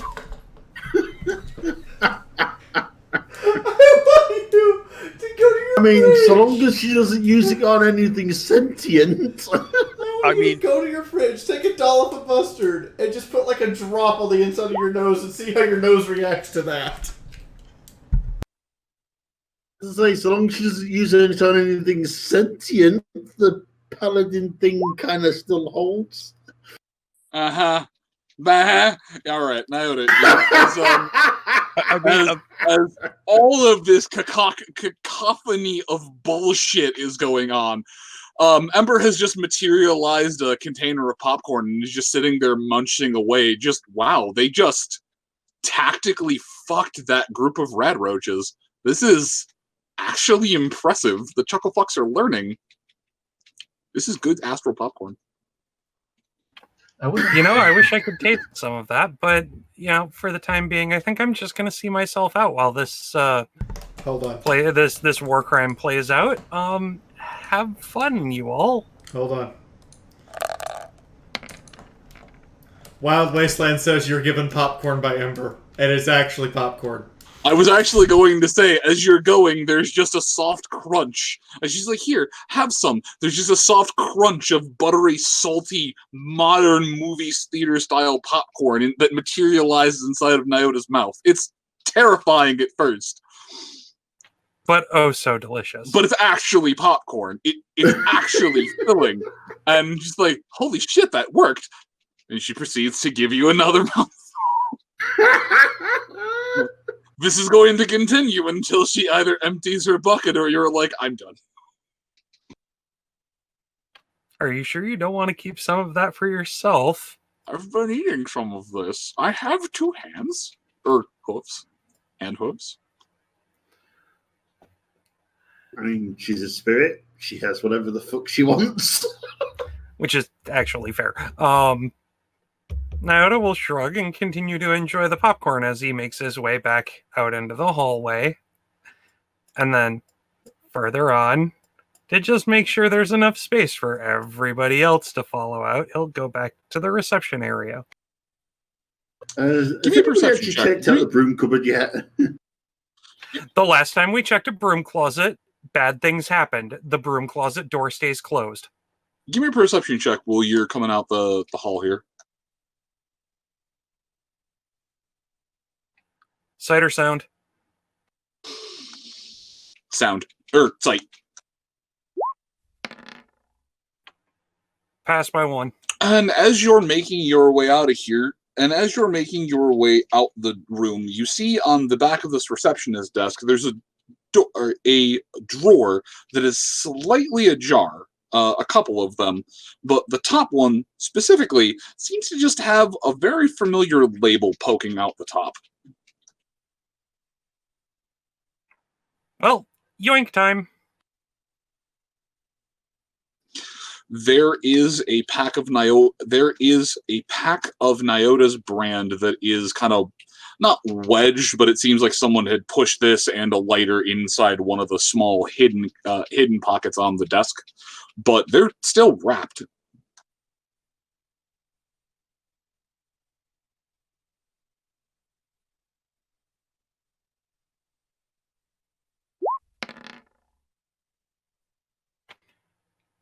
Pushes the pack into the drawer fully and finishes closing it.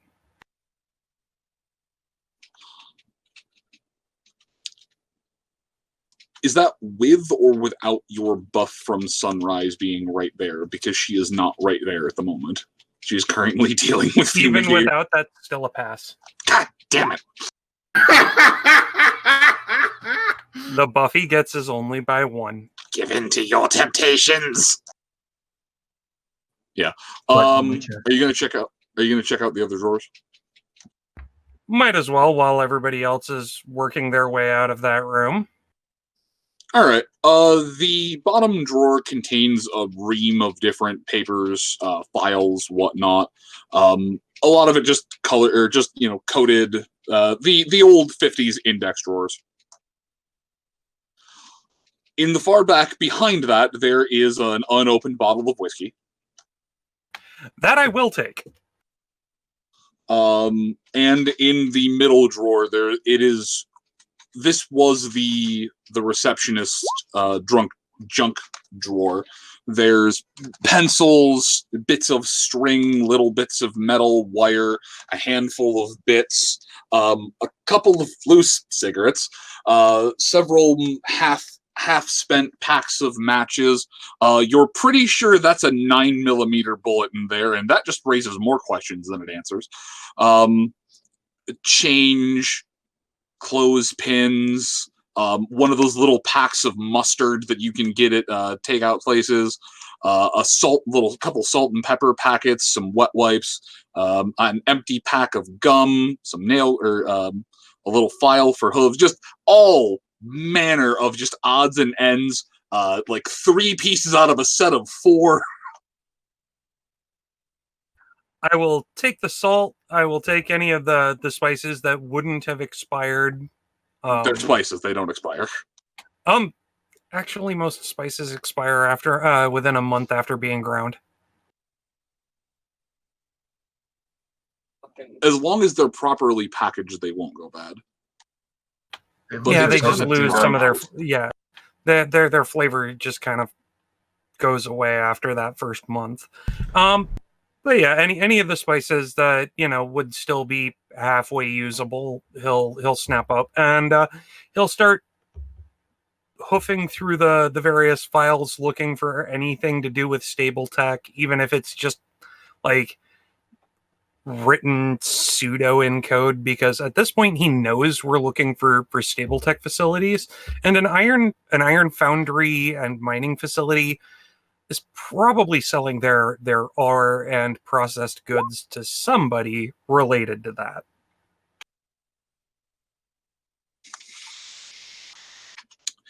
Give me a perception check at a +1.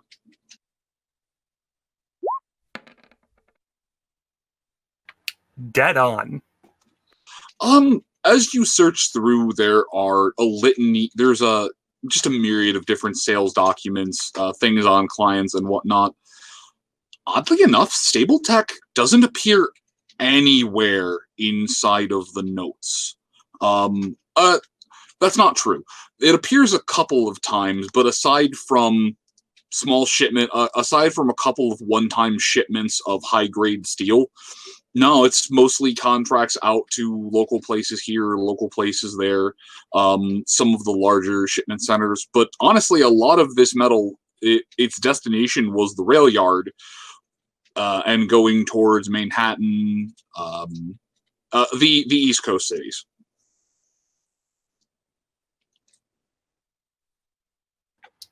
Fair enough. So there are. Give me an int check, -1.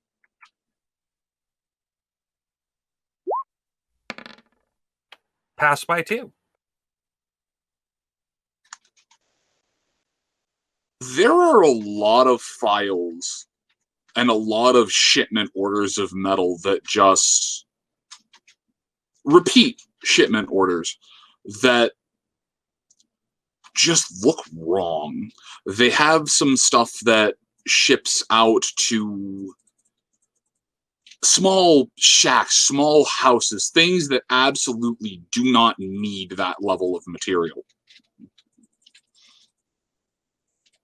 But aside from there just being essentially several thousand tons of steel that fell off of a train somewhere here or there, no, everything seems to be on the up and up. They did pretty good business. They just had one product and they managed to sell it really well. And nah, as far as you can tell, nothing's really shady about this company. They don't have a bunch of redacted files. They don't have a bunch of things. It just seemed like a pony who started a dream and managed to smelt steel for a living. And of course, several thousand tons of missing product. And several thousand tons of product that is just clearly going to mislabeled destinations. You know what? For each of the shipments that's gone to mislabeled locations, massive air quotes there, by the way, I'm going to take those and try and get the locations on my map. Because the paperwork is... The paperwork is all done officially. Anyone who was going to audit this company would find nothing, because there isn't anything really auditable. The locations are sound. They have the listed shipments of metal go into them, the weighted tons, the sale units, everything. But anyone with 2 brain cells just spark together would go, hold on.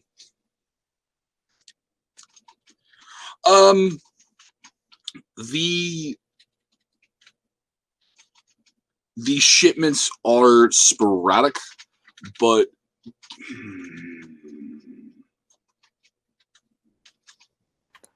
out of curiosity, and just this is an out of character question. When I say sporadic, I mean the shipment times between them. It would be a couple of months, there'd be an order, and then a month or a few months would pass, and there'd be another one, or a few months would pass, and then there would be a week of just order. But yes, ask your question. So, out of character, are any of the locations for these misplaced shipments, are any of them near what we know as Stable 5? One of them seems like it goes to that location, but there's also one that seems to go to, or there's also a few that seem to go to the general location that Silver Fang would be in. Which had an unfinished stable outside of it, too. Lots of shipments. A lot of the missing shipments are going across the coast. Most of them tend to be, East Coast places. But there's no way that someone needs several tons of steel to to make a road stop bathroom. Well, those shipments have just become very interesting to me. I'm going to make special note of the ones that have gone missing. There are... Hold on.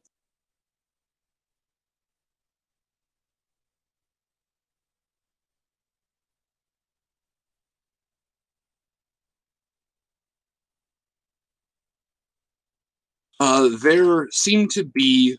You managed to essentially pull out 8 file folders worth of information that it all adds up, but it doesn't add up to something right.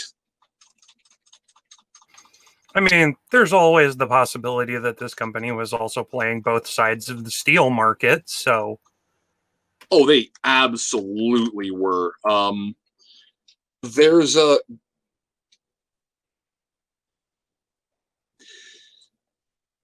Make me a lore check at a +50.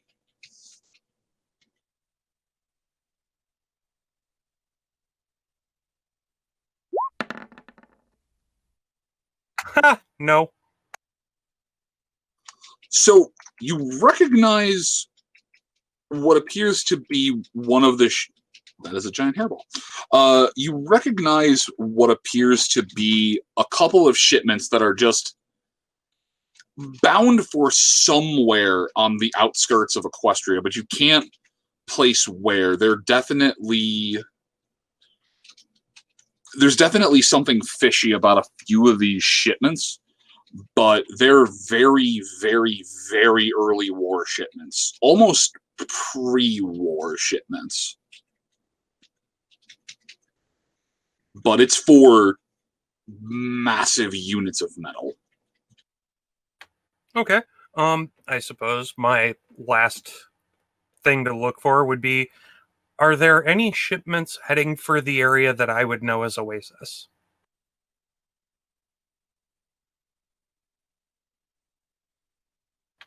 Or its surrounding areas? There is probably, if you go through and search through all of the files, all of everything, you'd find a couple of shipments that were headed into that general direction. But it was not a settlement community that they did a lot of business with. But no, you can definitively make out at least 2 separate shipments that were heading towards, at the very least, zebra-friendly territory. But give me a perception check first. Sight or sound? Still sight.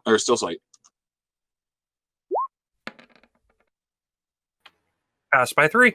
You had to... It didn't take you long to dig, but knowing some of the obvious hiding spots.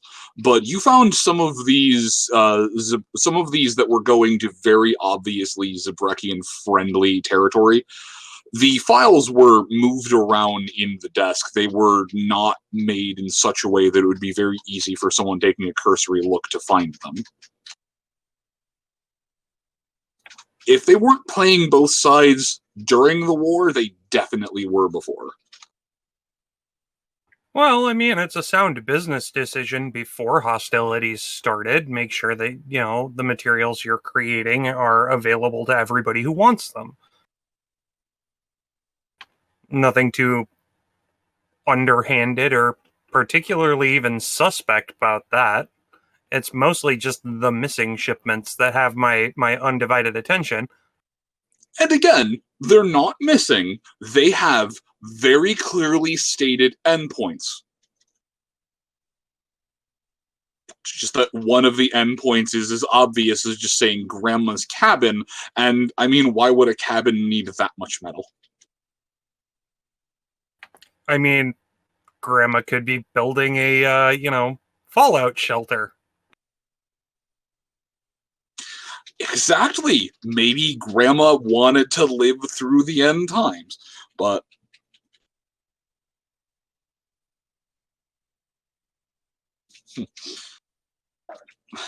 stable vault, whatever.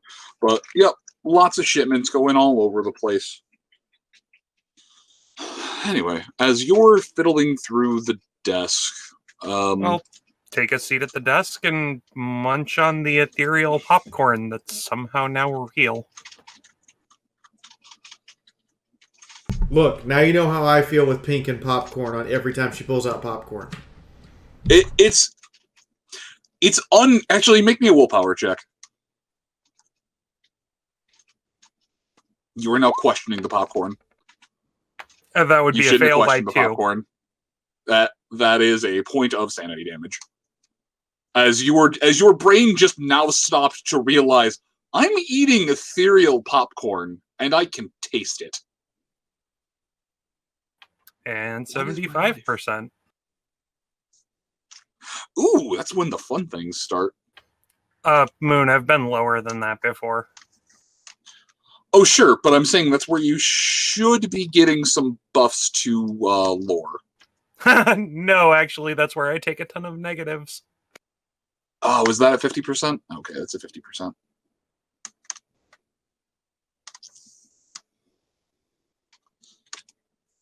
Well, on the upside, there are ways to kind of fluff up your sanity score.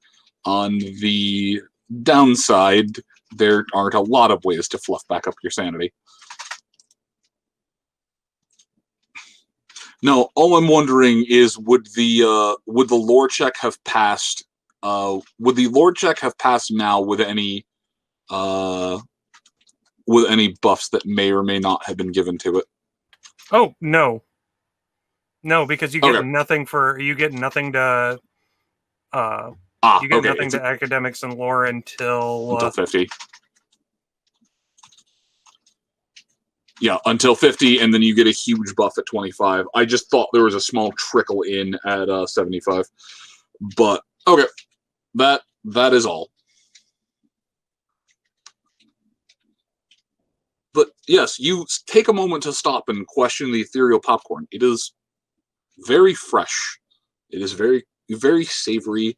Good butter flavor, good crunch. It's the perfect temperature, too. It's not too hot. It's not too cold. It doesn't taste like it's been sitting in the bag all day. It's not too salty, not too buttery. It's just this perfect popcorn flavor. But the worst part is that you're starting to get full. Yeah, I think that's enough popcorn for now. Are you sure? Yeah, it's starting to get full. And it's a little on the salty side. I think I should get some water. And to that, I pull out my canteen and take a sip. It's very cool. It tastes good. It manages to wash away any lingering salty flavor that might be left. Thanks, Ember. Mm-hmm. My pleasure. Did you find anything good? Just some interesting endpoints for some shipments that really shouldn't be going where they're supposed to, where they're marked as going, or at least in the quantities described. What was in that one drawer that you all but slammed closed? Just an old vice, something I've given up. I mean, I could destroy it if you'd like me to. No, If anything, I'll maybe let the others have it and see about either selling it off, or I'm pretty sure Hayes still smokes, so he can have them. Oh, those. Smoke.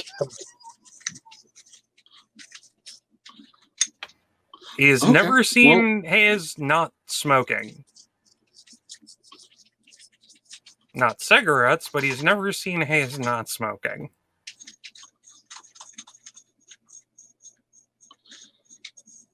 But all right. So you just kind of linger about there, and then sunrise. It's starting to smell like butt in this room.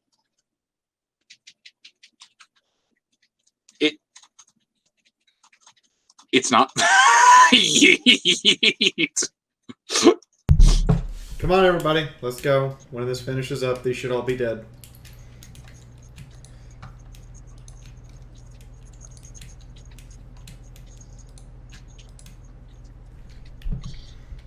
Okay, sunrise just yeets her way out of the room. Chifundo. Sunrise nopes out and goes to the other door. Cowabunga it is. What curse is set? Chifundo on the way out will press his ear against the broom closet door.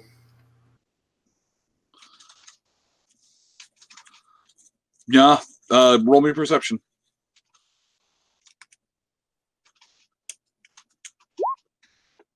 Fail. No. Well, it would have been on the nose if it wasn't for the racial penalty. There is a soft kind of whirring sound. It doesn't sound robotic. It doesn't sound like there's something waiting, looming, ready to pounce. It just sounds like machinery. Different from anything that was heard inside in the foundry area, but definitely some kind of. Is it a fan? Maybe it's hard to make out. The door is actually a little bit thicker than one would be surprised. They clearly They clearly spared no expense on the barricades between one room to the next. Out of curiosity, we'll open the door. Okay, the door is not locked, and aside from a rather pungent, bleachy smell, everything's pretty okay in here. Give me another perception check at a +1.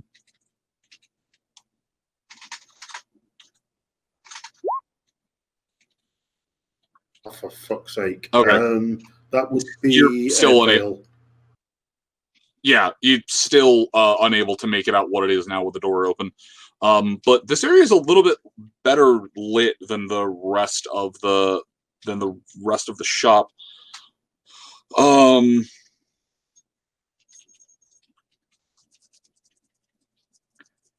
Seems that they put some better emergency lighting in here. But okay. but nothing has jumped out. There is no. Your fuckery senses are not going off. Okay. In that case, we'll catch up with Sunrise and let her know what it's Mystic Zebra fuckery senses tingling. I feel like that's just him waking up every day, and he's gotten so used to it at this point that when it is actually going off, he can't tell anymore. I imagine that it's a lot more intense when it's actively going off, but for the most part, yeah.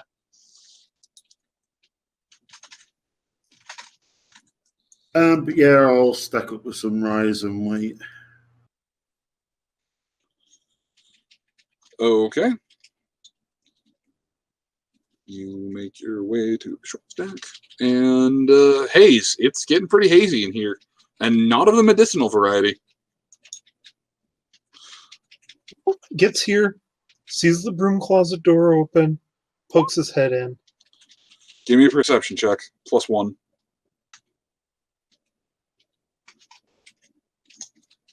Okay.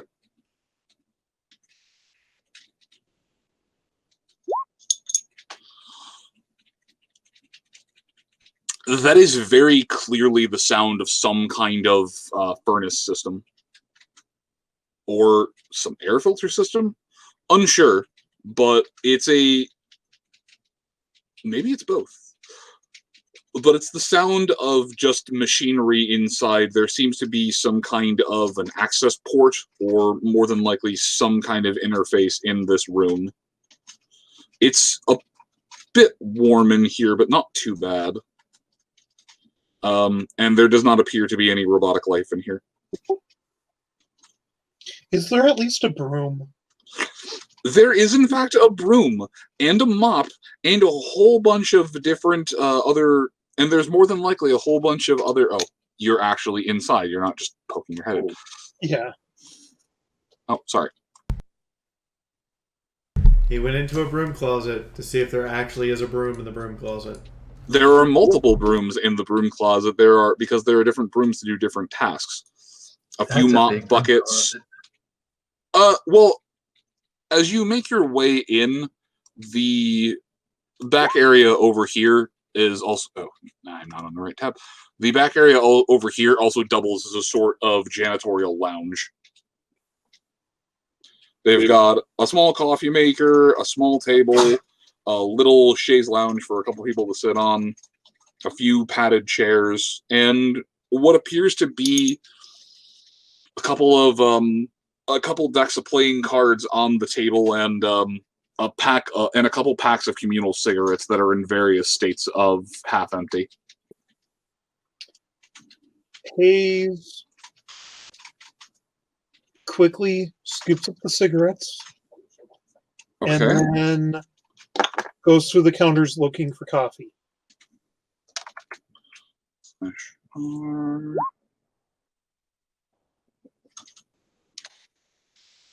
Not 1d10.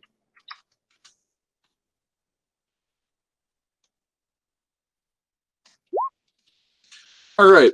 In total, between the 3 packs, you managed to find 31 cigarettes. All right. Some are regular. There's 1 pack that's regular, 1 pack that's light, and 1 pack that's menthol. I have no idea if Hayes has a preference. And if you're looking for coffee, you will actually find you will find 2d5. You will find, oh wow, bipolar 20. You will find 6 of the Mylar bags that can make an entire carafe of coffee. It's not good quality coffee. In fact, it's basically gas station chic, but it has caffeine and it is sealed. Gas station chic is better than no coffee. Exactly. So he grabs those and goes, oh, maybe we'll go through here in more detail when we know there's not something killing us. All things considered, this looks like a very safe area. Honestly, someplace you could probably hunker down for a few hours. The door looks like it actually will lock from the inside as well as the outside. So it's half meant to serve as a bit of a panic room. Definitely some kind of a bug-out area for employees. There's enough food and water in here for, your best guess would be up to 4 people to last for a week. Okay. The food is mostly rotten, but the water's fine. It's the factory equivalent of like those safe rooms in mine shops. Yeah. Just in case something happened, there needed to be, at least over here, a central area. To make you roll perception? Yeah. And as well, there actually would be on the front, as you're making your way out the door, there is actually some signage on there about fire paths and, in case of an emergency, etc. Report to your nearest... It doesn't say broom closet. It says report to your nearest safety room. Sure. So as Hayes comes back here, he shouts back in, "Oh, last one out, close the door." And then comes back down here to join the other team. All right, Mina. We'll just trot out slowly, looking back at Mythic, hoping that he's going to be following.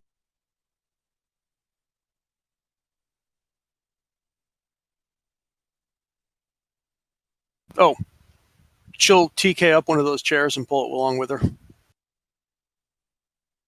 Finally, Dumpster Waifu will have a companion. No, she just wants something to sit on when she goes in the next room. All right, that too. Okay, so as you bring Chaircon with you, any preference on which chair you would like to She will seal? just grab up that first one right there. And Hold she on. will then set it down and right there and sit down on it. Controlled by Spolmina. Not giving this a name. I am resisting the urge to name the chair. I can't move it, so. Yes, you can. Oh, now I can. Can we just call it Cherry? Cheerio. No, I'm resisting. It is just a wooden chair that is somehow on the mahogany. Cherry wood. It is not mahogany. It is just treated pine. She puts the chair down and she sits on it. Okay, it holds you.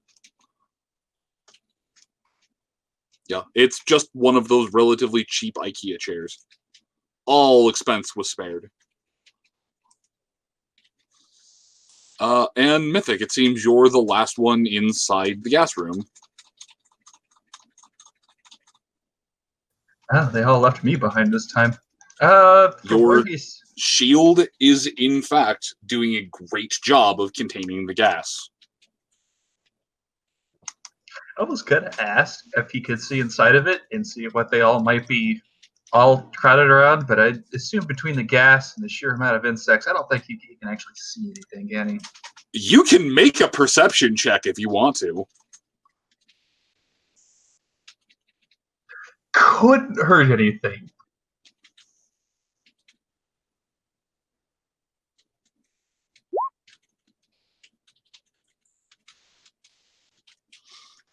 All right, When you need to have a Mythic, talk.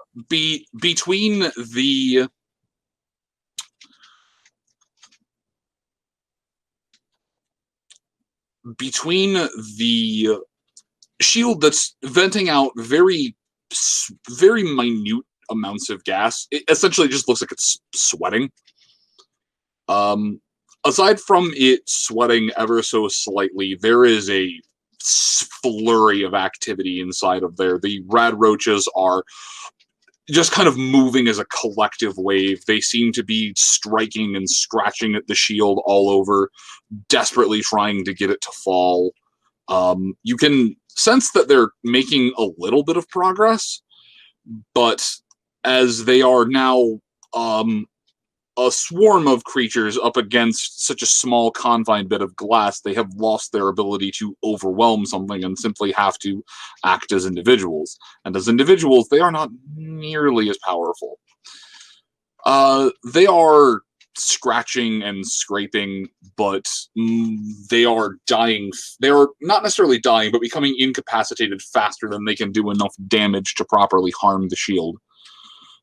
That said, you are pretty sure that if you'd waited even another moment to cast the shield, it wouldn't be nearly as effective. The air in the smoke is still continuing to thicken inside of there as that grenade is still venting out gas, but your best guess is that it will probably be done soon, and so will most of the roaches in there. I don't see anything else beyond that. It was just a pile of roaches that had all decided to meet in the corner. It's an angry, undulating pile of roaches that it seemed like they were snacking on something, but aside from that, it's just a riling mass of roach that's doing its best to break out of the shield prison. All right, so no telling what it is they were snacking on until after they were all dead and the gas dissipated. All right, and with that, I guess I'll go ahead and take my leave of the room, unless there's something else interesting that catches his eye. I mean, whatever it is, it was large enough to entertain several dozen rad roaches. Probably some poor sap that had learned what happens when you take on a horde of rad roaches. Probably. Totally did not sick that on any players at all. Nope, not me. Aside from the tools, some of the stock here or there, and the humming machines, now there's really not too much in here that's lootable there's really not too much in here that would honestly pique the attention of the Weep Horse. Well, guess I'll go ahead and take my leave then.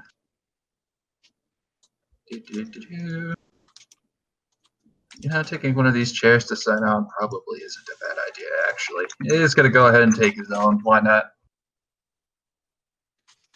Continuing on out. Looks like somebody already checked the broom closet, so I guess there's no need for him to check that on out. And continuing onward. Okay, as you ignore the clarion call of the broom closet, you all make your way back out to the central location, and as Nyota is just doing his best to rifle through this desk, having pulled out I don't know if you would have set them on top of the counter or just put them in your side bag, the files, I mean. But there more than likely be some files that were scattered around, but Nyota has clearly been just scavenging this desk as best he can. I guess that rolls that out.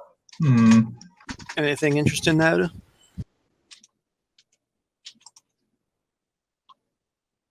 It's not here. Did he BRB? Yeah, he did.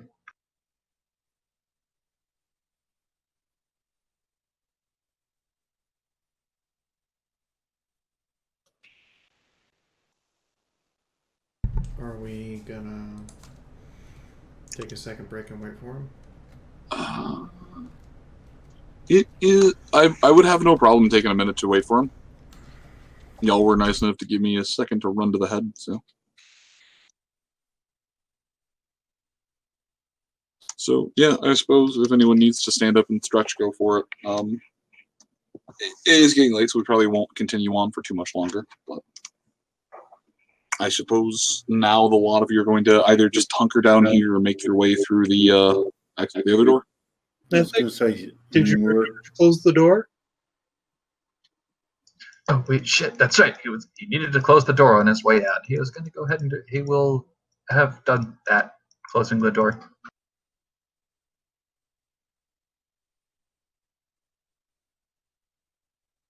Yep, door closed. Everything's locked up. That shield should hold. My age is back.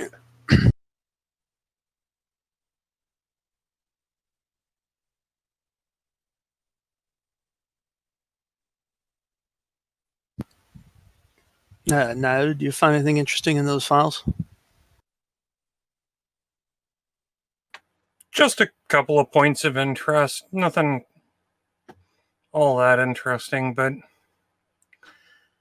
anybody else get this feeling like we're being watched? Yeah, I'm gonna say definitely being watched still. No, I mean, not like cameras, but just... it's nothing. You mean like somebody who leaves packages for us? No, nothing that... I mean like somebody who takes pleasant. I mean like somebody who takes pictures of us through the window while we're, engaged. It's almost like you're being watched by dozens of people every week. It's almost like 42 people are watching us right now. It's a weird feeling now that you mentioned it. I'm starting to feel that too. But yeah, back in characters, kind of back into the game. Is there anything I can roll to see if I agree with them? I mean,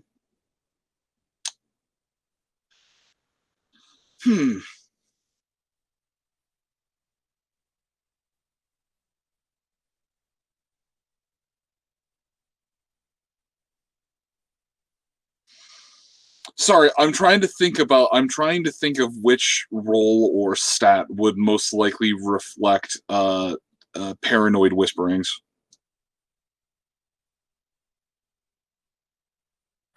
I mean, dude, I'm already there. Oh, no. I mean for Chifundo, the spirit shaman, who may or may not actually just be crazy. Charisma or shamanism, I'd suggest. I mean, he's only down to 64% sanity. I suppose shamanism or willpower is probably your best bet to see if, or perception if you're trying to scout the room for cameras or something that's actively looking at you.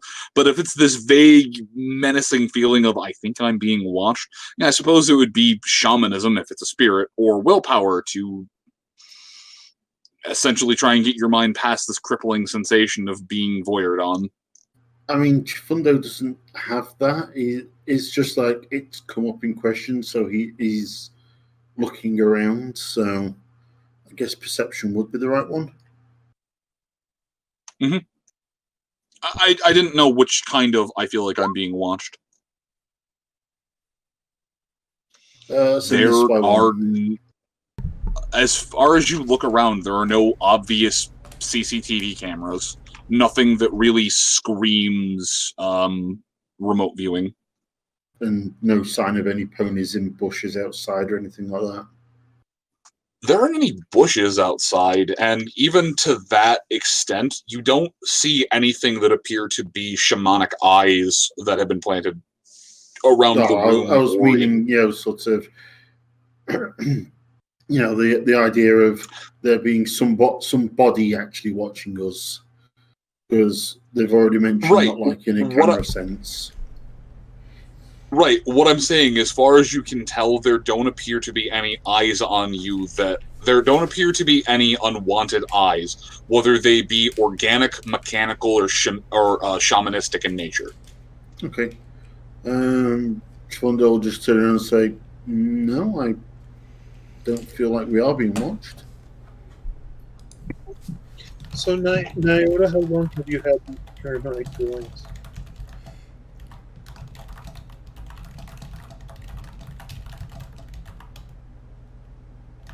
I'm sorry, what was that? So, Nyota, how long have you had these paranoid feelings? I'm sorry, you're gonna have to repeat that because paranoia requires that they're not actually out to get you. He has a point. Considering that, we literally had pictures of us in very intimate positions show up next to an object we were looking for.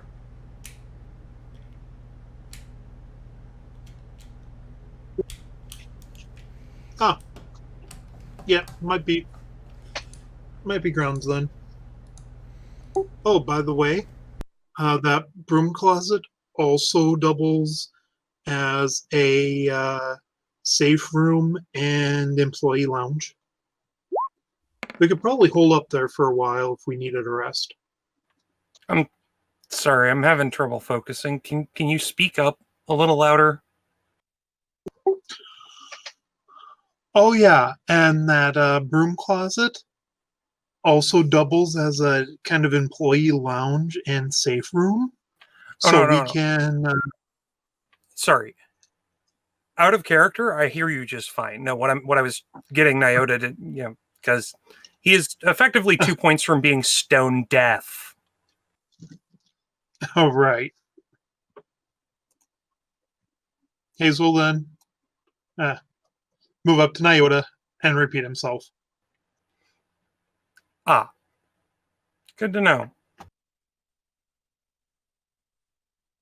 You okay, Nyota? Just a little fuzzy around the edges.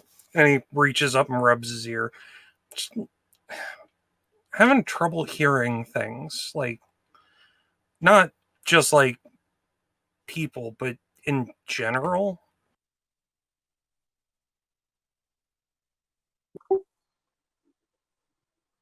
Hayes quickly checks his ears.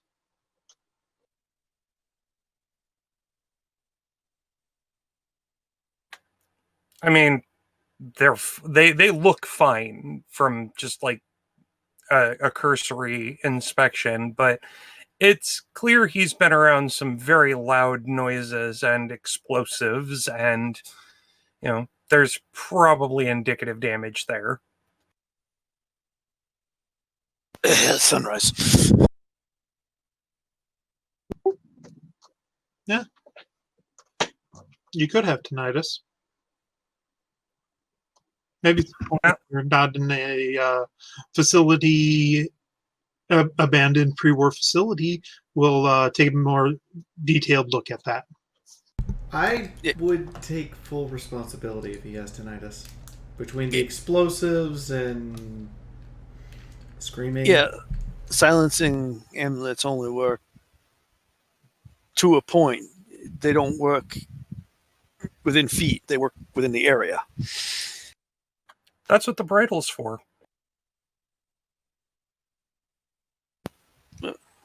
Maybe you should invest in some earplugs.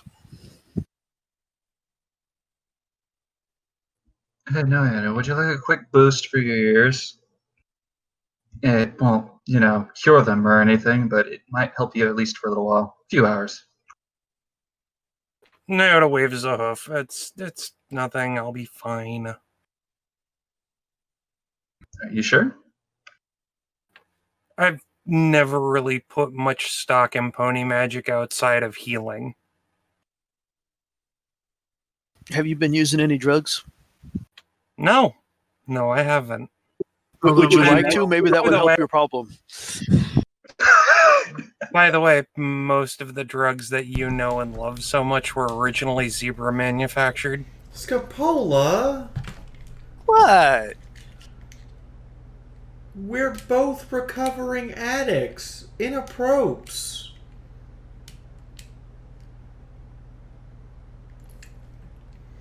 Meanwhile, in the back of your head, Pink is just kind of giving you this... What? No, it's Mina. This is what she does. She offers drugs to people. It's her way of saying hello. Hi, I'm Scapola Mina. You want some drugs? Just like getting shot in the face is how Sunrise says hello. Real talk, I'm pretty sure if the interactions earlier in this game weren't, "Hi, I'm Wandering Sunrise, what's your name?" and instead were, "Hi, I'm Scapola Mina, want some meth?" this would have been a far different campaign. I think the Pegasi at Los Pegasus would have still shot her though.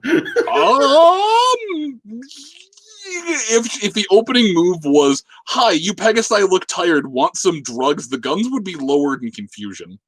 And just like, we're all out of our supply of Gib, please. Yeah, they have finite space up there for making things. I opened the door. I mean, to be completely honest, that sounds like a them problem, not an us problem. You can't open that door. There's no handle. It's also locked.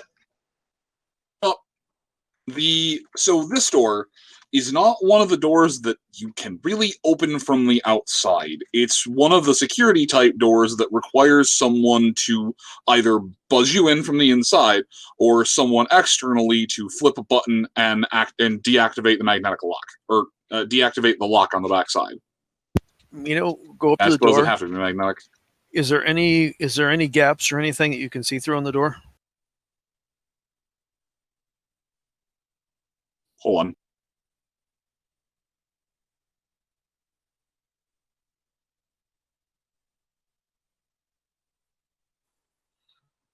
Would it be a reasonable assumption to assume the sprite bot would have the ability to open the door for us?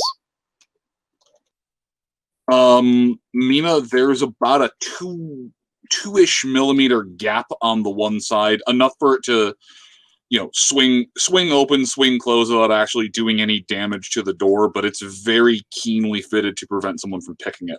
And Hayes, I mean, that would stand to reason. Can we see any kind of because some of those sometimes they're right on the wall. They also may be in a room, but can we see any kind of thing inside there just looking through the gap? There's nothing that you can see from the gap. Next to it, there's what appears to be a small, not intercom, but at the very least, a speaker where someone internally could speak out at you. But beyond that, no, this is kind of a featureless door that leads deeper into the plant.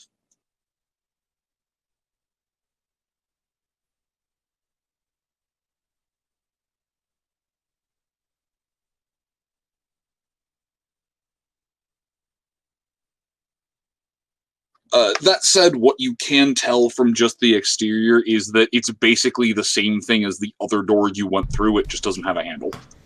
So, how are we opening the door? Do you want me to blow it up? Well, it stands to reason that the Sprite bot should be able to open it for us. I don't know. That Sprite bot looks kind of small and spindly. I don't think I could throw it hard enough to go through the door. I think it would break. No, I think he means if he turns the bot on. And you know what? I'm willing to give it a shot just because it's the most outrageous thing I've heard in a while. And honestly, the only other Sprite bot I met cussed me out and then self-destructed. I suppose if it gives us any trouble, I can still throw it through the door. Should myself and Nyota hide? Given what I've found, probably not an issue. But I'd say our best bet would probably be to find ourselves, find out if the bathrooms have running water. Wait. Did you just say that you found that they might not be totally racist robots? Because that would definitely be a first. Well, I mean, there are files that insinuate that before the war started, they were selling steel to the zebras.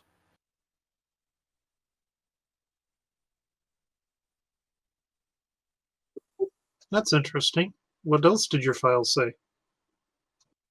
Oh, there are only a couple thousand metric tons of steel that have gone to places that have absolutely no need for that quantity.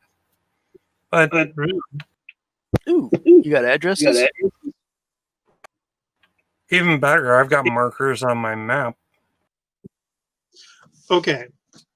So... And Nyota, for the record, they're not pinpoint Fallout markers. They're more of it's somewhere in this area. Yeah, okay. I mean, just generalized locations. So, given that Hayes is actually from the East Coast, could he help coincide some of those locations with what he knows about East Coast stables? None of them seem to really be going towards any publicly listed stables, but a lot of the material went towards a lot of the bigger coastal cities. So it's entirely possible that some of it found its way to StableTech stables, but from what you've gathered from Nyota, and if you're going to go and look through any of the files, aside from just a couple of dealings here or there, StableTech was not one of their repeat customers. And in all honesty, they weren't one of their, we're going to buy several million bits worth of steel. At most, they bought maybe 100,000 bits. Okay. It was more we are short X number of steel for this project. Go ahead and order it. It was the equivalent of going to the corner store for milk. All right. So, with that in mind, Hayes flicks the on button of the Sprite bot. Hayes, roll luck real quick.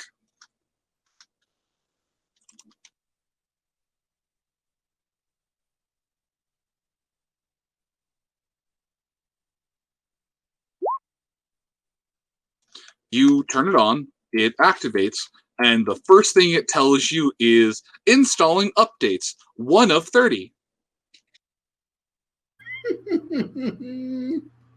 The last operating time since you updated was 200 years, 4 days, 37 hours, and 20 minutes ago.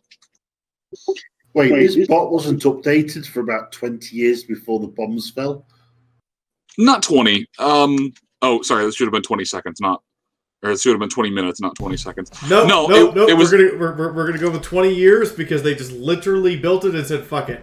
Nah. Okay. All right. The last update was probably about 180 years after the bombs. Yeah. Sorry, 190 years, 4 days, hours, and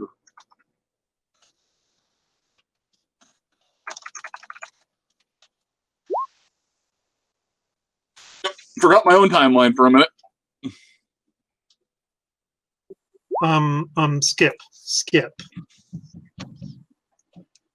Okay, you can skip through about 10 of the updates, but at least 8 are core updates and need to go through before the thing can properly perform any functions. So as you sit there and fight with Windows ME, the sprite bot, it'll take like 15 minutes, but it does eventually go through all. God damn it, Mina. It does eventually go through all of the updates, but it's very clearly displeased that you're skipping some of the firmware and software ones, even though they literally do nothing. And after just getting halfway through, it is actually able to reboot while experiencing the updates. Although when it reboots, it shifts from Griffinish back to Equestrian and occasionally into Zabrekian, then back to Equestrian, as it is trying to properly update its language firmware. All in all, you have worked with more janky things, but yeah, they don't make them like they used to, and by that I mean they don't make them as badly as they used to.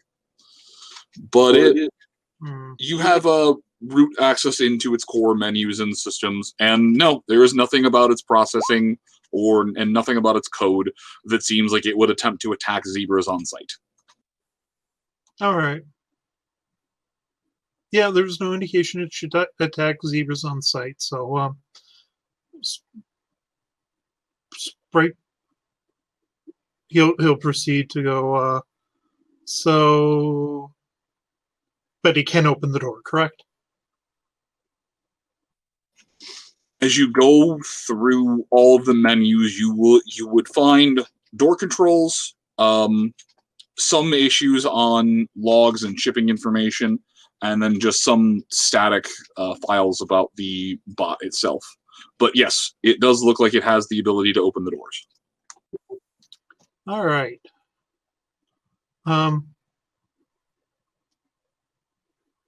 You'll have it open the door. There is a very loud ka-thunk as the magnetic locks are disengaged from the door, and it is allowed to pop slightly open. All right. He puts it into a waiting mode. It doesn't have a wait mode. The 3 modes are work mode, standby mode, and off/power save. Could always just tell it to install the updates to distract it. Do I have a... and Sunrise, on your pitbuck, the thing is displayed as friendly. That's fine. I was going to ask if I have a non-ferromagnetic metal. Or something that it definitely would block a magnet. like a block of lead. Well, you happen to say that, and you know what's non-ferrous? Gold. Gold. Do you have a block of gold? He does. Ace takes out. Jesus fucking dude! How are you getting this much non-commerce use out of gold? Okay, so important question: can I see where the magnets are supposed to connect? The entire strip of door is magnetic. Oh, I see. Okay. It's one giant lock. That's very unusual, but that's fine. I wedge a block of gold at the base of the door. Do you want to make sure the door doesn't open or close on us, or do you want to have it be able to be closed again? I want to make sure it doesn't close on us. We could just pull the pins from the inside and take the door off. I think this is this one of those sliding doors, Moon, or is this one of those swinging doors? This is a swinging door. Oh, okay. Yeah, then I'd place the block of gold there, then go inside and take the pins out.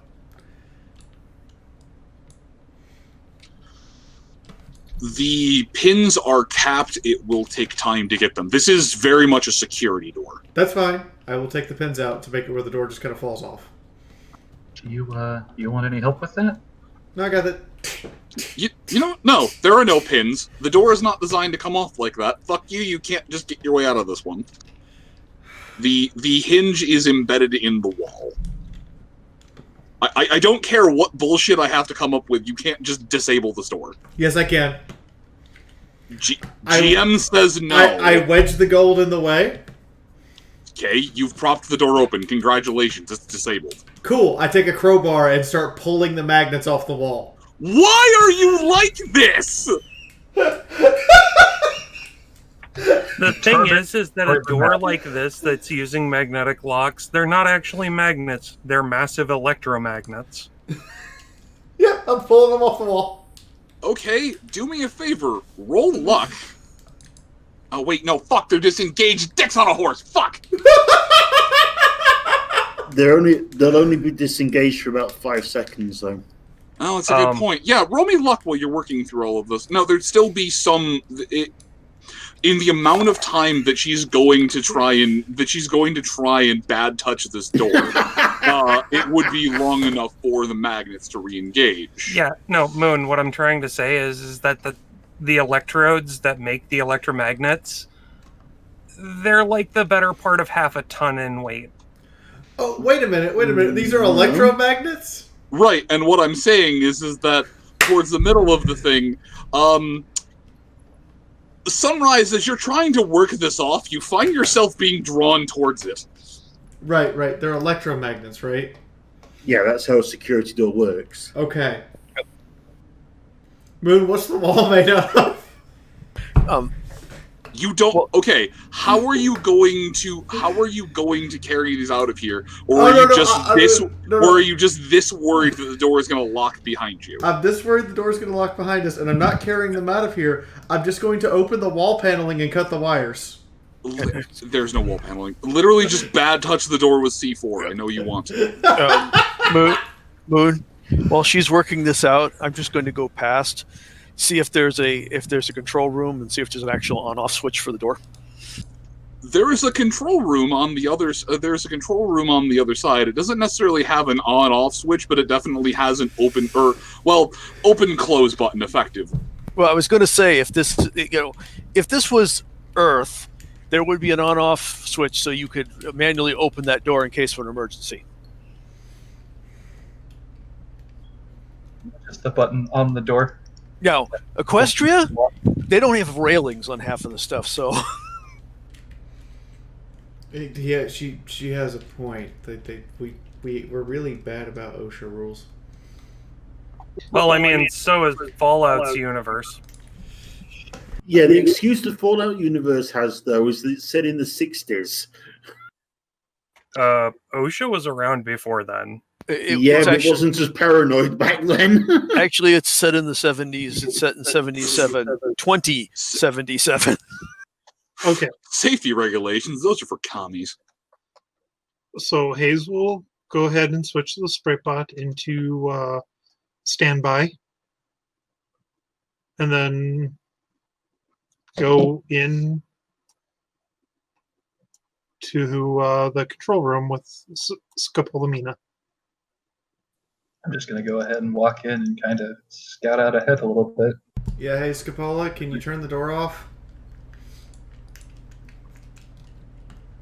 I can open it. That's not comforting, but okay.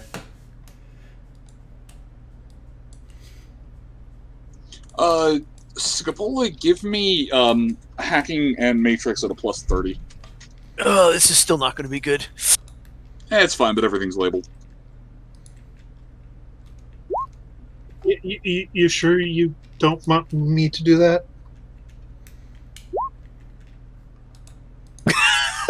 God.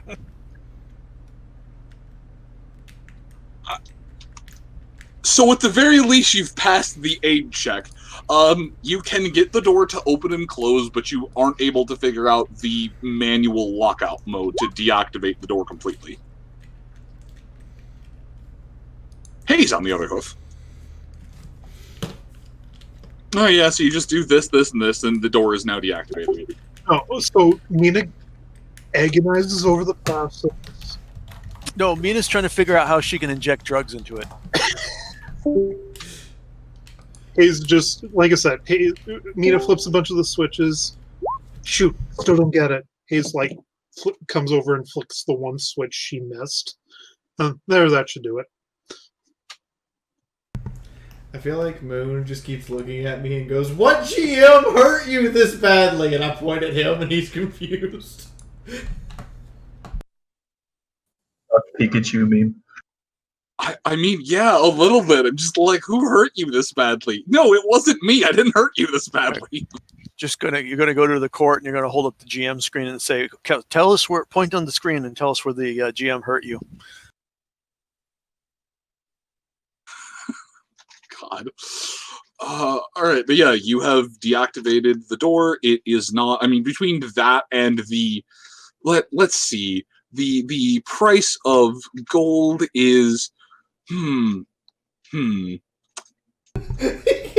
$2,000 per ounce. And let's see, 16 ounces a pound. Yeah, 16 ounces a pound.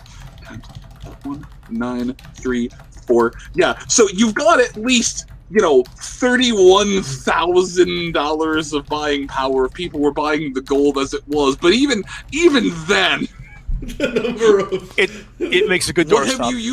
What have you used these priceless gold bricks for? A non-ferromagnetic doorstop. Blunt objects. A tire stop for a wagon. God, if you give... Oh, that was the other one, yeah. God, if you give a player a screwdriver, they're going to ask you how to turn it into a gun. If you give a player a gun, they'll ask how to turn it into a screwdriver. I was going to say, have you ever watched the Lara Croft Tomb Raider film? I will swim across the ocean and beat you. That's a pretty fun film, that one. Pretty fun scene as well. I need to watch that. Taking people out with a pneumatic, air gun for doing tires by firing screwdrivers at people with the. Wait, no, hold on, no. No, she did not use it. She did not use a unit, and that is how the junk jet was born. Anyways, so. Yeah, so you managed to make your way safely through here. You have defeated the door boss without resulting to exploding the door off. And now it's just a slightly reinforced door with a multi-$1,000 doorstop.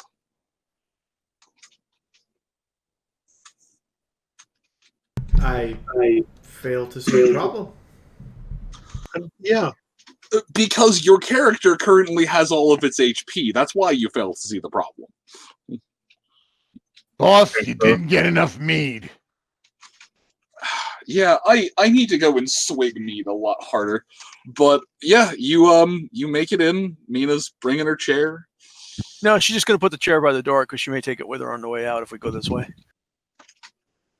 I mean, it's more valuable than the gold bar, so. Wait, when you say the door stop, but we're taking the chair with us. I mean, the chair supports my butt. That's more important than gold. I created. There is a system that was created that doesn't have bags of holding. It's Capola. Mina went. Just hold on. Give me a minute. I got this. All right. I guess that's right. Moon, I'm notorious for doing this in games. Vampire, once we helped him out and did something for him, and he just didn't want to bother, other than just say, take something out of my place. I took the furniture because we had a castle with no furniture in it. My old D&D group did the same thing. We loaded entire conference rooms of furniture and put them in the bag of holding. And even to this day, I still don't understand why we went on a kleptomaniac stealing spree. But we knew we needed furniture for our castle. No, I mean we ended up using the furniture as ammunition while we were on a skywag or a skyship. And fuck off. And I'm still sitting there like, man, I'm glad we had those chairs to throw, but at the Wyverns. But why did we have those chairs in the first place? Oh. Now, when you get a new tool or toy, if all crimes were legal for the next 8 hours, people would just steal chairs. Moon pauses for a minute and turns to me and goes, "Why do you have 4 lunchboxes?" Shrugs. No, I know why you have 4 lunchboxes. Those are components and explosives. No, what I would be confused by is why you have 4 lunchboxes and the matching thermos. Actually, I have the matching thermos to one of them. Pipe bomb? No, actually, it's the magical thermos that Santa Claus gave us. I never got rid of the lunchbox it came in. Oh, well, I mean, that's acceptable, but... And if it helps, Moon, I haven't figured out how to weaponize the chair yet. It's a chair! You just beat someone with it! Yeah, well, it's not going to really do that much. I don't know. I bet Mina could do some serious damage with it. Here's one for you, Moon. Why do you have Moonhoof's tears? I don't. People keep... I literally have an item that says salt. Yes, literally made from Moonhoof's tears. I have no recollection on that, and I'm pretty sure Drunk Brain just kind of blocked that out. Just went big nope. I like your Drunk Brain. It makes me giggle. For the same reason, Hayes has a beanie hat with a propeller that will actually let him fly. Right, well, you just have the rejected items that didn't make it in the book. But yeah, so you finally managed to make it out of this first room. You're making your way deeper into the thing, and I think this is probably a good place to stop, as it is past 1:30 now. Moon? And I'll actually have more map built. At least it's not like my Dark Heresy group who decided that they were going to keep all their requisitions instead of turning them back into the Inquisition. Oh, God. Why would you do that? This is Fallout. We don't turn anything back in. Well, remember, the Inquisition, they loan it out to others. It was a loan. Forgot the concept. You pay back loans. You don't keep the stuff. You pay it back. Yeah, until you use your Imperial Inquisition Rosetta to say, no, that's mine now.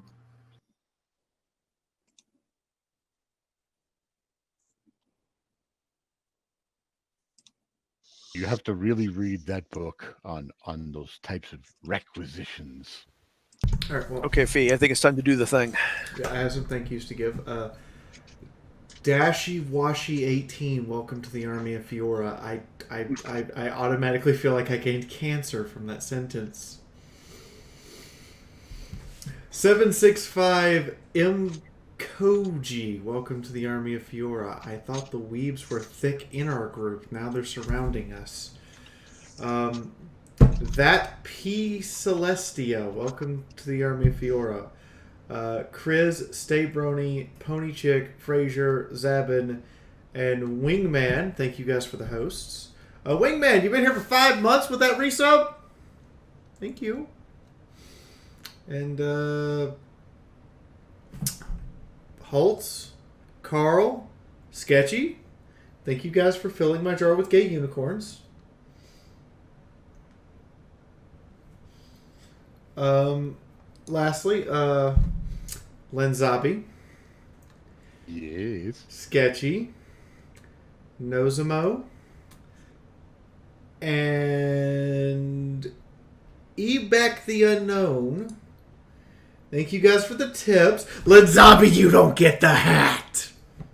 I'm not worried about the hat, actually. I know, I'm just fucking with you. So, I think the person that came in to swoop the hat away doesn't understand that. I don't care about the hat. So the person who came in to swoop the hat. There you go. There's your Edgelord Pony Commissar helmet. Hat swooping. All right. So, rest of you guys say goodnight. Nighty night, folks. Good night. Good night. All hail the chair. Good night. We'll see you again next week for more of these shenanigans. Are you literally encouraging Moon to murder people, MT, so he gets you and Cinder instead of the rest of us chuckle fucks? MT instructions were unclear. Have gone on butchering spree. Thank you, Jam and Crafty Brony. Woo, unicorns. Gay ass unicorns. Yeah. I don't know, MT. The problem, it's roll 20. It might go overboard and kill 4 party members. We're working on the main quest. We just got sidetracked by robot by birds everything that tried to eat us. You got sidetracked by the first enemies in months. You weren't able to diplomacy, and it was suddenly, we must stop it. I can't talk it down. I just want to also point out, Moon, that if you aren't retroactively level scaling the main quest, we're going to finish all these side quests and be like level 21, and the main quest is going to be like, I'm level 5. Oh, I've been retroactively scaling as we've gone. Okay, I'm just fucking with you. Adagio Mythic, Hetty, you guys got something you want to add? I've already said goodnight to everyone. Same here. Nighty night. We'll be back here next week. Same time, same place. I'm gonna go ahead. Go ahead. I'm gonna absolutely destroy my arms with Beat Saber tomorrow. Y'all have a good night. I'm gonna go hurt my liver with mead. Good night, everyone. Good night, everybody. Okay.